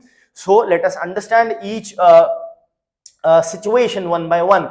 First let us look at depression. Now depression is the lowest point over here. Now one thing also we should remember is every economic, this is an ideal, not an ideal, or this is a usual business cycle that is there. Every economy every single time need not necessarily follow this business cycle. That means what? That means that the economy could have a peak, then it tries to slow down here, but then the government can intervene, the government can do deficit financing, the government can spend more, create demand, and from this slowdown the government can make economy to grow back again. Or it may come to almost recession and then grow again, or reach to recession and then grow again, or at times it can so happen is that it goes down and the government is not able to recover it and it may lead to depression. The idea is every single time all the concepts may not be involved in a business cycle, and that is the entire effort of the government to ensure that the economy does not go in depression and not even in recession. So if the economy is slowing down, the governments of the world would try to resurrect it and recover it. So now let us look at each point one by one. First is depression. What is depression? See, you may say that depression is an extreme form of recession. At the same time, you may also say that recession is a mild form of depression. But let us first look at depression alone. So in depression, what happens is there is an extreme decline in the aggregate demand in the economy. That is one thing. Second, because there is extreme decline in the demand, the production is going to go down. When the production is going to go down extremely, the jobs will go down. But not just that the jobs go down, in fact the avenues of employment themselves go down. Avenues of employment means various sectors may come to a standstill. That is what it means. And the economy decelerates. That means the growth is reducing, it is in negative, and the rate of negative itself is increasing. That is deceleration. So economy would decelerate. These are the features of depression. Then you have recession, which is a mild form of depression. Here the aggregate demand would be low and the jobs will be lost. Remember, in depression the job avenues themselves were getting lost. Here the jobs are going to get lost over here. Then you have the recovery phase, which is considered to be probably the best phase in the business cycle, because the things in this region keeps on getting better and better and better. So here the economic growth rate will keep on increasing, the employment avenues will increase, the employment opportunities will increase. But it can increase to a level wherein it reaches a peak. In peak, the peak is not a good situation, because here the economy starts heating and there is a huge increase in the demand. The economy tries to produce as much as it can and it overheats as in demand keeps on increasing, economy tries to supply, then one fine time will come when the demand is down but the supply is still high, and there will be a huge demand supply mismatch, and that will lead to another slowdown in the economy. And what is slowdown? The decline in the growth rate in the economy is nothing but the slowdown. So this is your business cycle. Now next is the concept of annual survey of industries. See, for any sector, there will be surveys, there will be indices, there will be reporting that will be done. So here there is annual survey of industries that is done. This is carried out by the National Statistic Office under the Ministry of Statistics and Program Implementation. Right now, this annual survey of industries, so it will, what will be the frequency? The frequency is annually, but remember that it is done annually for the organized sector, but the same annual survey of industries is carried out for the unorganized or the informal sector also once in 5 years. So this fact is quite important. For the formal, it is done once in a year, and for the informal it is done once in a period of 5 years. So this is what the annual survey of industry is all about. Next, we will have a look at the index of industrial production and the index of the 8 core industries. So this is the index of industrial production. What is this index all about? This index measures the growth in the production level of the industries. Now, this entire index with a base year of 11-12 is divided into 3 different components. One is mining. Mining alone is taken over here, and second, electricity alone is taken over here, whereas the third component is manufacturing, and under manufacturing there are 405 different item groups. So mining is alone a single item group, electricity is alone a single item group, but manufacturing has hundreds of item groups. That is a total of 405 item groups that are there. Now, why they are taken separately? Because separately also they are quite huge in size. Mining is 14.373%, electricity 7.994%. At times you may see it to be around 8%. This slightly keeps on fluctuating because every year, this is the roundabout weightage that is there, but every year there is going to be different increase and in electricity and mining, so on and so forth. So, and also you can round it off, so you might read it as 8% as well. What you have to remember is not the exact percentage. You should simply have to remember that manufacturing is at first at around 77+%, mining is second at around 14%, and electricity is third at around 8%. And remember, mining and electricity are alone, whereas manufacturing sector consists of 405 items. Now you have next, which is nothing but the 8 core industries. 8 core industries. So what has been done is, from the index of industrial production, 8 core industries have been taken out. The core industries, the industries that are core, have been taken out, and their index is also basically reviewed, or you can say tracked year by year.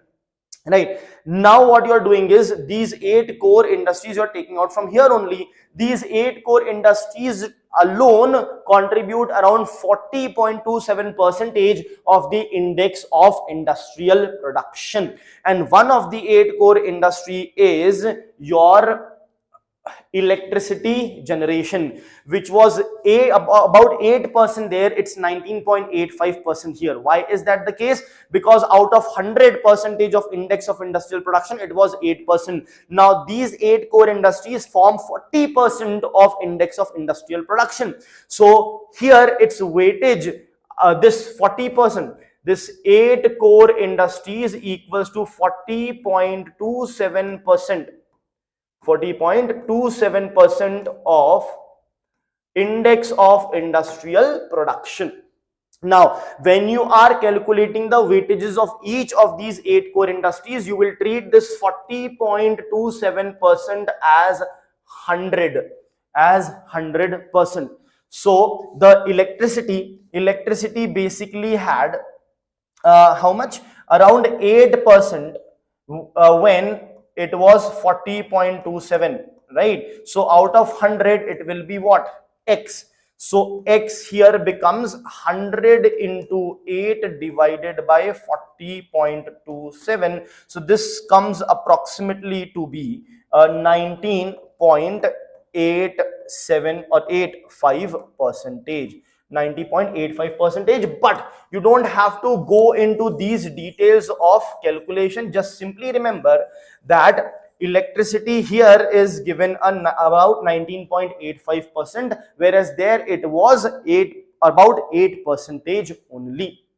Now, even the exact percentage requirement is not necessary, you don't have to remember, but what you have to remember is which is the highest and probably which one is the lowest. So as you can see over here, petroleum and refinery holds the highest weightage of 28.0. All you need to know there is that it is highest. Second comes electricity, which was the single component, alone component in the IIP. Then you have steel. If you remember the top three, that is more than enough. Then you can look at the last three, that is fertilizer is at the end, the smallest. Above that is your cement production and your natural gas production. In between remains coal and crude oil. So coal and crude oil you can arrange between in you can say in alphabetical order. Coal comes before crude oil because CC is same, O is before R, so you can remember in that manner. So coal will be the fourth one and crude oil will be the fifth one for you. So this is the sequence of 8 core industries which you should be remembering for your examination. Now, this index of industrial production is also brought out by National Statistics Office under Ministry of Statistics and Program Implementation. Now, this index of 8 core industries is also brought out by NSO, that is National Statistics Office under Ministry of Statistics and Program Implementation. And of course, the index of industrial production is also brought out by the NSO. In fact, you can remember that index of industrial production is brought out by NSO, whereas 8 core industries index will also be brought out by them only. Why? Because this is nothing different. It is simply taken out from that index of industrial production. From those industries, you take out the 8 core industries and you get the data. So it's the same organization that does that. So let's move ahead. Next is the key purchasing managers index. Now, why is there a need for this? See, please understand that whenever we are calculating the IIP, that is the index of industrial production or the index of 8 core industries, what happens here is the data comes up with a delay. In fact, I've also told you about the annual survey of industries. The data for the annual survey of industries comes with a delay of 2 years. Right, delays over here is less, but still there is a delay. That's point number one. Point number two is this data is in the aftermath. When the production takes place, that's when you get the data. Now, once the production is already taken place and you get the data, it is of course beneficial for the government to formulate policies, but for the private sector, whether to expand or not, do what or do not, it is not that good enough because it is not dynamic in nature and it is of the thing that has already been taken place. As a result of which you need something that can also to an extent forecast the situation. In order to do that, you have the purchasing managers index. Now, this purchasing managers index is brought out by a Japanese firm named Nikkei, Nikkei, Nikkei. Now, this purchasing managers index basically surveys 500 purchasing managers, right? And it is separately brought out for the industrial sector as well as for the services sector, right, by the same organization. Now here, when they interview the purchasing managers, they take into consideration 5 different parameters. Now, why are they doing that? They are trying to estimate how much production this company or this industry is going to make in the coming month. So this data is available beforehand. For the month of April, it will be available in the beginning of March. For the month of April, it will be available in the month of March itself, at the end of March itself. That means before the beginning of April, the data for April would be made available. So this is a forecast. This gives you a better dynamic picture of the things to come. Now, the 5 things that they take into consideration, which you should remember for the exam, is the new orders that the company is getting, the inventory level that the company already has, the production that the company has planned, the supplier deliveries, how accurate or how regular the supplies are, so on and so forth, and employment environment. These are the 5 things that are taken into consideration under purchasing managers index, and as I said, it is brought out by a Japanese firm named Nikkei. Next is the MSME sector. Why this is important is because there has been increase in the estimates, or you can say the definition has been revised. Now, since the definition has been revised, what will happen is more number of companies will come, or entities will come under the MSME sector. Let us understand how.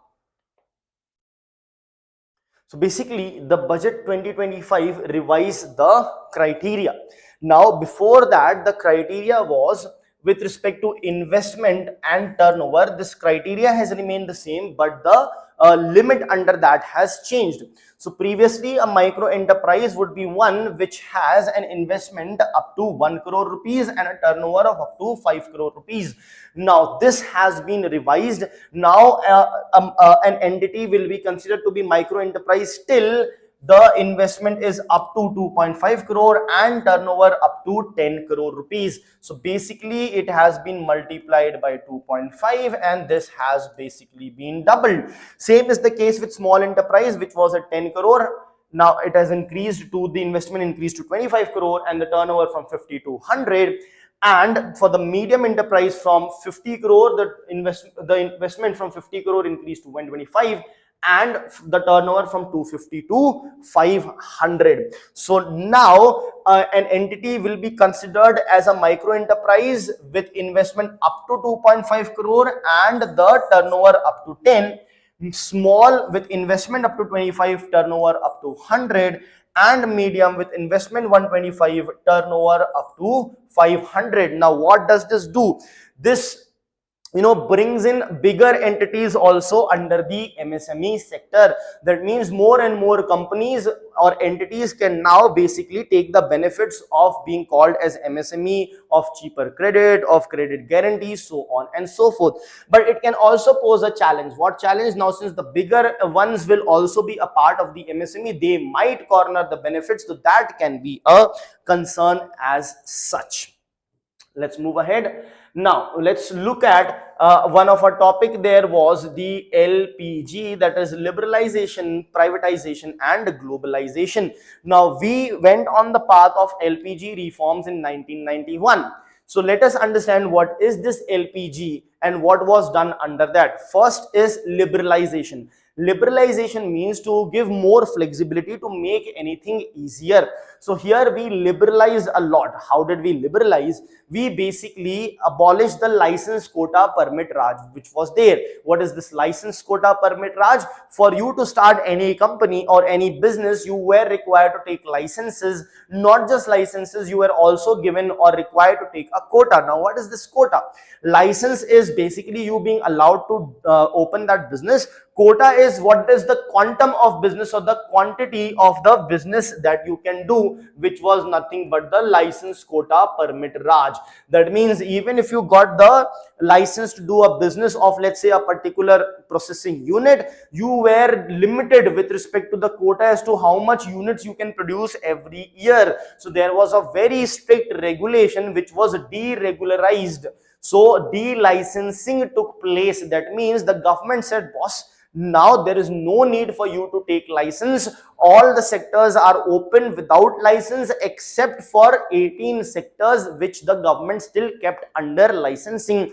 As of now, there are only a total of six sectors which are under licensing. For others, you do not need license. So you should know what are these sectors. The very first is distillation and brewing of alcoholic drinks. For this, you need a license. Second is the cigars and cigarettes of tobacco and the tobacco substitutes or manufactured tobacco substitutes that are there.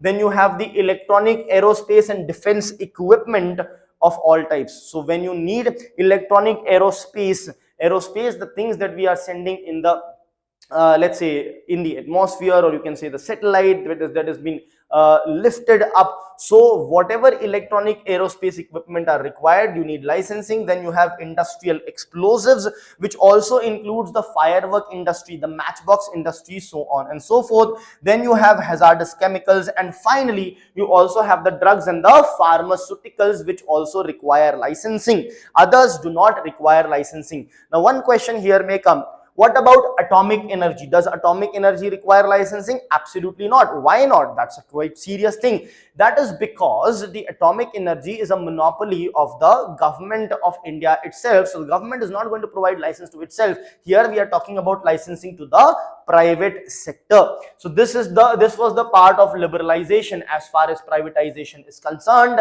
Under privatization, the government let open the various sectors for the private players. The banks, where the bank arena was also open for the private players. That is why new private banks started coming after 1991, and they are known as the new private sector banks. Previously, the private sector banks that existed before 1991 are actually known as the old private sector banks. And then there was globalization, wherein by IMF, India was asked to lower its peak tariff in order to ensure that there is more and more trade between India and the rest of the world. So this is how the LPG was implemented. Now let us have a look at the questions with respect to the topics that we have covered. The first question asks, with reference to the index of industrial production, consider the following statements. IIP measures the change in the volume of production of goods in the industrial sector. That is correct. Since statement 1 is correct, option B is gone because it does not have statement 1. Statement 2, mining, manufacturing and electricity sectors are included in index of industrial production. Yes, absolutely they are. So this is also out because it does not have statement 2, and statement 2, as we have seen, is a correct statement. Statement 3 says that a sustained decline in IIP always leads to a contraction in GDP in the same quarter. Absolutely incorrect. Why? Because the GDP consists of other sectors also, agricultural sector, services sector. If index of industrial production is in negative also, but the other sectors can grow in a high positive manner in order to ensure that the GDP still grows. So just because the IIP is declining does not mean that the GDP will also decline. So the third statement is incorrect. Hence the correct option is A, 1 and 2 only. Next, the index of 8 core industries is released by Ministry of Commerce and Industry and is considered as a leading yes, it's Ministry of Commerce and Industry. That is correct. Ministry of Commerce and Industry. Please make a note of it. Ministry of Commerce and Industry.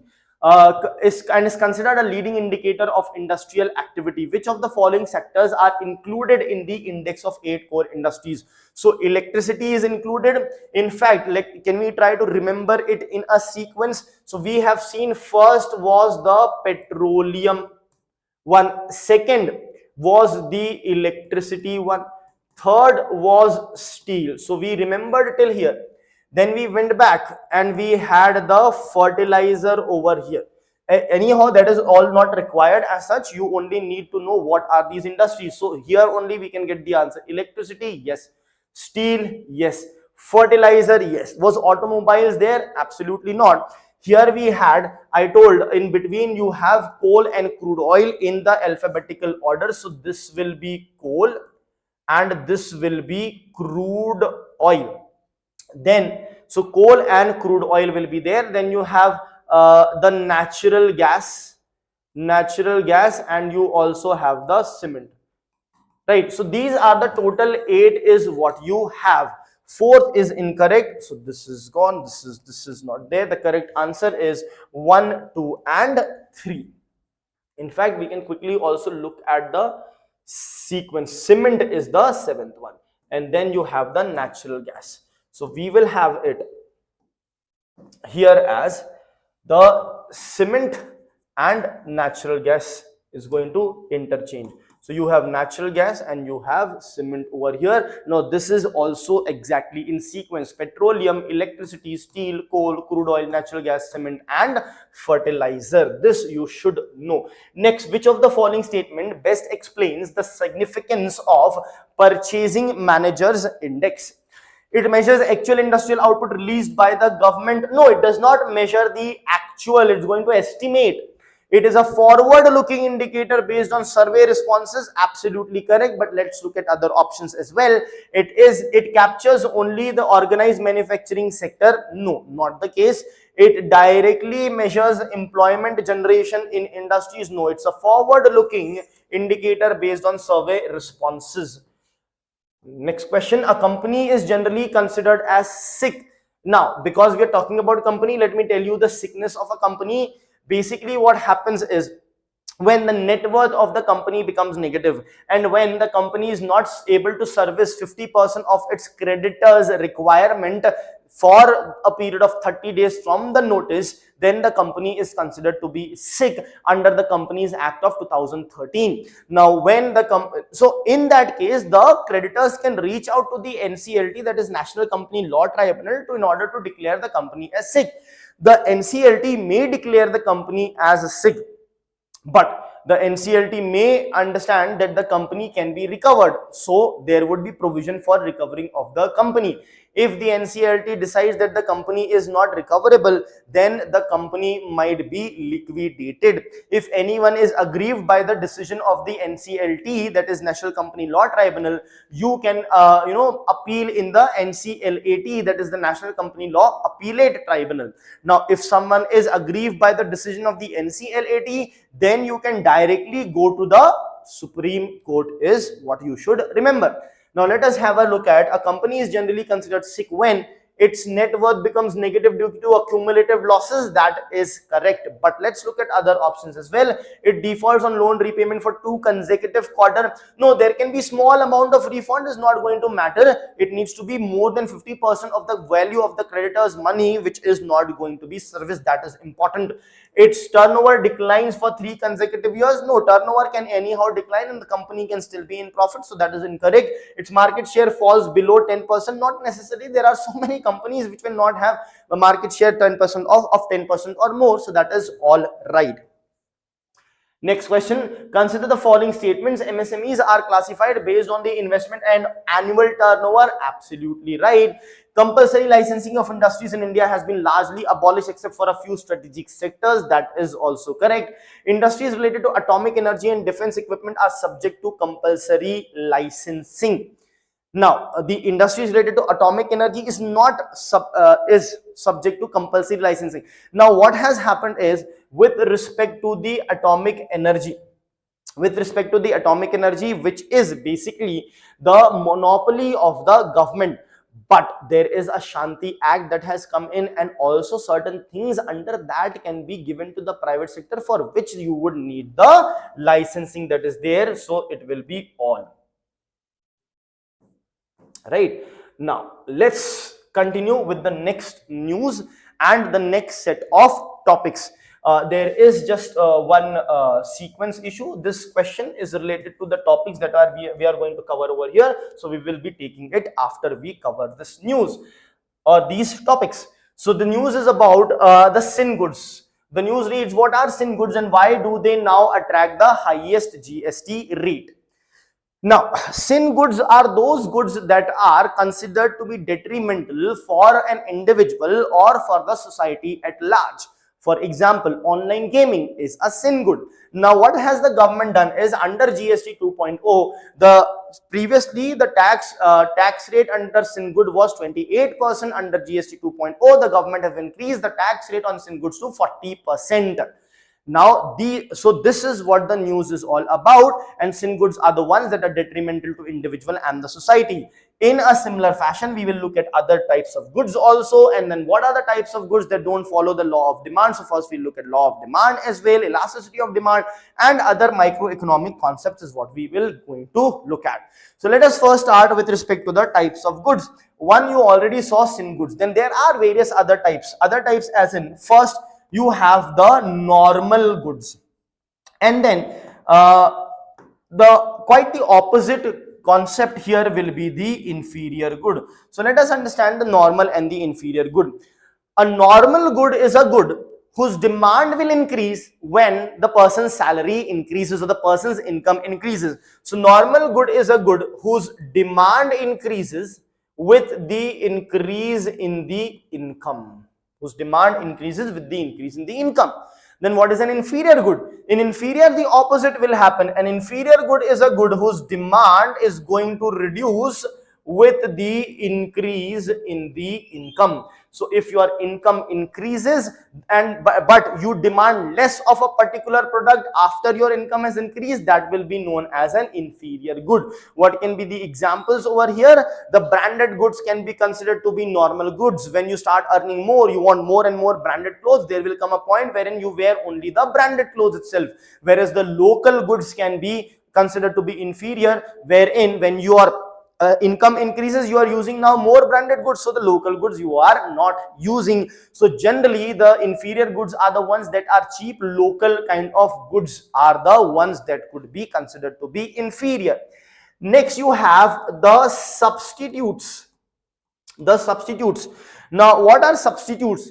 Basically instead of one, the other can be used. That is what substitutes is. So substitutes are basically those goods, a pair, of course it will be a combination, two goods will be there. So whenever there is an increase in price of one particular good, this leads to an increase in demand of the other good, then the two goods are said to be substitutes of each other. For example, tea and coffee. So if there is an increase in the price of tea, what will happen? People will demand more of coffee, so tea and coffee are substitutes. Now how is this happening? Because see, when there is increase in the price of the tea, that means the demand for the tea will go down, which will create a vacuum for a demand. This vacuum will be fulfilled by a similar product, which is coffee, so people will start using more of coffee, as a result of which demand for coffee will increase. So substitute goods, what are they? With an increase in the price of one commodity, the other commodities demand increases, then the two commodities are said to be substitutes of each other. Next is complementary goods. Now what are complementary goods? Now when you talk about the complementary goods, here what will happen is, see, in substitute goods one was benefiting at the expense of others. In complementary goods, either both benefit or both are harmed. For example, if there is an increase in the price of one particular commodity, the demand for the other one will go down. Or if there is a decrease in the price of one commodity, the demand for the other will increase. For example, diesel and diesel car. Now when the price of diesel went up, people started demanding less of the diesel car. So what has happened? Here both are suffering. Why? Diesel price went up. Now because of which people will demand less of diesel, so to ensure that they will demand less of diesel car as well, so demand for both of them goes down.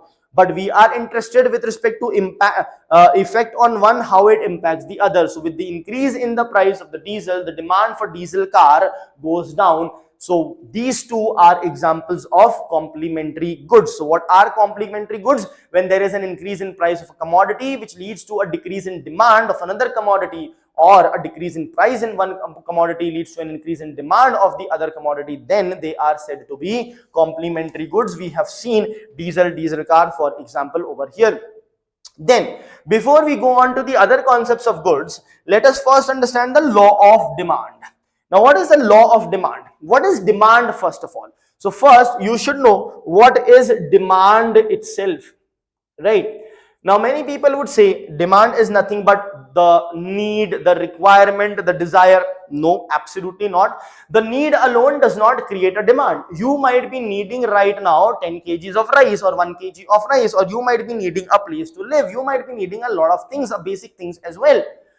But just because you need it does not create a demand. Why? Because you may not have the ability to purchase it. And the ability to purchase it comes from what? From money. So basically, when you have the ability to purchase, only then it will get converted into demand. The need, the desire, the aspiration is not demand unless and until you have the ability to purchase it. So that is why both things are necessary, the need or desire as well as the ability to purchase. So what is demand? Demand is nothing but the need or desire, and along with it or backed by the ability to purchase a particular commodity is nothing but demand. Now what is law of demand? So if this is basically the graph of law of demand. Now what is law of demand is, it says that with the increase in price, the quantity of a good demanded is less, it becomes lesser. Or you can say, so if I say this is the quantity demanded and this is the price. So with the increase in price, the quantity demanded is less. Or you can also say if the price will reduce, the quantity demanded will be high. That means price and quantity are inversely proportional to each other. And remember, here we are assuming that the income is constant. So the law of demand states that with income remaining constant, increase in the price of a commodity leads to decrease in the demand of that commodity. However, there are certain types of goods that do not follow the law of demand. So one example is the Veblen good. Now what is a Veblen good? Veblen goods are luxurious goods which are used as status symbol, and what happens in Veblen good is with increase in the price, the demand increases. So in law of demand, we are saying that with increase in price, demand will go down. But in Veblen good, what happens is with increase in price, the demand actually goes up instead of going down. So this is really important for us to remember. Then you have also, at times it also happens with respect to sin goods as well. In fact, that has been seen practically. Sin goods that we have just seen. So in sin goods, let's say for example, online gaming. Now previously online gaming was taxed at 18%, but the government brought that online gaming under sin goods and taxed at 28%. But still what happened is the demand for online gaming shot up by 400%. Now, however, we cannot call that as Veblen good. Why? Because those are not luxurious kind of things, first of all. Second, it is not that people started gaming more because of increase in the price. It's just that is habit forming, and people still keep on increasing, play more and more. So that is why if online gaming comes as an option, remember it is not a Veblen good. I hope that's clear. Let us now move on to the elasticity of demand. The elasticity of demand is given by, or you can give it as a symbol as ED. It is nothing but the percentage change in price. So the percentage change in demand. It is the ratio of percentage change in demand to the percentage change in price. This is basically elasticity of demand, right? So you should remember that, a percentage change in demand upon the percentage change in price. Now, if I give you two examples, one is, let's say, a motorcycle, and one is, let's say, food, or you can say a food component, that is rice. Now, if the price of motorcycle increases by 10% and the price of rice also increases by 10%, according to law of demand, their demand should go down because the price is increased. So will there be a decrease in demand of motorcycle will be more than the decrease in demand of rice, or will the decrease in demand of rice will be more than the decrease in the demand for motorcycle? That is a question. So what will happen here is, see, food is a basic necessity. So even if you increase the price of food, the demand of food may not go down, right? Because people would still want to eat food to survive. So people will cut corners, spend less in other places in order to still be able to have food. So when you talk about the basic needs, for the basic needs, the elasticity of demand is quite low. Whereas if the things are not basic, they are to an extent luxury, they are not necessity, then they will have a higher elasticity of demand. This is what we should remember. Next, let us look at the other microeconomic concepts that are there. First is the concept of utility. First is the concept of utility. Now, what is utility? Utility basically is the want satisfying capacity. Utility is the want satisfying capacity.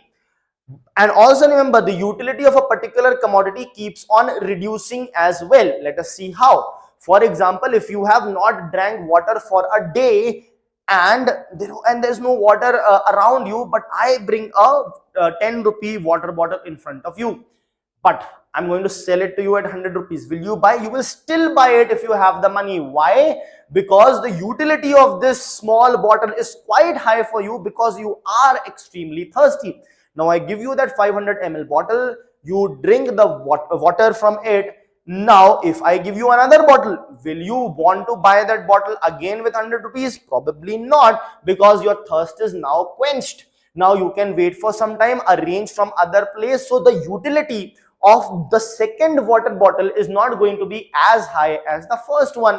So what happens is the utility keeps on going down. Now, at the same time, the concept of utility is very subjective. Subjective as in it can change from person, place and situation as well. Place as in situation. So for example, for someone, something will be more useful as compared to the usefulness it has to someone else. Someone who's thirsty, water bottle has higher utility. Someone who's not thirsty, water bottle may have lesser utility, so on and so forth. But we should know the definition of utility is nothing but the want satisfying capacity that a particular commodity has. Now, what is total utility? Total utility is nothing but the total satisfaction that you get from the total number of the commodities that you have consumed. That is total utility. Now, what is marginal utility? Marginal utility is nothing but the change in the total utility with the addition of one extra unit.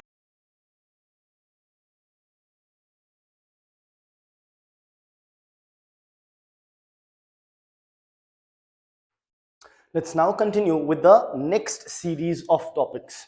So these topics are related to this headline that has been there prominently in 2025. In fact, even in the economic survey, this data is given. So it talks about that the extreme poverty in India is down to 5.3% in 2022-23. This statement or this analysis or this figure is given by the World Bank. Now they are talking about 22-23, but this data was given in 2025, that is last year, and hence was mentioned in last year's news itself and in the economic survey, so becomes important. So with respect to this, of course, our extreme poverty has gone down. If you talk about just the poverty, so it is 11% according to Niti Aayog and it is 10% according to World Bank, but extreme poverty is down to 5.3%. These are certain facts which you can as such remember. Now, related to this are the concepts of poverty, that is absolute poverty or relative poverty. And then you measure the poverty. How do you measure it? Through the poverty line, the head count ratio, poverty gap ratio, right?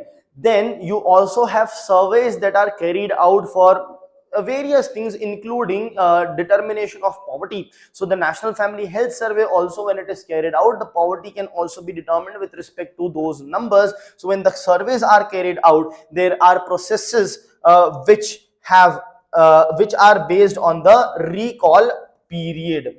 So based on the recall period, you will have different kinds of processes in the survey, that is the uniform recall period, the mixed recall period and the modified recall period. Now based on that only, your multidimensional poverty index is also basically estimated, because multidimensional poverty index also is basically estimated through the surveys that are done.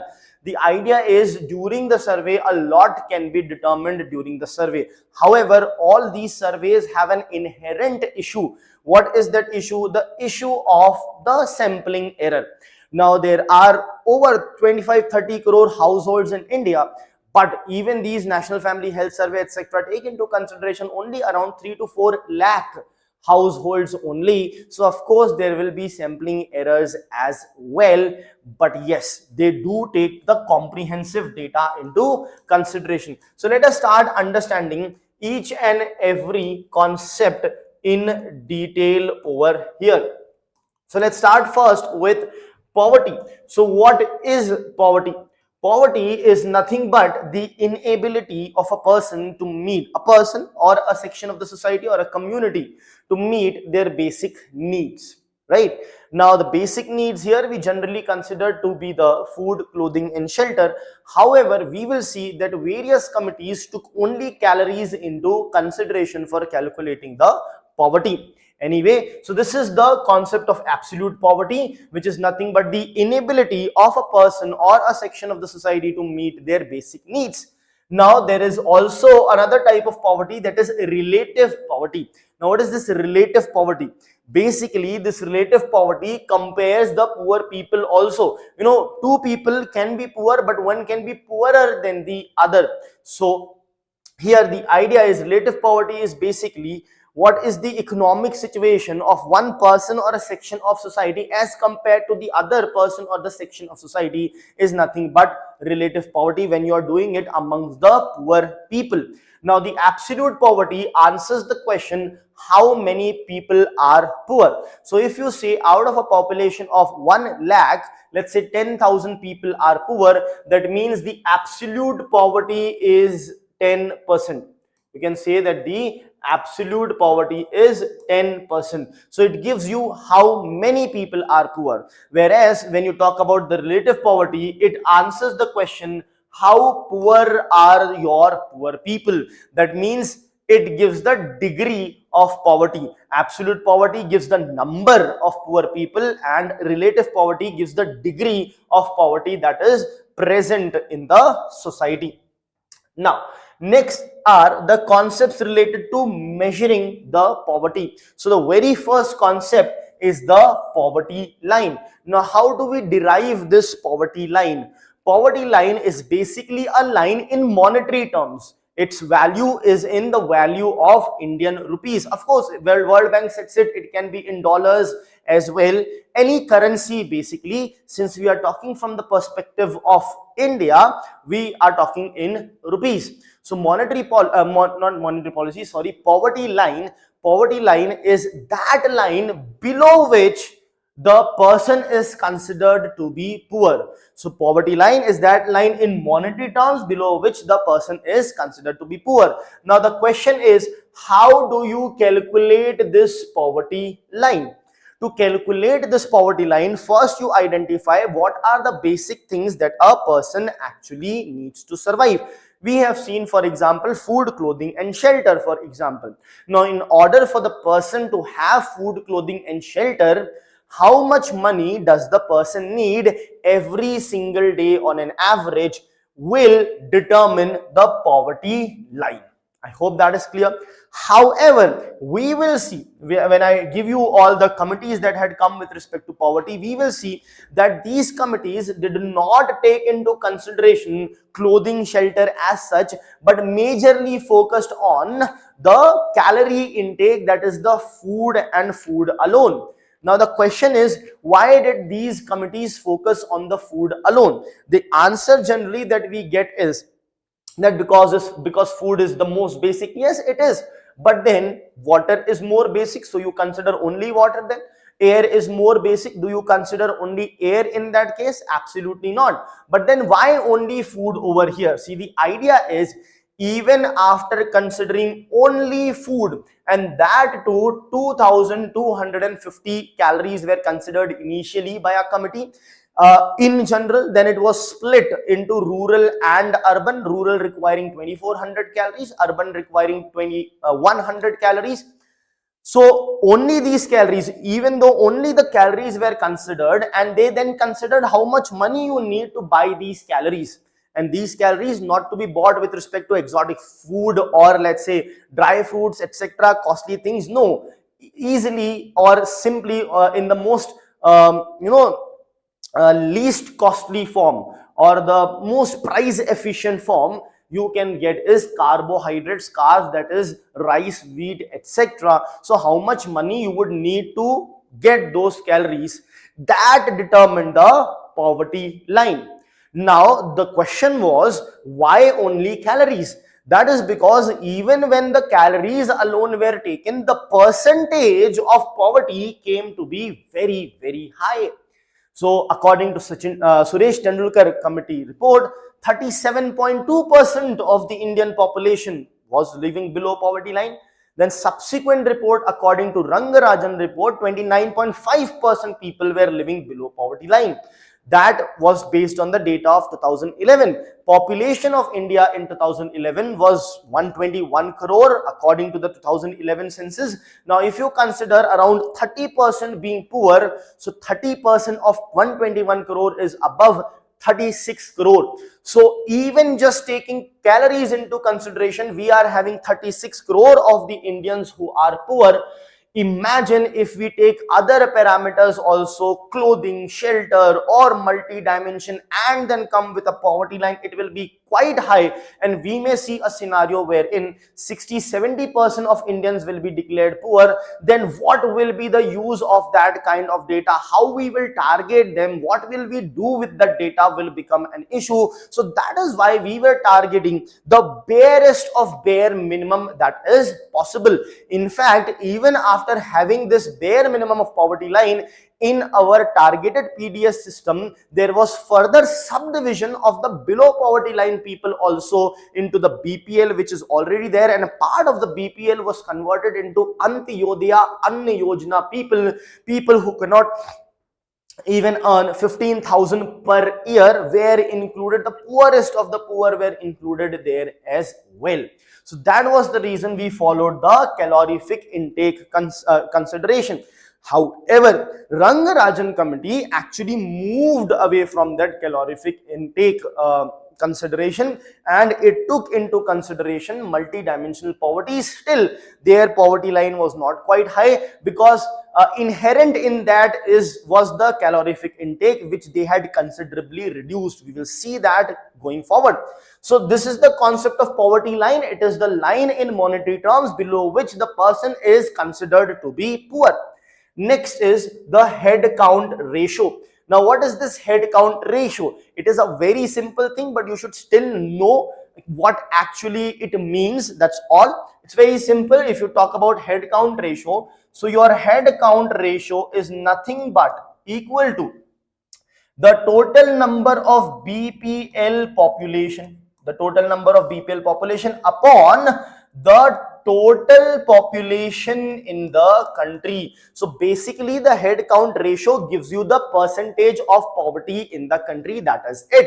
Now this HCR is BPL population upon total population. This will come in ratio terms. If you multiply it by 100, you get it in the percentage term as well. So this is your head count ratio. Now, very important here is to understand the poverty gap ratio. So what is this poverty gap ratio? Poverty gap ratio basically is going to showcase us how far people are from getting outside the poverty trap, or from getting out of the poverty. So it basically measures that distance. So how does it measure it? Let us see. So your poverty gap ratio is equal to basically your poverty line in monetary terms, whatever the poverty line is, minus, now this is quite important, minus what? Minus the average annual. Why we are taking the average of the annual? Because the expenditure month by month would be quite erratic. You might be spending quite high in certain months and quite low in certain months. For example, let's say the month of Diwali, October, you might be saving, even the poorest of the poor people would be saving some or the other amount, right? So they'll be saving in the month of August, September, in order to be able to spend in October. So if I take the month of September, for example, the value may come out to be quite less. And if I take the month of October, for example, the value may come out to be quite high. At the same time, what happens is, see, all these explanations that I'm giving you is very important. Conceptual questions can be asked in UPSC, so please pay attention to this as well. Now, so this is the reason, huge amount of fluctuation, plus there are certain expenses which may not be recurring in nature, which might happen once a year and may happen at certain period of time. For example, during the sowing season, there will be expenditure. During the school reopening season, there will be an expenditure. Throughout the year, once or twice you are falling sick, so during that month there will be an expenditure. So the idea is, throughout the month there is a lot of variation with respect to the expenditure that a household does, as a result of which we take into consideration the entire year's or the entire annual's expenditure, and then we take an average of that on a monthly basis. So here we have the average annual average annual monthly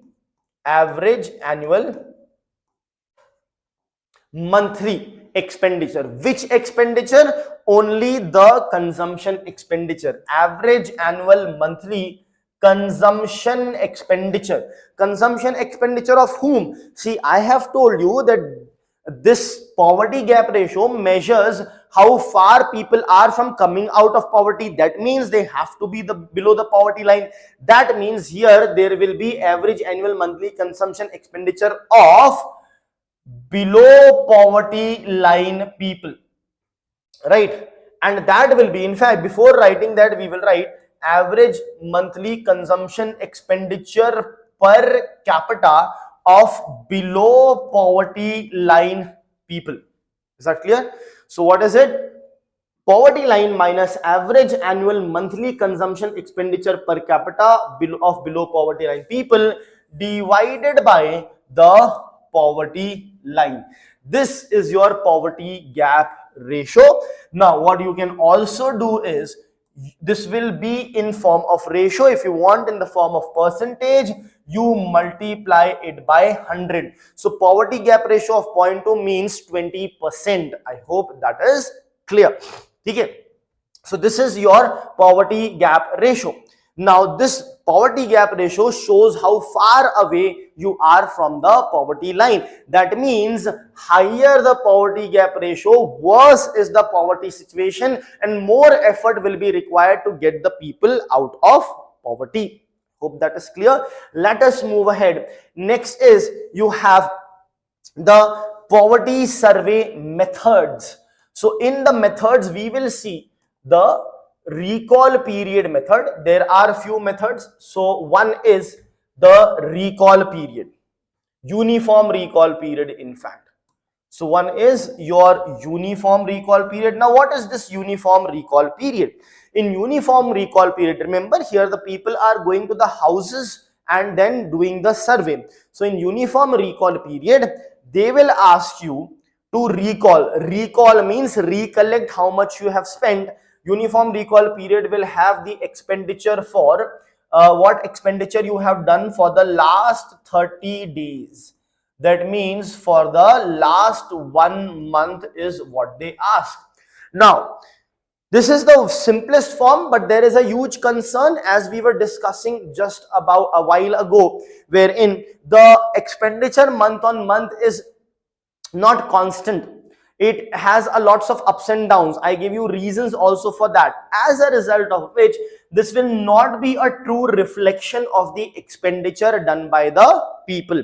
So what you do is, you actually go with the mixed recall period. Now what happens in the mixed recall period? In the mixed recall period, there are 5 non-food items that are taken. 5 non-food items, right? So what are these 5 non-food items? These 5 non-food items will be your clothing, your footwear, your medical expense, your expense on education, as well as durable goods.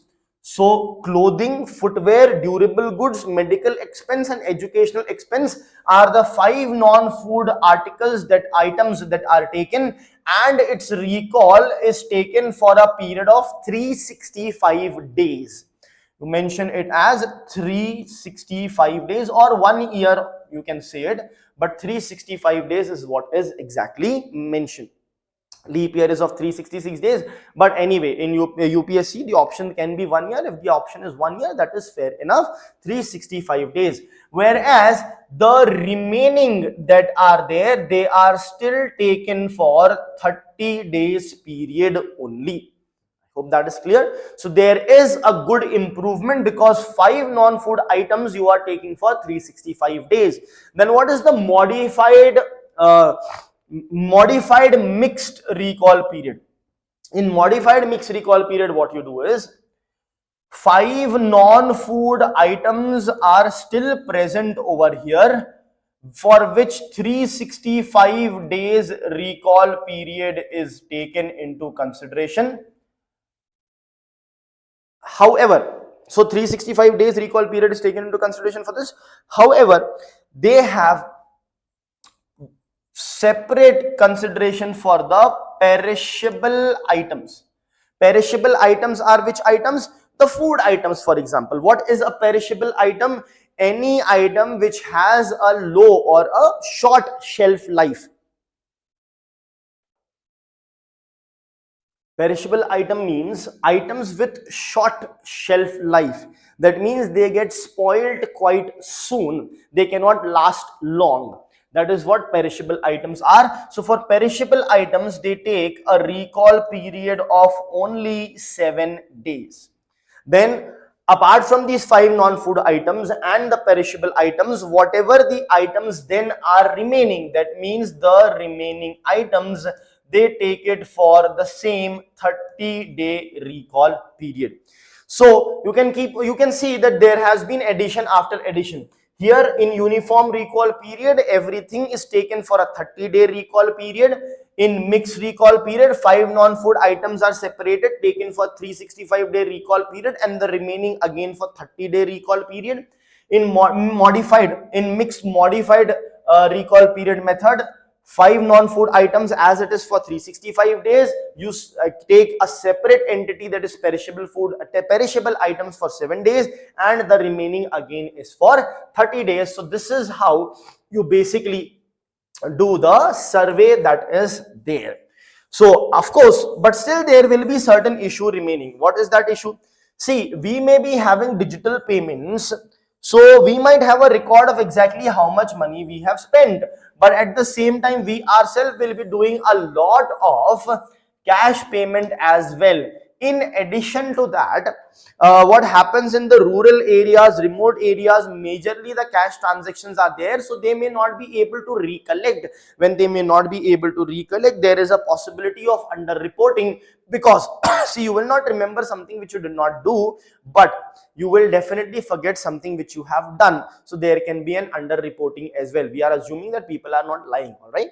So there will be a huge amount of under reporting is present. Next is the multi-dimensional poverty index. Now, what is multi-dimensional poverty index? In this multi-dimensional poverty index, of course, multiple dimensions of poverty will be taken into consideration. So what are these multiple dimensions that we are talking about? So you have this multi-dimensional poverty index consists of 3 different dimensions. 3 different dimensions, right? First dimension is that of health, right? Now remember, there is a slight difference between the multi-dimensional index that is brought out by United Nations Development Program, that is the organization that brings it out. But then utilizing those criteria, Niti Aayog has also come up with its own multi-dimensional poverty index. So first we are going to look at the multi-dimensional poverty index of United Nations Development Program, right? And then we will look at the multi-dimensional poverty index of the Niti Aayog, which is almost the same with slight differences. So first 3 dimensions are there. First dimension here taken by UNDP is the dimension of education, right? Education. In education they have taken, you can note it down, in education they have taken years of schooling and school attendance. Years of schooling and the school attendance is what they have taken into consideration. Next, the second dimension that they have taken is health, and in health they have considered the nutrition as well as child mortality. So you will have child mortality and nutrition. So in health you will have both the child mortality and nutrition. Then you have the third one, that these 2 dimensions have two components only. The third one will actually have a total of 6 components. So the third one is the standard of living. So under standard of living you have things like safe drinking water, you have sanitation, you have housing, you have assets, you have cooking fuel. water as in safe drinking water is what we are talking about. Then we are talking about the sanitation that is present, housing that is there, asset, the household may have some, cooking fuel as well, and electricity is what we are talking about. So these are the dimensions that are included in multi-dimensional poverty index. Now over here, this is of 3 dimensions, 1, 2 and 3. It ranges from 0 to 1, and the cutoff over here is 1/3. That means if you are scoring more than 1/3 or 1/3 or more, then you are not multi-dimensionally poor. Now this 1 is the maximum. That 1 is distributed equally among these 3 components. So 1/3 weightage is given for education, 1/3 weightage is given for health, and 1/3 weightage is given for the standard of living. Now since 1/3 of GIF is given to education, and education consists of 2 different components, this 1/3 is equally distributed between these 2. So 1/3 equally distributed between 2 will be 1/6. So this gives you 1/6, this gives you 1/6. Then same is the case with health. 1/3 of health will be equally distributed among the 2 components. So 1/6 for child mortality and 1/6 for nutrition as well. Now here in the standard of living also the weightage is 1/3, but this 1/3 will be distributed among the 6 components. So each one of those component will have 1/18th weightage, and this is how the multi-dimensional poverty index is going to be calculated. The cutoff, remember, is 1/3. That means if you are having 1/3 or more marks, you are not multi-dimensionally poor. I hope that is clear.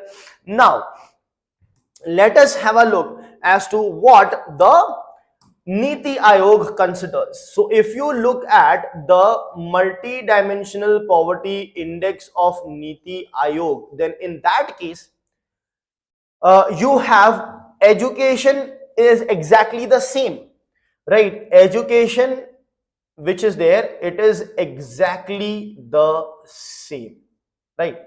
However, there is change in health. Let us see what the change is. So the second component which is, or the second dimension which is of health, in health what they have done is nutrition they have kept the same, but this child mortality that is there, this child mortality is now broken down into 2, and you now have the child mortality as well as the maternal mortality, and this 1/6 of child mortality is now distributed. So this health component is going to change. Nutrition here will remain the same, but this child mortality that is there, it is getting divided into 2, that is child mortality and the maternal mortality. Now the nutrition component will have the same 1/6 of the weightage, whereas the 1/6 from child mortality gets divided into child mortality as well as maternal mortality. So each one of them will become how much?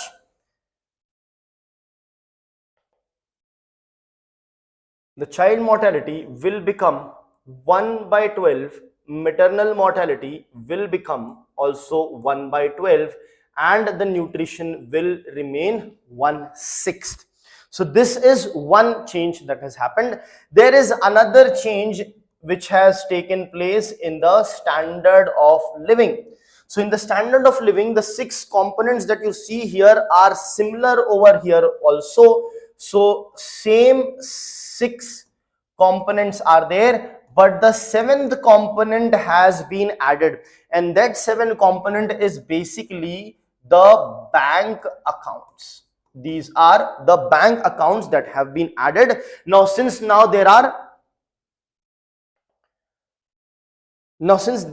there are 7 components under the standard of living, so each component will be not 1/18th, now it will be 1/21. Why? Because 1/3 for standard of living gets divided into 7 components, the 7th being the bank account. I hope that is clear.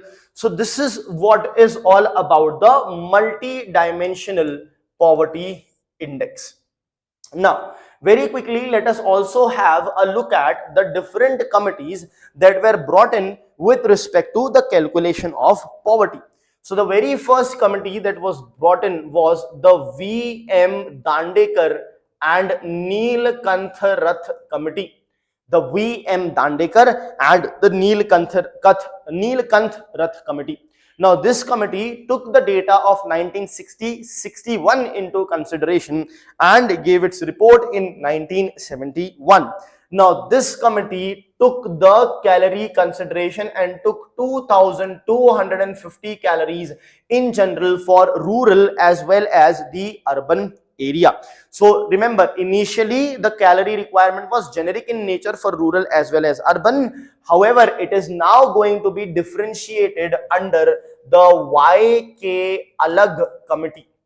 There is this YK Alag committee. What it did, it gave 2100 calorie consideration for urban area and 2400 calorie consideration for the rural area. Now why is that the case? Because rural area, in rural area, the labor requirement is high, the manual labor is higher, the expenditure of calorie is higher. That is why the requirement is also higher. Now this YK Alag committee took the data of 73-74, gave its report in 1979.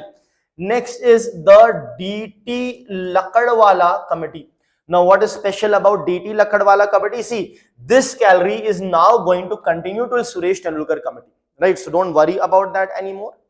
But this DT Lakadwala committee recommended state-specific poverty line, and that makes sense. Why? Because the cost of living in different states are different. In fact, within the states, in different places, also it will be different. But at least take it at the state level is what this committee recommended. Then you have next the Suresh Tendulkar committee. Now the Suresh Tendulkar committee, as I have told, Suresh Tendulkar committee and Rangarajan committee are the two prominent committee and the two recent committees as well. According to Suresh Tendulkar committee, the poverty percentage was 37.2%. Then it also took the same calorie requirement. Then comes the Rangarajan committee. Now the Rangarajan committee sort of moved away from the calorie requirement. They did not consider this 2100 and 2400. They rather considered the multi-dimension of poverty, and they came up with a poverty percentage of 29.5%. So all these committees were related to the poverty. I hope that's clear. So let us now try to solve the questions on these concepts that we have done. Let's look at the very first question. It says that which of the following statements best distinguishes absolute poverty from relative poverty? So what we know, absolute poverty tells us the number of poor people, relative poverty tells us the degree of poverty that is there. And we also know their definition as well. So absolute poverty is measured using income, while relative poverty is measured using consumption, is what they are saying. Is that the case? No, not the case. Income and consumption, of course, they are not the same thing, right? But the consumption is linked to income, so it is not just a method of calculation which is different. They measure completely different thing. Here they are simply talking about method of measurement. So no, it will not be the case. B, absolute poverty is fixed over time, while relative poverty changes with income distribution. Possible. Let us look at others. Relative poverty captures deprivation in basic needs, while absolute poverty captures inequality. Absolutely not. Absolute poverty does not capture inequality. In fact, relative poverty may end up capturing inequality. Absolute poverty is relevant only for developing countries? Absolutely not. It is relevant for any country whatsoever. You know, there in the developed countries also there can be inequality. It is relevant in least developed countries, developing countries, developed countries also. So only is an extreme word. Whenever only comes, please pay attention. More often than not, those statements will be incorrect. However, there can be exceptions wherein those statements can also be correct. We'll see that in financial market. How previously a question had been asked that the treasury bills can be issued by the government of India only. Yes, that statement is correct. You are using the word only there. So that's not an extreme statement, because that is actually the case. So sometimes it may look like extreme but not be extreme. So you have to be able to identify that. So here the remaining, so basically prelims is what? Elimination based. So here if you had any doubt, still you can eliminate others and left with this. Now let us have a detailed look at this. Absolute poverty is fixed over time. You fix it, you fix the poverty line. Anyone below that is what? Is poor. While relative poverty changes with income distribution. Yes, if you have certain higher amount of money with you, you are relatively less poorer now, or I am relatively more poorer than you, so on and so forth. So the correct option here would be B. Absolute poverty is fixed over time while relative poverty changes with the income distribution. Let's move ahead. Next, consider the following statements regarding head count ratio and the poverty gap ratio. So let's recollect. Head count ratio is the number of BPL population divided by the total population multiplied by 100 to get it in percentage. And what is poverty gap ratio? It's the ratio of what? Basically in the numerator you have the poverty line minus average annual monthly consumption expenditure per capita of BPL household, the entire divided by the poverty line into 100. Let us have a look. HCR reflects the proportion of population below the poverty line. It is correct. Absolutely. This is the definition of HCR. The number of people below the poverty line or the proportion. So since first statement is correct, this option is gone. Next, the poverty gap ratio captures the depth of poverty among the poor people. Yes, absolutely. It captures, are people very close to the poverty line or not? All those things it captures. So 2 is correct. So this is also gone. Now let's look at the third statement. A reduction in poverty gap ratio necessarily implies a reduction in head count ratio. Absolutely not. Why not? Because if out of 110 people were poor and a lot of them were extremely poor, so now a lot of them get some money, but not enough to get out of poverty. So what will happen? The poverty gap ratio will reduce, but the head count ratio will still be the same. That means a reduction in poverty gap ratio does not necessarily imply that there will be a reduction in the head count ratio as well. So this was correct. This is incorrect. Since third is incorrect, the correct answer here is A, that is 1 and 2 only. Let's move ahead. Next, in household consumption expenditure surveys, the modified recall period differs from the uniform recall period primarily because.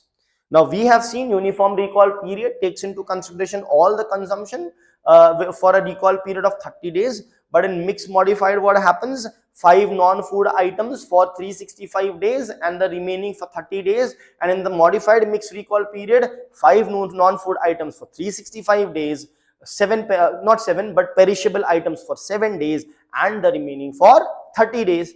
Now let's have a look. In household consumption expenditure surveys, the modified recall period differs from uniform because it uses income instead of consumption. Absolutely not. They both take into consideration the consumption only, consumption expenditure rather. It applies different recall periods for frequently and infrequently purchased items. Absolutely right. That is actually the difference. But still look at the other options as well. It excludes non-monetary consumption. Both will exclude non-monetary consumption. If you are doing your own household work, it's not included either in uniform or in modified or in mixed modified. So, or in mixed modified, it's not included. So this is also incorrect. It is used only for urban households, not the case. See, many students can get trapped with C because that is a correct statement, but that is correct for both. It is not the distinguishing factor between the modified and the uniform recall period. So the distinguishing factor is the option B. It applies different recall periods for frequently and infrequently purchased items. I hope that's clear. Let us move ahead. Next, which of the following situations would most likely lead to decline in the head count ratio without a significant change in the poverty gap ratio? That means there would be a change, but there would not be a significant change in the poverty gap ratio. Let us see. Uniform income growth among all poor households. uniform income growth among all poor households? No, not necessarily. It may not necessarily lead to headcount ratio also reducing. Income increase only for households just below the poverty line. That looks correct, because this is the poverty line. People who are, people who are just below that poverty line, if their income increases, they would come out of poverty, but the poverty gap ratio in general would not change much. I hope that is correct. So let's say this is that poverty line. So people just below the poverty line have slight increment, so they will jump out. A lot of people below it are not having that increment, so poverty gap ratio almost remains the same, but headcount ratio reduces. So this will be right, but let's still look at other options as well. Large income transfers to the poorest households? No, that is going to the poorest household, that is going to, if it gets them, because it's large transfer, it will get them out of the poverty line, but it will also considerably improve the poverty gap ratio or reduce the poverty gap ratio. So this is also incorrect. Next is increase in the poverty line without income changes. If you increase the poverty line, there will not be decline in the headcount ratio. So this is also incorrect. The correct statement is B. Income increases only for households just below the poverty line. Let's move ahead. Which of the following best explains multi-dimensional poverty index? Which of the following best explains why multi-dimensional poverty index may show a faster decline than the income poverty? Right, so income based poverty may not decline, but multi-dimensional poverty may decline. Why? Let's see. Option A, multi-dimensional poverty index uses a higher poverty threshold. See, if it uses a higher poverty threshold, it will be more difficult for it to decline. So this is a contradictory statement. B, multi-dimensional poverty index focuses only on urban areas. Absolutely absurd. This is incorrect. Deprivations in health, education and living standards can reduce through public provisioning. Very good. That is correct. That is absolutely correct. You don't have to earn money. The government may provide you certain benefits, as a result of which, without even earning income, you may still be, with respect to the money you earn, be poor, but still multidimensionally you may not be poor. But let us look at the last option as well. Multidimensional poverty index excludes consumption expenditure. It does not. It takes into account the if even forget it. See, you are spending for what assets and all you have, but the idea is, if it excludes the consumption expenditure, it is not going to be the reason why it may show a faster decline. So this is also incorrect. The correct option here is option C. Hope that is clear. Let us now move on to the next concepts. So here the next concept is related to inequality. So this is article round about November 2025. India's top 1% grew its wealth by 62% since 2000, said the G20 report. India, remember, is a part of G20, is a member of G20, right? So now this is what has happened. It is indicating that the inequality is increasing, and inequality is actually increasing in India. In India, what is happening is, the poverty is reducing, but at the same time the inequality is increasing. In fact, one of the hypotheses says that is exactly what should and will happen. We'll see those hypotheses as well. Now, related to this inequality news, we have certain things to look at. First is the Lorenz curve. Second, we will look at the Gini coefficient. Gini coefficient is nothing but the graphical representation of the Lorenz curve itself. Then you have the Palmer ratio. We will see why what is Palmer ratio. Many people can consider it to be even a better ratio than the Gini coefficient. And then we will also look at the Kuznets curve hypothesis. Right, so let's get started with this. Now, you have the concept of Lorenz curve. Lorenz curve. Now, what is Lorenz curve? Lorenz curve basically is a plot between the cumulative income or the cumulative money people are earning and the cumulative population. So this is, let's say, your cumulative means what? Cumulative means if the first person earns 100, the second person's earn 200. So these are the two people. So cumulative population is 1 plus 1, 2. cumulative income is what? 100 plus 200, that is 300. So it is basically a plot of the cumulative income and the cumulative population.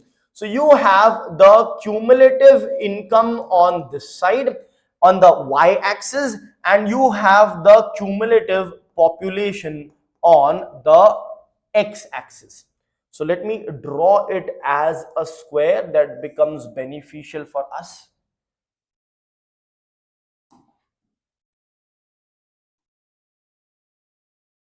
Does it look like a square? Probably not. We have to increase its height a bit more. Yes, now probably it does look like a square. So this is cumulative income against cumulative population. Now, if I say, how will a perfect, a line of perfect equality look like? Will it look like this? Will it look like, let's say, this? Will it look like this? Will it look like this? Right? So if I have to draw it in a graph, so will it look like this? Will it look like this? Will it look like this? Or will it look like a straight line? So 1, 2, 3, 4. Which option do you think it will look like? See, and first of all, even to be able to draw that, first you need to understand as to what is a perfect equality. Perfect equality means what? Perfect equality means each and every person earning the exact same amount. So if in India, let's say one person is earning 1 lakh rupees per month, then every other Indian should earn exactly 1 lakh rupees per month in order to have 100% equality in India, right? So when every person earns the exact same amount, the plot is going to be a straight line at 45-degree, basically becoming a diagonal. Basically, it will be a diagonal.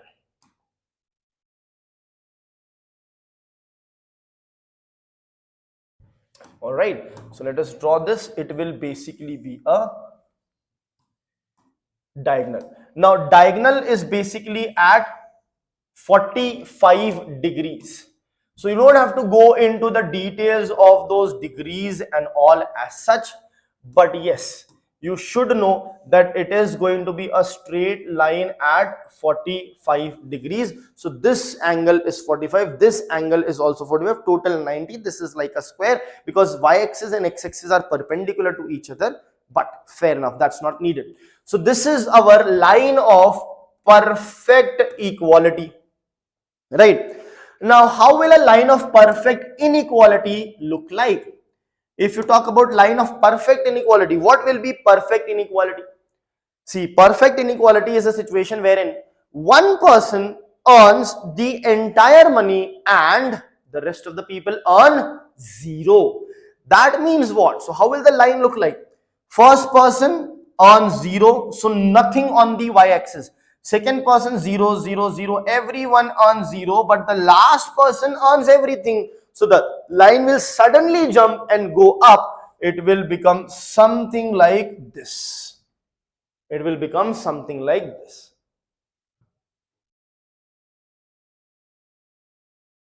Okay. Now it is basically a similar line like this only. There will be a slight curve. That curve will be as good as invisible, or you can say let's say not that prominent as such. So we will consider it as good as this line only. This is going to be our line of perfect inequality. This is the line of perfect inequality. But the thing is, in reality, in real life, there is no country which is either perfectly equal or perfectly unequal. So how does the line actually, or the Lorentz curve actually look for a practical country? It would look something like this. Something like this. Will look something like this. Just a minute. We draw this. So we have, this was the line of perfect equality, and now we have the actual Lorentz curve, which will be something like this. This is our Lorentz curve. Okay. Now, if I draw two more line and I tell you that one of the line is something like this and the other line is something like this. This is country A, this was country B, and this is country C. Which country is more equal? This country will be having more equality because it is closer to line of perfect equality. This country will have highest amount of inequality because it is closer to line of perfect inequality. So remember this concept as well. Right. So this basically is the Lorentz curve. This basically is the Lorentz curve. The real Lorentz curve is, now this is also Lorentz curve only. This is also Lorentz curve. This is also Lorentz curve, right? But this is a Lorentz curve for a situation wherein there is perfect equality. This is a Lorentz curve for a situation where there is perfect inequality. But in reality, there is no country with perfect equality or inequality. So for a practical country, it looks something like this. I hope that is clear. Now let us mark this. This is A, this is B, this is C, and this is D. Now why we are doing that? We are doing that in order to be able to calculate the Gini coefficient. Right. Lorentz curve is basically a graphical representation of Gini coefficient. So let us now calculate the Gini coefficient. So the Gini coefficient is basically equal to, we'll calculate it using the area. Okay. So it is basically equal to the ratio of the area between the Lorentz curve and line of perfect equality. The area between Lorentz curve and line of perfect equality divided by the area of triangle DCB. And what is the area of triangle DCB? It is nothing but the area between line of perfect equality and line of perfect inequality. So this is going to be area of triangle BCD. Triangle BCD. This is the Gini coefficient calculation. Now you should know what will be the Gini coefficient in case of perfect equality. In case of perfect equality, let's see what happens. In case of perfect equality, what happens is this Lorentz curve of that country will be same as this line of perfect equality. So the area between the Lorentz curve and the line of perfect equality will become what? 0. Anything upon 0 is what? 0. So for perfect equality, what will happen is Gini coefficient will be equal to 0. Correct?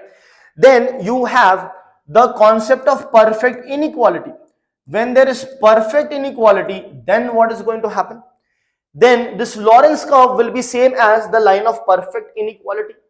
That is why the area between Lorentz curve, which will be same as line of perfect equality, and the area between Lorentz curve and the perfect equality will be same as area of triangle BCD. So what will happen? You will have area of triangle BCD upon area of triangle BCD. So this is area of triangle BCD divided by again area of triangle BCD. So both will get cancelled. Similar upon same will give you 1.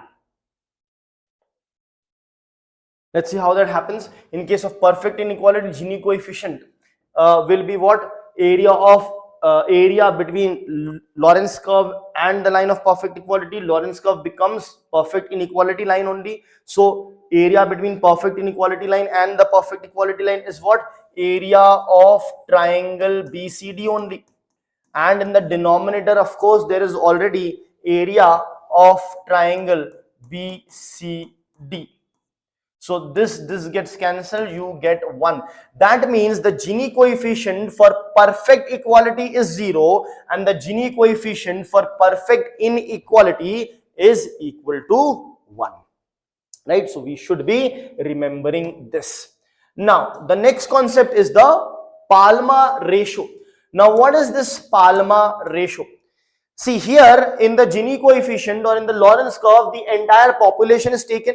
Now what happens? You can see the bulge over here. There is the the richest people are a handful of few only, and then there is extremity of poverty at the bottom, and huge amount of people lie somewhere in the between. So they sort of normalize the curve, they sort of remove the extreme impact that is there, because huge number of population is earning optimum amount of money. So it does not give the real extreme picture of inequality. That is when the PAMA ratio is used. So PAMA ratio does what? It is very simple. PAMA ratio takes into consideration the income of the top 10% divided by income of the bottom 10%. That means it is not taken into consideration people between 40, so top 10. So you have top 10%, this is total 100. You have top 10 you have removed, bottom 40 you have removed. So in between the 50% that are left, that particular population's income it does not measure. It measures only the top 10 and the bottom 40, and it's a ratio of top 10 and bottom 40, which gives a more clearer indication of the income inequality in the country. That is the PAMA ratio. Then you have the Kuznets-Curve hypothesis. So what is this Kuznets-Curve hypothesis? See, this Kuznets curve says that, or we don't have to draw the entire thing, you can simply draw like this. So this is basically the Kuznets curve. Now, what is it all about? So this here is the per capita income, and this here is inequality.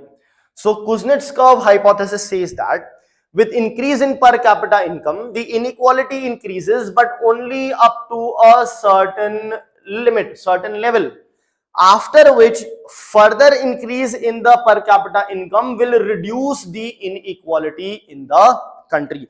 That is what a Kuznets curve is all about. That means India is where? India is still on this side of the Kuznets curve. Per capita income is increasing, but inequality is also increasing. The developed countries are on this side of the curve. The developing countries are on this side of the curve. This is the point of reflection wherein the thing starts reversing. Right? That is the concept of Kuznets curve, which you should know. There is an environmental Kuznets curve also. Environmental Kuznets curve will basically be about the environment degradation and the technological advancement. It says that with increase in technological advancement, environmental degradation will increase up to a point, after which further increase in technological advancement will lower the environmental degradation. That is the environmental Kuznets curve. I hope that is clear. So now let us move ahead and solve the questions related to these particular topics. So let us look at the very first question. It says that which one of the following movements of the Lorentz curve unambiguously means there will be no ambiguity or confusion, unambiguously indicates an increase in the income inequality. The curve shifts upwards but remains closer to the line of equality. The curve shifts farther away from the line of equality at all points. C. The curve intersects the earlier curve at some point. Alright. D. The curve moves closer to the horizontal axis at the lower end but upward at the higher end. So let us see what they are saying. See, we have drawn this graph. This was the perfect equality, and this was our line of the Lorentz curve.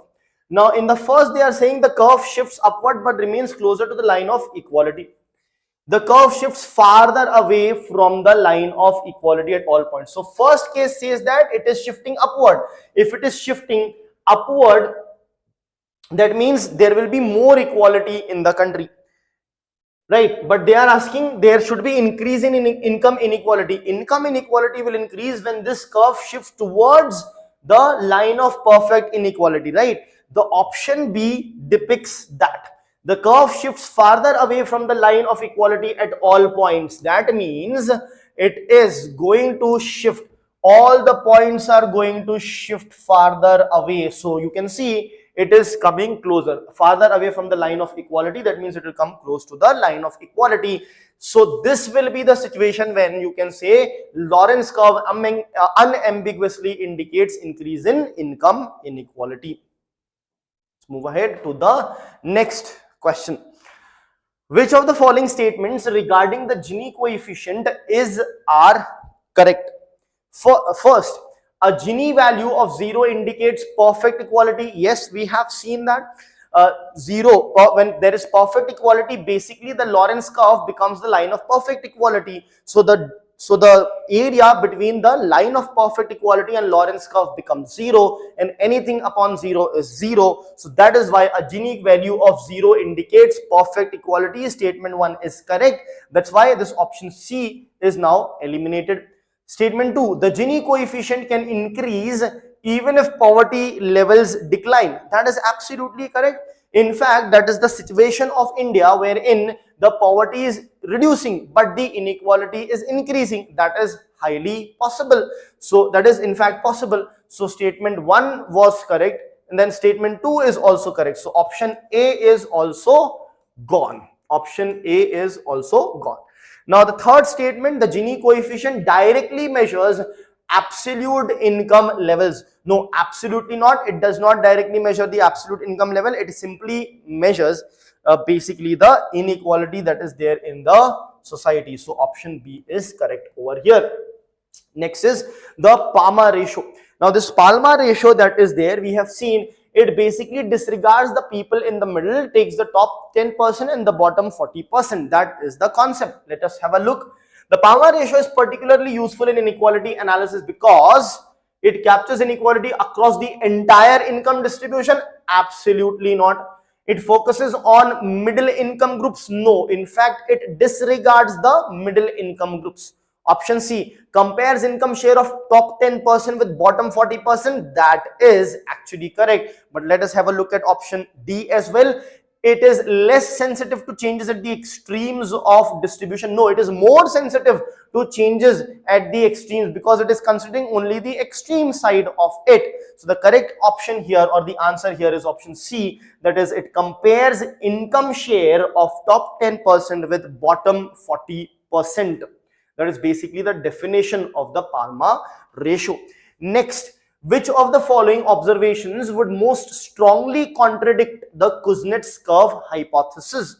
Option A, rising inequality during early industrialization. They are saying which would most strongly contradict, right? So remember the Kuznets hypothesis. This was the graph.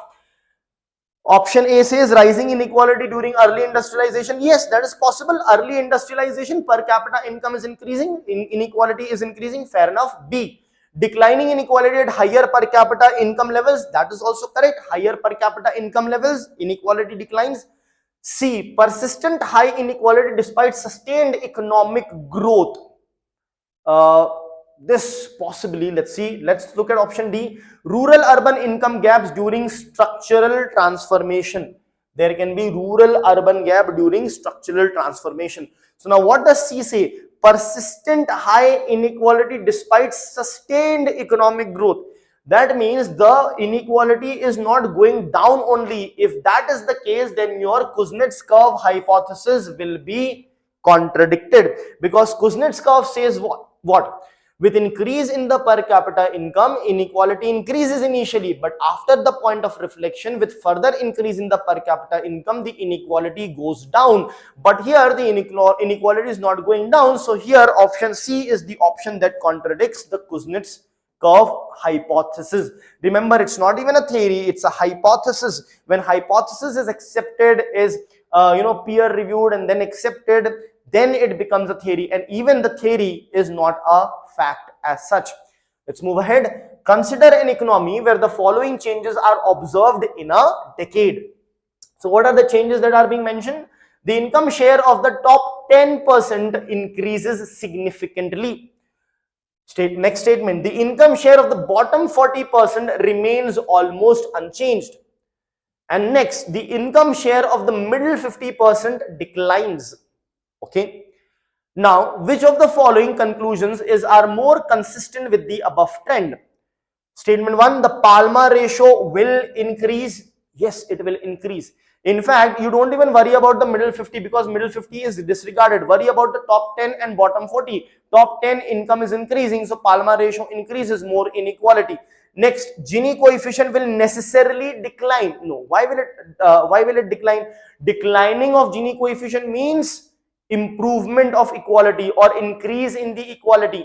But since 10%, top 10% are earning more, the inequality is not going to reduce, it will rather increase only. So statement 2 will be incorrect. Statement 1 is correct, statement 2 is incorrect.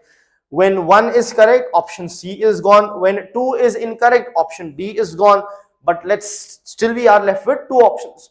So statement 3 says the Lorentz curve will move farther away from the line of equality. Yes, it will move farther away from the line of equality because it is becoming more unequal. So this is again correct. So the correct answer here will be B, that is 1 and 3. Right, so I hope we have understood all the explanations of the question as well. Now let us move ahead to the next concepts or the next topics. So here the news about the investors. So the SEBI chairperson has said that the investors are more aware of crypto than the corporate bonds. Corporate bonds has been in news, it is still in news because people are not investing much in the corporate bonds.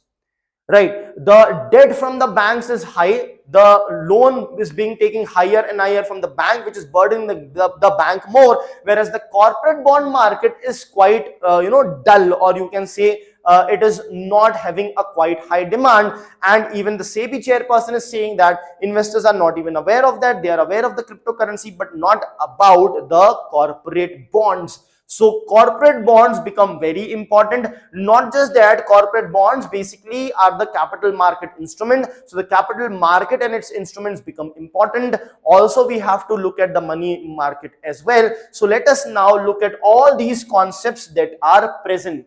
The very first, money market and capital market. So what are these two things?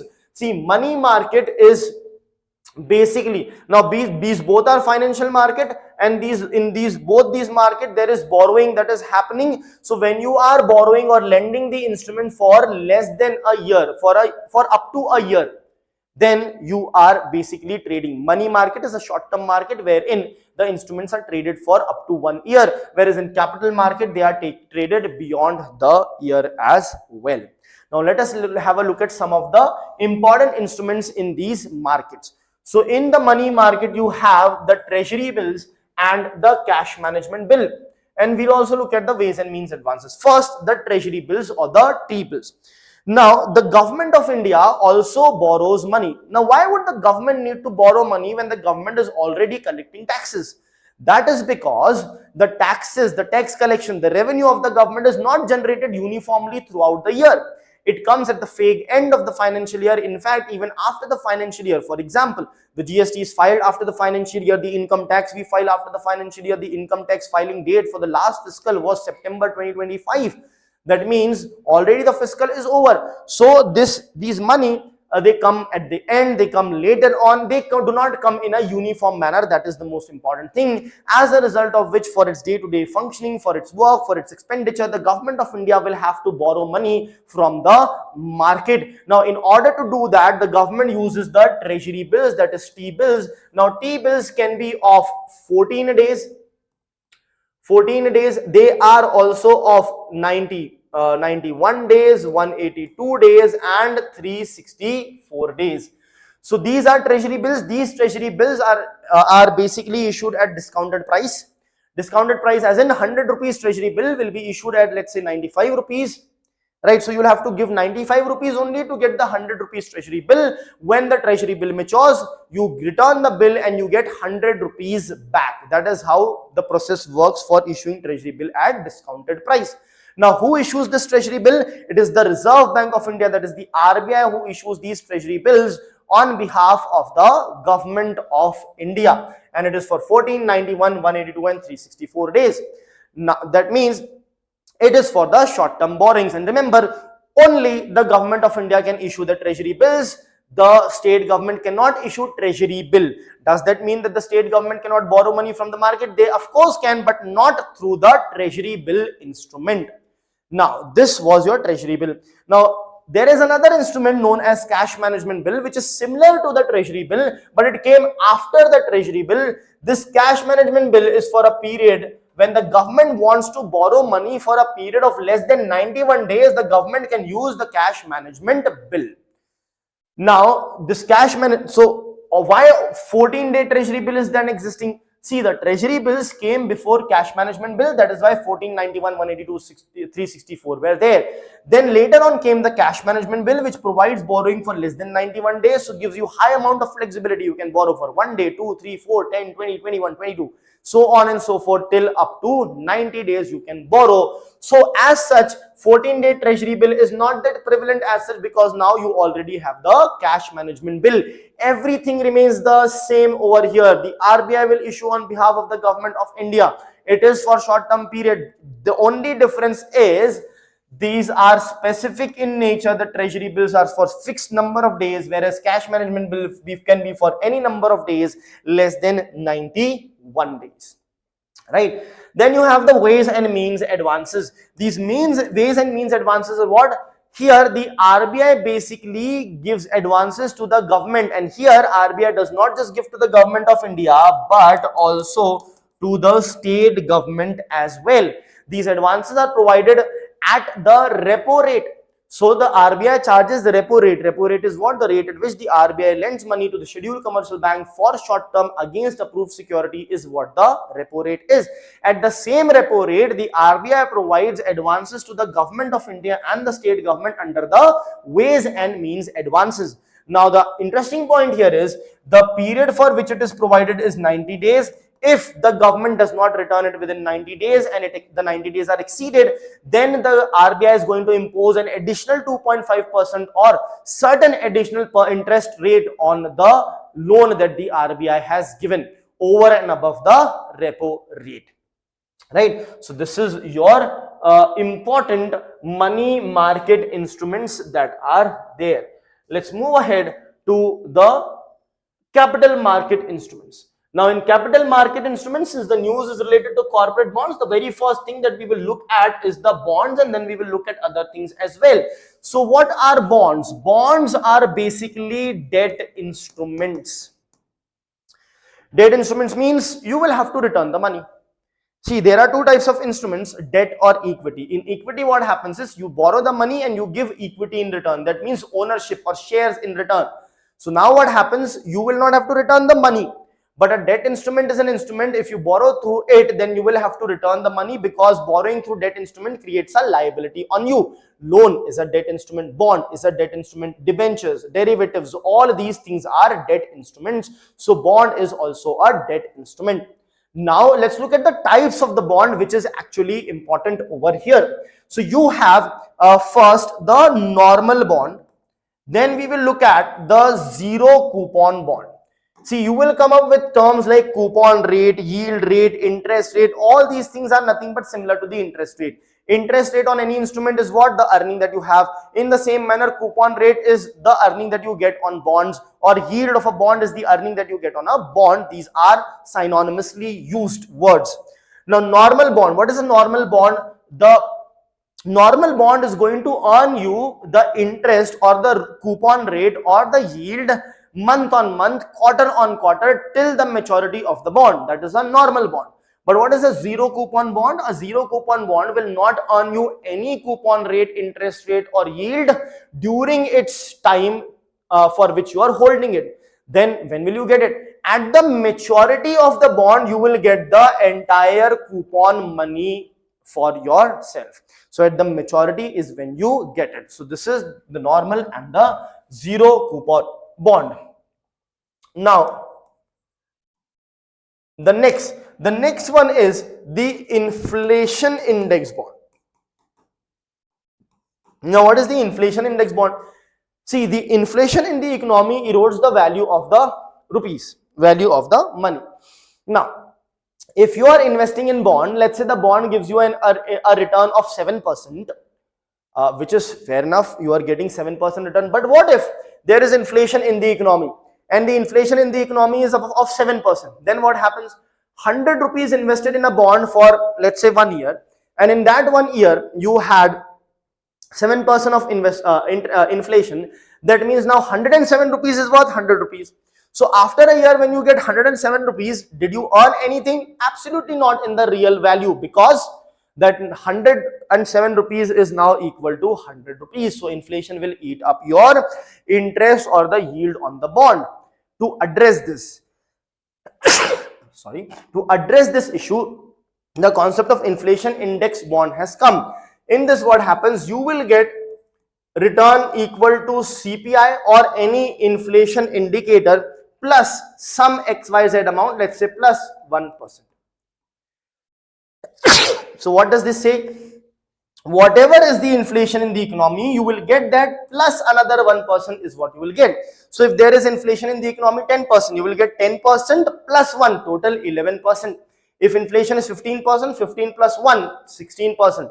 But if the inflation is just 2%, then 2 plus 1, only 3% is what you will get. So inflation index bond can help you when there is inflation. When there is high inflation in the economy, you can invest in the inflation index bond in order to get money over and above the inflation that is present in the market. Then you have the municipal bonds. Municipal bonds simply are the bonds that is issued by the municipal corporation. Now these can also be of two types. One is the general purpose bond and other is the revenue bond. General purpose bond are the bonds issued by the municipal corporation in order to provide the usual services to the people. For example, the cleanliness, the garbage removal, all those services.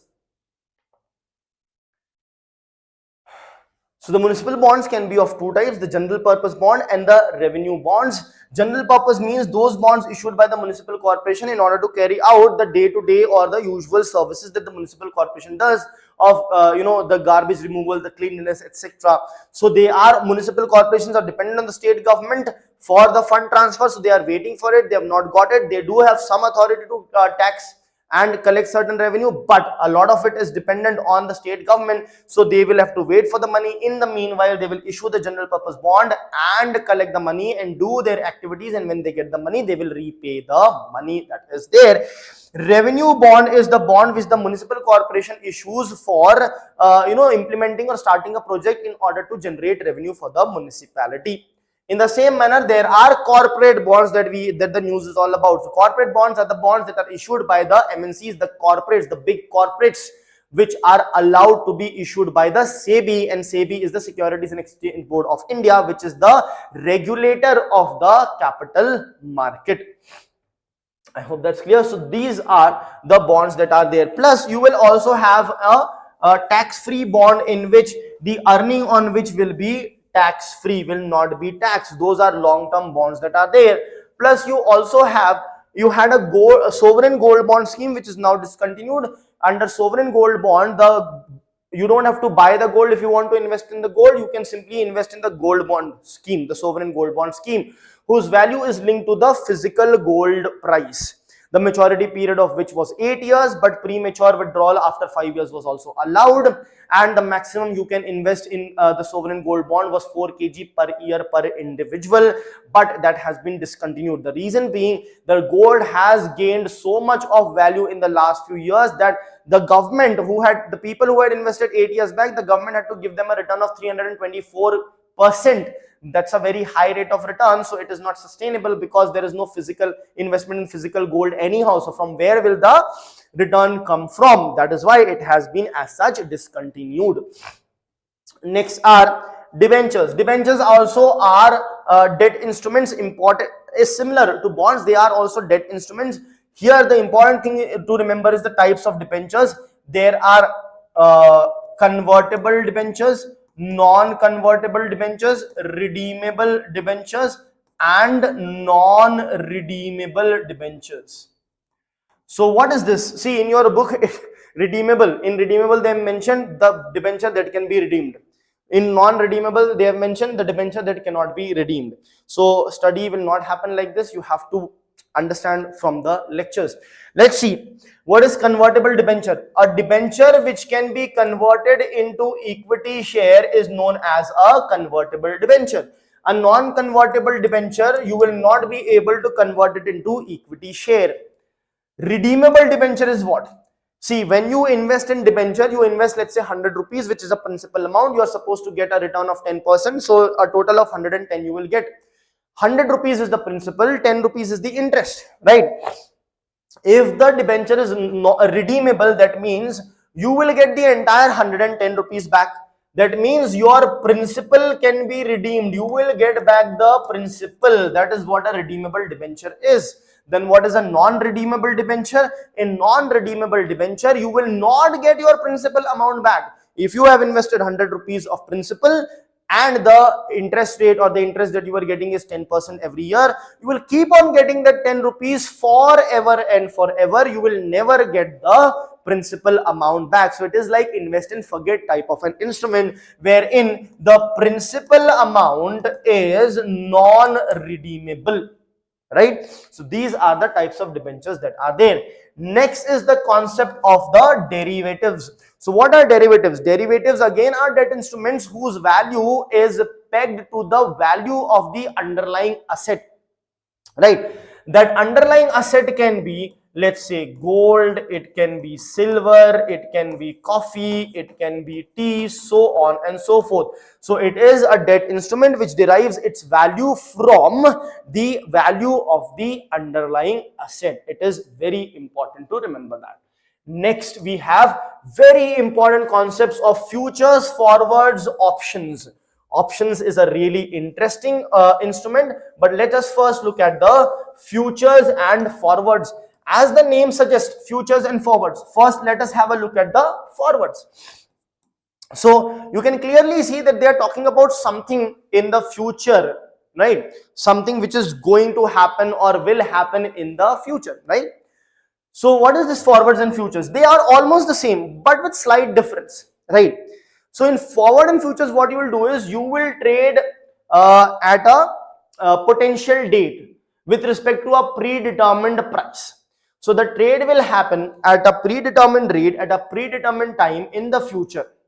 That kind of trading which happens is known as forwards or futures. What is the difference? The forward that is there, forward trade or the forward market is unregulated market and the transaction takes place OTC. OTC means over the counter. Over the counter means without any regulatory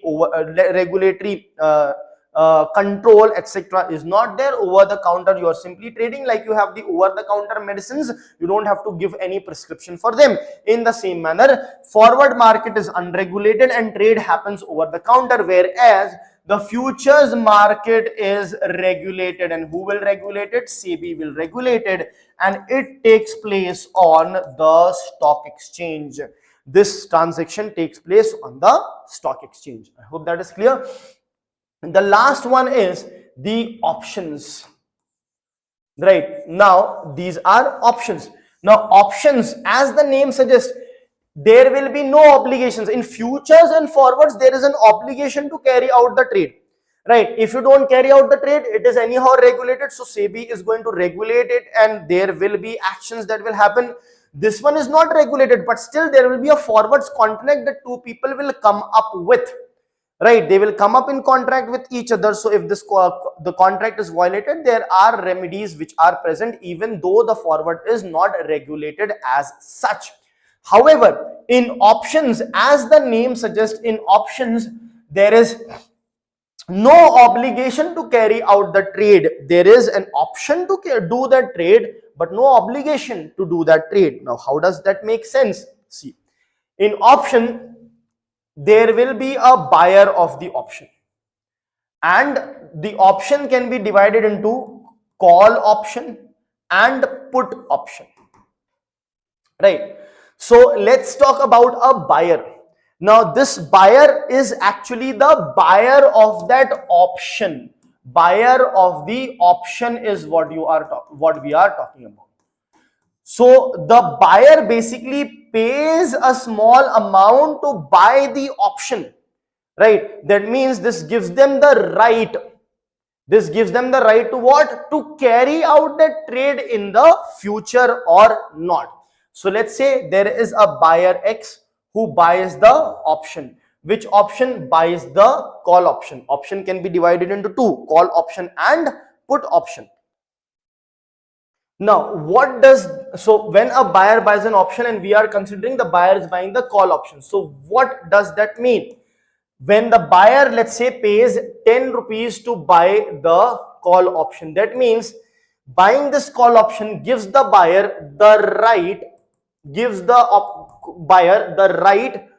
to buy a particular commodity at a predetermined time and at a predetermined price. So it gives the buyer of the call option the right to buy.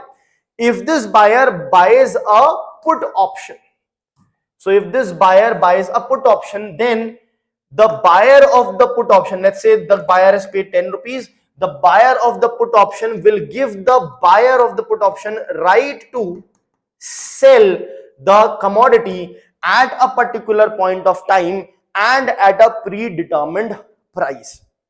I hope that is clear. So how does this work, and when will this exercise be this option be exercised? Let's say buyer bought a call option for 10 rupees for buying, let's say, potatoes, 10 kgs of potatoes for 100 rupees, right? So this is the agreement, this is what the buyer has bought. So what will happen is, and let's say he has promised to buy after 3 months. Now after 3 months, what happens? Let's say 10 kg potatoes are in the market present at 120 rupees. So the buyer will simply exercise the contract and buy the potatoes. But after 3 months, if 10 kg potatoes are coming in only 70 rupees, then what the buyer will do? Buyer will not exercise the right to buy and rather buy it from the market, because the buyer is getting at only 70 rupees from the market. But then what about the seller with whom they have come in contract? The buyer had purchased this call option at 10 rupees. This 10 rupees goes to that seller as a compensation, and this 10 rupees the buyer of that call option has to let go of. But still the buyer will make a profit. Why? Because in the market the potato is of 70 rupees. If you buy it over here at 100 rupees, 10 rupees you have already paid, plus 100, it gives you 110. Now, so 110 rupees is what you are paying for 10 kgs of potatoes. If the 10 kgs of potatoes in the market are of 120 rupees, you will go ahead with this call option. But if in the market the potatoes are of 70 rupees, then what happens? 10 rupees gone here plus 70 rupees there, total 80 rupees only, and you will get the 10 kgs of potatoes. The second idea is of the put option. Let's say the buyer buys a put option, and it is going to be the seller of the commodity who buys a put option. Okay, remember that. So buys a put option saying that I am getting the right of selling 10 kgs of potatoes at 100 rupees. Now what happens if in the market the rate of potatoes is 70 rupees per kg? So the buyer of the put option will exercise its put option and sell the potatoes under this put option at 100 rupees. Why? Because in the market it is only 70 rupees is what he will get. But if in the market the rate of potato is 160 rupees, for example, so the buyer of the put option is not going to exercise his right. It will let go of its 10 rupees but get 170 rupees from the market for the potatoes and end up making profit. So this is how the options work, or the call and put options work. And remember that here the buyer is buying the right to buy or the right to sell through the call option or the put option respectively. See, it is simple as, if you are coming to a particular city, you online only, you come across a PG where you want to stay. So the owner will say, see, I will block this particular room for you, but you will have to pay an advance for it. So let's say the rent for the PG is 20,000, you pay 10,000 rupees as advance. Now you have the right to go on that day and start living over there because you have paid those 10,000 rupees. But at the same time, if you don't want to go because of XYZ reason, you have the right to not go also. But what will happen in that case? The 10,000 rupees might go away. That is exactly how this options, whether call or put option also works. I hope that is clear. Let us now move ahead with respect to solving the questions related to these topics.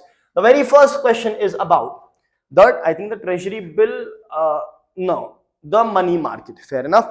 Let's get started. The very first question, which of the following instruments is exclusively associated with money market? Money market is the short-term market. Let us see. Equity shares, no. Equity shares are a capital market instrument. Treasury bills, yes, they are the money market instrument. Corporate bonds, no. Capital market. Convertible debentures, capital market. The correct answer here is treasury bill. Let us also quickly discuss about the shares. So if you talk about the shares can be of two types, right? One is your equity share.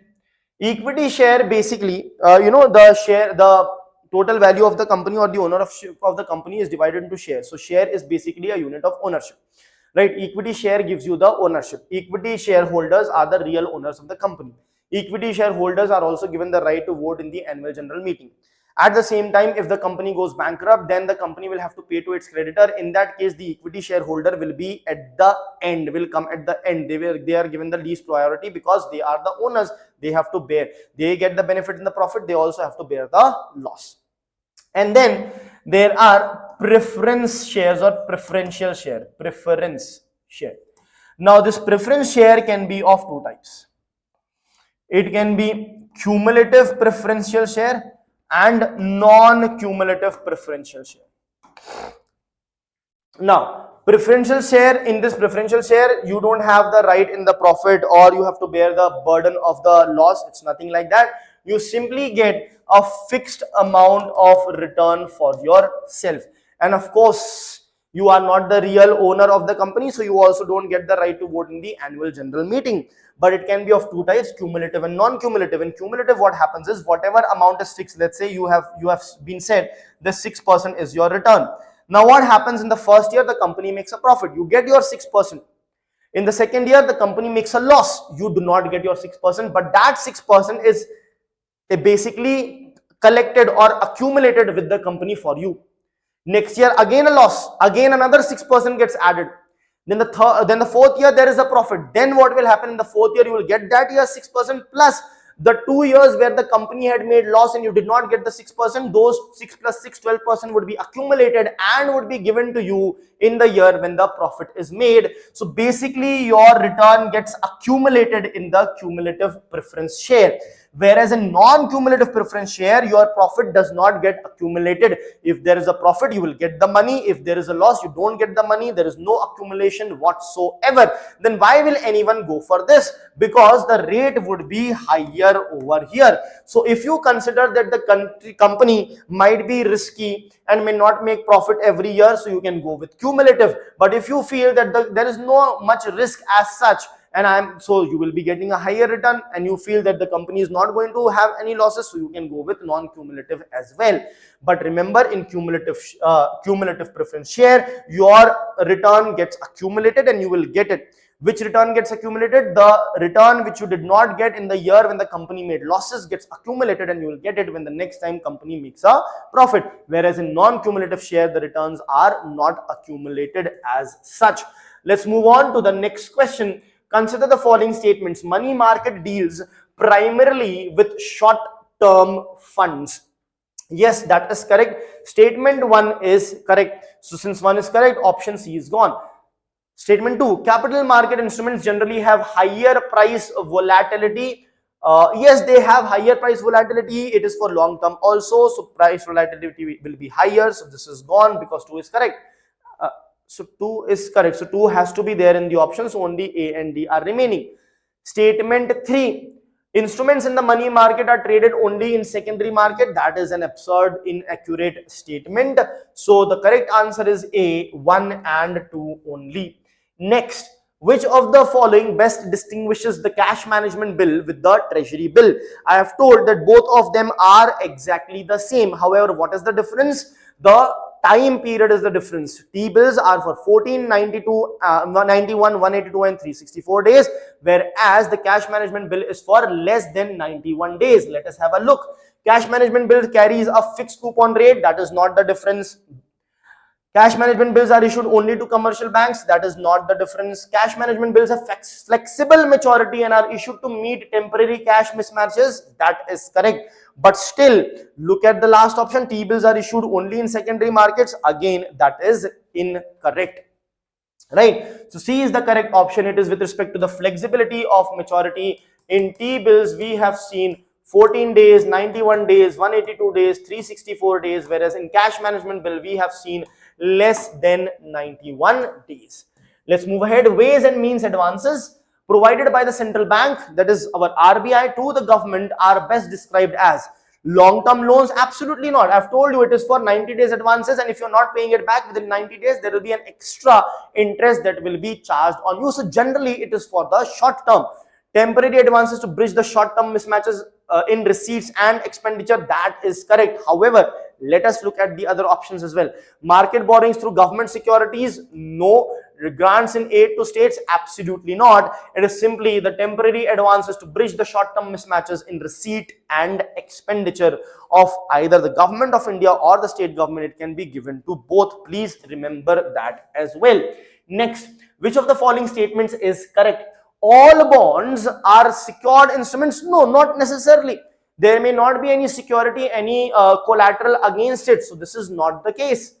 See, again, the word all, it's an extreme statement. So generally they are wrong.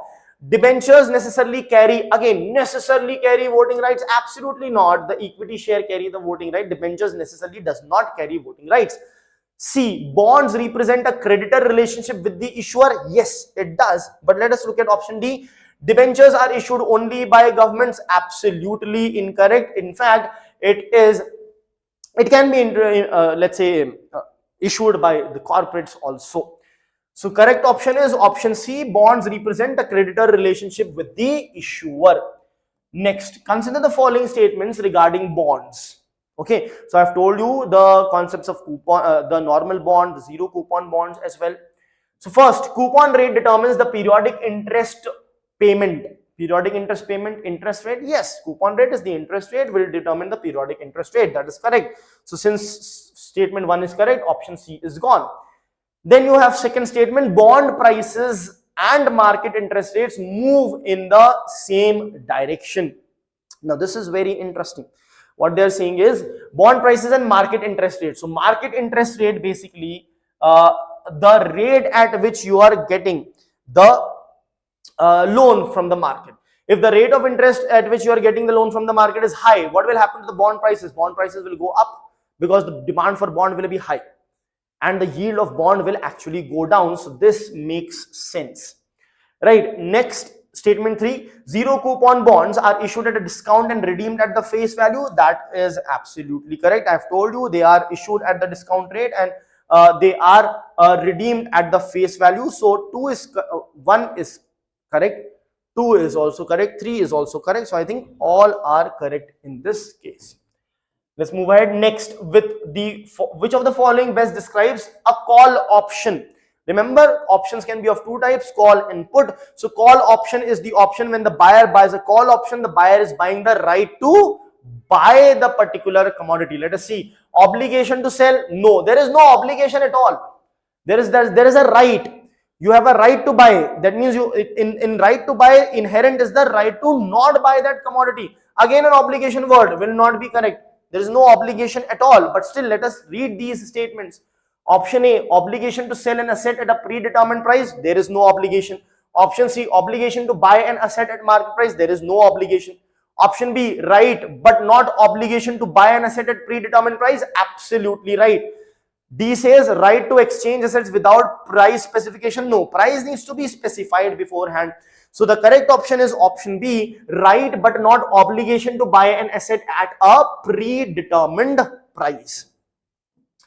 Next, an airline company enters into a contract today to purchase fuel at a predetermined price 3 months later to protect itself from price volatility. This is an example of what? Speculation using options? No. Hedging using forward or futures contract? Absolutely right. You might feel that the price of the fuel is going to skyrocket, so let me come in forward or futures contract with the oil company to get the oil for myself for the future. Arbitrage using derivatives, no. Investment through debentures, absolutely not. It is hedging. Hedging means what? Cutting. Cutting what? Cutting the risk or reducing the risk over here. Next, which of the following statements best explains why money market instruments are considered relatively less risky than the capital market? Simply because short term, it is for short term, very small amount. How much fluctuation and volatility will happen in the short term, right? They are issued only by the government. That is not the case. Others can also issue that. They have shorter maturity period. Yes, that is right. But let us look at the other options as well. See, they provide higher returns. Not necessarily. They are not affected by the interest rate changes. Of course they are. So this is incorrect. This is incorrect. The correct option is they have a lower maturity period. Next, which of the following statements correctly explains why futures contracts generally have lower counterparty risk than the forward? Simply because futures are regulated. Let's see other reasons if they have mentioned. Future contracts are customized to the needs of the parties. It's not the reason. Future contracts are traded through a clearing corporation with margin requirement. That is correct. Future contracts guarantee profits to both parties. Incorrect. Forward contracts involve daily market to market settlement. That is incorrect. The correct option is B. Futures contracts are traded through the clearing house. As I have mentioned, stock exchanges, which is what? Which is nothing but a clearing house with margin requirements. So this is, they are regulated. So there are certain restrictions and all which will be there. I hope that is clear. Now let us move ahead with the next news and the next concepts that we should be studying. So here the news is about the cabinet hikes wheat MSP by 160 rupees per quintal to 2,585. First of all, what is quintal? Quintal means 100, not tons, 100 kgs. So 160 rupees for 100 kg has increased. That means 1.6 rupee per kg has been increased by the government for MSP with respect to wheat, and now it is 22,585. That means 25.85 rupees per kg is the MSP for wheat. This has been approved by the government, by the cabinet. So now with respect to the MSP, we will look at the various concepts. The very first thing is the MSP, that is the minimum support price. Now what is this? This is basically the minimum amount that the government pledges to the farmer, pledges that we will buy, no matter what the market price is, no matter what the situation, we will buy the crops from you at this particular price. What is the use for this minimum support price? It basically ensures that the farmers do not do distress sale.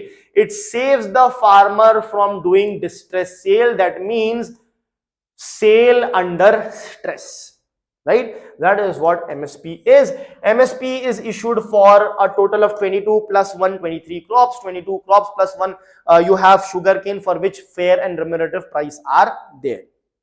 Right. Remember that the MSP is notified before the sowing season. Before the sowing season. Now, very important is the calculation of MSP. One calculation is done by the government of India, which we will see. One calculation is what the farmers demand. We will see that the calculation that the farmers demand was recommended by M. Swaminathan committee. Was actually recommended by M. Swaminathan committee. So let us have a look at that. Now, as far as calculation is concerned, so MSP is actually equal to 1.5 times into the production cost. So whatever is the production cost, 1.5 times is the MSP. There is no issue with respect to the government and farmers over here. The issue is how to calculate the production cost. So the government says that the production cost is equal to A2 plus FL. A2 is the cost of the working capital, the cost of the seeds, electricity, fertilizer, this, that, everything that is there, plus the hired labor, everything that you need as an input, the cost is included over here. Not everything, of course, one thing will remain, which we will add over there, but more or less anything that you can think of, the fertilizers, the seeds, the weedicides, pesticides, insecticides, the hired labor as well. FL here is the family labor. So this is what the production cost is. Whereas the Swaminathan committee way back in 2004 had recommended a different calculation which the farmers want. It said that the production cost should be equal to, of course, A2 plus FL, which we have seen here, but in addition to that, C2 also needs to be added. Now, what is this C2? Now, what is this C2? This C2 basically is the opportunity cost. The opportunity cost foregone, or the opportunity cost on the owned land that is present. So that is the C2. For example, see, you are having a land on which you are doing agriculture. Since you are doing agriculture on the land, you cannot generate through any other way income from the land, but only through agriculture. So that land you are also bringing on the table, but the government is not taking into consideration the opportunity cost on the ownership of the land or the capital equipment that is there. That is what C2 is all about. So what is opportunity cost? Opportunity cost is the cost of the second best option that is foregone. For example, if you have two job offers, one is of 2 lakh per month, another is of 1.5 lakh per month. Let's say you join the job with 2.5 lakh per month. So that 1.5 lakh was the second best option which you let go of. That becomes the opportunity cost. Now, if there are 10 different offers for you, one is of 2 lakh per month, the others are of 1.5 and less. Now, you would have let go of 9 different options, but will you calculate the entire value of the 9 different options? Absolutely not. You will still calculate the value of the second best option alone, because you cannot do 10 jobs altogether. You could have done only one other job. So whatever is the second best option for you, which you have to let go, becomes your opportunity cost. Now, since here the farmers are going to do farming, as a result of which they cannot do anything else, so the opportunity cost that is foregone, which that should be included over here, because they are bringing the land also to the table for production in the agriculture. So this is what the farmers want, A2 plus FL plus C2, but the government is giving only A2 plus FL. So this is the issue with respect to the calculation of MSP. Now, the other issue which is also there through which farmer protest is the issue of purchasing under MSP. The government very nicely comes up with notification of the MSP, that is the minimum support price, but 90% of the procurement of the government under MSP takes place only for rice and wheat, but the remaining crops the government is not procuring. Right? Why is that the case? See, wheat and rice the government uses through for its National Food Security Act, whereas pulses, oil seeds, etc. are not a part of as such the National Food Security Act. So the government, even though it notifies the MSP for these crops as well, it does not procure. So if it does not procure, what is the use of the MSP? That is another issue. I might as well say that the MSP for pulses, for tur dal is 1 lakh rupees per kg, but I never procure only. So what is the use of that statement? It absolutely makes no sense, as a result of which the farmers were demanding legalization of MSP. That means to give a backing of the law for the MSP, so that if the government do not procure, the farmers can take the government to court, but it is not yet legalized as such. Right, let's move ahead. Next is the PDS system. We will have the revamped, targeted, and we will also look at the National Food Security Act. It is all linked. Why it is linked? As I said, 90% procurement is happening in rice and wheat. Why? Because the government is providing rice and wheat under the National Food Security Act. So what is this National Food Security Act? Under the National Food Security Act, that is NFSA, the government provides cheap food grains, cheap rice and wheat for 75% of the rural population and 50% of the urban population, which approximates to around 66% of the total Indian population that is there. Now, this is what the National Food Security Act is all about. It is carried out by the Food Corporation of India. Under this, rice, wheat is there. Then there were other essential products also, like for example sugar, for example the cooking coal, etc. But cooking coal and all has been discontinued because the government is discouraging the use of the coal, etc., and rather coming up with LPG subsidy, and at the same time the Pradhan Mantri Ujjwala Yojana, under which the free connection of LPG cylinders are being provided. So that has as such stopped, but the food grains are still there. However, one more thing that is included under the National Food Security Act is the fact that in addition to this, if the state government wants to provide certain additional things to their state people, then the state government can do so, but at their own cost. Right, I hope that is clear. Now to implement or execute this National Food Security Act, the roles and responsibilities are divided between the center and the state.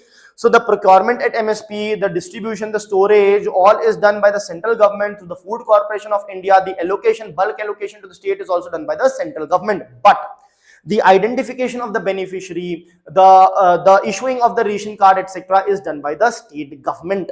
Right, so remember this as well. Then this National Food Security Act came quite late. Before that, we already had the public distribution system. Now, through that PDS only, this NFSA gets implemented. But the PDS has been there previously itself before even the NFSA came into the picture. Since when India has public distribution system? Since the British period. So even during the colonial period, to provide for the soldiers the food grains, etc., and the other things, the logistics was provided through the public distribution system which the Britishers had created during the Second World War. But when we won our independence, that was as such discontinued. But India came up with its own PDS, public distribution system, in 1967. Under the public distribution system, see, under National Food Security Act, we are providing food grains, cheap food grains to 66% of the people. Earlier, there were no such limit. Through the PDS, anyone and everyone can get the food grains as such. Right? That was the thing. Then this PDS got converted into revamped PDS. What's the difference? In revamped PDS, the government emphasized on the remote areas, remote, far-flung, hilly, inaccessible areas, and tried to provide access to these things for them as well. And then under targeted PDS, what the government did is, the government divided the households into above poverty line, below poverty line. Even within the below poverty line, the government had the Antyodaya Anna Yojana people, the poorest of the people. And then the government started targeting these population first, in order to ensure that they get the first benefit, because there can be delays, there can be lack of availability of food grains right now. So the poorest of poor will have to spend. So priority is given to these households first, and then the other households. That is why you see different color of ration card as well. But remember, since the ration cards are issued by the state government, the color of the ration card for different sections of the society may differ from state to state. So that is why they may not ask the color of the ration card question as such anyway. But you can at least know your state's ration card and its color, how the bifurcation is done as such. Now, how are the poorest of the poor and the poor people identified for the targeted PDS and for the National Food Security Act? That is done through the National Family Health Service. No, not the National Family Health Service, sorry. The socio-economic caste census, the SECC, that is the socio-economic caste census. This is utilized to identify the beneficiaries. Right. Next concept is the concept of market intervention scheme. It is similar to that of the MSP, that is minimum support price. So what is the scheme about? See, this scheme is there for the perishable items. It is there for the perishable items. Now, let's say, for example, if for a particular perishable item, the production increases by 10% or more, or the price goes down by 10% or more, then in that case, a particular state can reach out to the central government to implement the market intervention scheme. But will it be implemented? It will be implemented only if the state agrees to bear 50% of the losses. And of course, when the state is agreeing to bear the 50% of the losses, then only it will request, right? But theoretically, you should remember it like this, that if the production increases by 10% or more, or the price goes down by 10% or more, in that case, the state government can request the central government to intervene.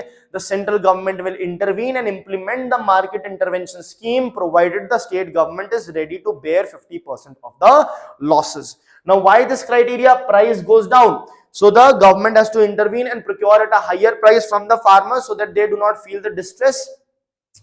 What about production? When the production is going up, the prices can go down in that case as well. So if either of these two situations is reached, only then the state government can request the central government. The central government will implement it if the state government is ready to bear half the loss.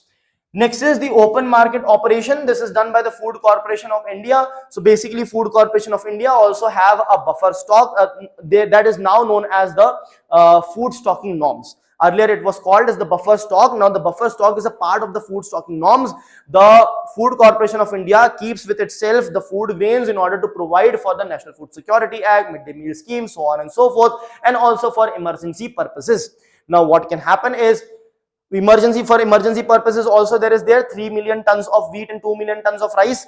But and that's a good thing that there is no as such emergency that is coming. So every now and then the Food Corporation of India will have to offload this particular food grain in the market, so and keep on getting the new one so that it does not get spoiled. So that is done under the open market operation. It will sell it in the open market at the market price.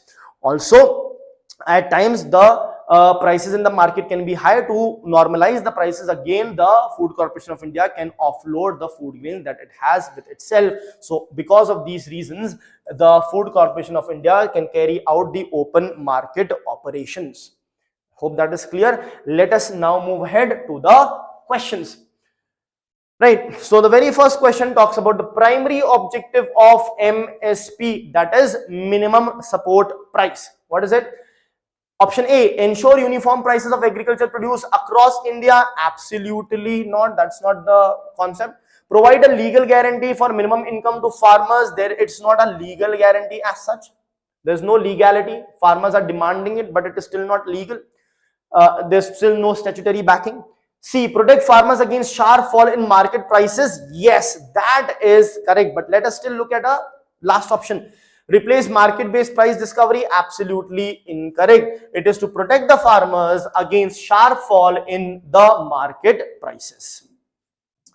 Let's move ahead. The next question. Consider the following statements regarding the calculation of MSP, which we had seen. MSP recommendations take into account paid out costs incurred by the farmers. Yes, the A2 part that I have said, the paid out costs, seeds, fertilizers, weedicides, pesticides, hired labor, everything is included. 2, MSP is based solely on C2 cost to ensure comprehensive income coverage. Absolutely not. C2 is the opportunity cost on the owned land and the capital asset, which is not taken into consideration. And the farmers don't want only C2, they want the entire thing into consideration. So 1 is correct, 2 is wrong. When 2 is wrong, this is wrong, and this is also wrong. Let us see the third one, and I think A will be the correct option because no, not A, sorry, B will be the correct option because 2 is wrong. So this also becomes wrong. But still, let us have a look at statement 3. Family labor cost is included in MSP calculation. Yes, it is included. Where is it included? MSP is equal to 1.5 production cost. Production cost equals A2 plus FL. FL is nothing but the cost of the family labor. Let's move ahead. Next. Which one of the following best explains why an increase in MSP does not necessarily lead to higher income for all the farmers?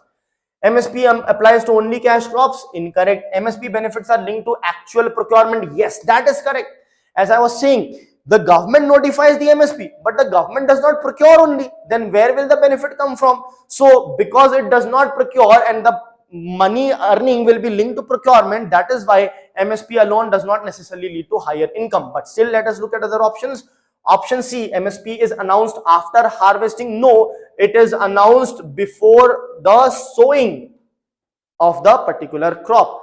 MSP is uniform across crops. Absolutely not. The different crops of different value, etc. So of course the rate will be different. Next, which of the following correctly distinguishes targeted PDS from the universal PDS? Initially when PDS came, I told you it was universal in nature. No one was excluded. Anyone could have got. In targeted PDS, they targeted the people. Right? There was targeting below poverty line, above poverty line, and in below poverty line also Antyodaya, Anya Yojana population, so on and so forth. Let us look at it. Option A, TPDS provides food grains at market price. Absolutely incorrect. B, market price, not at market price, of course. B, TPDS restricts coverage to identified beneficiary households.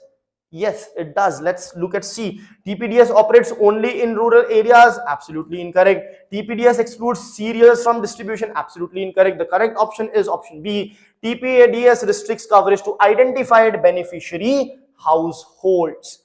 Next. Which of the following provisions are associated with the National Food Security Act, that is NFSA? Legal entitlement to subsidized food grains, that is correct. So option C is gone. Coverage based on household income tax records, not the income tax record. I have told you it is based on the socio-economic caste census, SECC. 3, the nutritional support to pregnant women and children are provided under it. Yes, that is also provided. So 2 is incorrect. This is gone. This is the correct option. The some part of under National Food Security Act for the pregnant and lactating mothers are also given the food grains. Let's move ahead. Which one of the following best describes the market intervention scheme? It is similar to MSP, but it is not MSP and it is for perishable items. Let's see. A permanent price support. It's not a permanent. It's by case basis. If the production is increasing by 10% or more, or the price is going down by 10% or more as compared to the previous normal year. Okay. A procurement mechanism under the NFSA. No, it is not under the NFSA. It is in fact for the perishable items. A price support mechanism for perishable agricultural commodities. That is correct, but let us look at D. A market-based price discovery platform. Absolutely not. It is basically a price support mechanism for perishable agricultural commodities.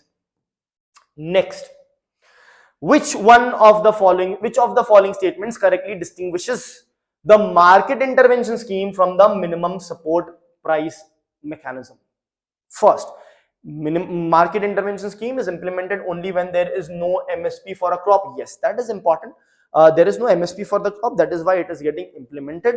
If there is an MSP, already MSP is in place. So there should not be any MSP for that. This is correct. So this is gone. MIS requires active participation and financial contribution of the state government as well. That is correct. So this is also gone. Third, MSP is applicable mainly to perishable horticultural commodities. Is applicable mainly to perishable horticultural commodities. Yes, mainly it's for, horticultural commodities means vegetables, fruits, etc. Yes, it is for that. So D all will be correct. Next, assertion. Market intervention scheme is not announced in advance like MSP. That is of course correct.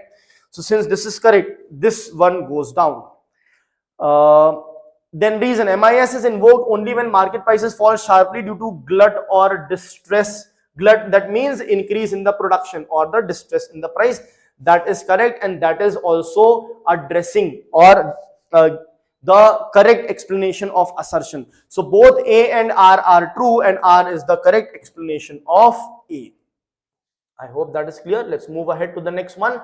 Consider the following statements regarding open market operations. OMOs are conducted by the central bank. It's not true. See, OMOs are conducted by the central banks in the sense that the open market operation of buying and selling of government security. Okay. So it is, yes, it is that OMO scheme that they have taken into consideration. So remember, open market operation is a very generic term. Open market operation means any player entering the open market, doing the trade at the market price. The RBI does open market operation for buying and selling of government securities. The Food Corporation of India does open market operation for offloading the food grains with it. So let us have a look at it. OMOs are conducted by the central bank to purchase and sale of the government securities. That is correct. OMOs directly alter the minimum support price of agricultural commodities. It does not alter. Minimum support price is fixed as such. It is not going to alter that. So 1 is correct, 2 is incorrect. 3, OMOs influence liquidity conditions in the economy. Yes, if you talk about the RBI, yes, it does. So A, 1 and 3, they have used OMOs in general to ask about both the concept related to RBI as well as the Food Corporation of India. Right, let's move ahead. Next, with reference to the functioning of food and monetary policy instrument in India, consider the following. Procurement of food grain at MSP contributes to buffer stock creation. Yes, it does. I told you buffer stock, and that buffer stock is now known as the stocking norm, in which buffer stock is one of the component now. Buffer stock operations are linked to food subsidy expenditure. Buffer stock operation are linked to food subsidy expenditure. They are linked. Okay. The requirement itself is linked to how much you need. So it is linked to the money. Open market operations are used to distribute food grains to beneficiaries. This is incorrect. So 3rd is incorrect. This is gone. This is gone. The correct option is A. That is 1 and 2. I hope that is clear. So these questions, please go through them. You will be getting a hands on this particular PDF as well, so you can go through the entire questions that is there, and you would have whatever concepts we have covered, you would have had notes of that as well. It's present in the static book as well, so make sure, or you can revise it from the lecture as well. These things are really important, because UPSC, when it asks the static question also, it asks because they would have been in news. So in this manner, we have covered the entire marathon of economy using the help of what was in news, and surrounding that news, what all concepts could be asked has been covered. It is going to play a very crucial role for your upcoming prelims 2026. So stay tuned with Legacy IAS Academy. Subscribe to our channel so as to get notification for more such videos. Wish you all the best for your upcoming prelims exam. Thank you.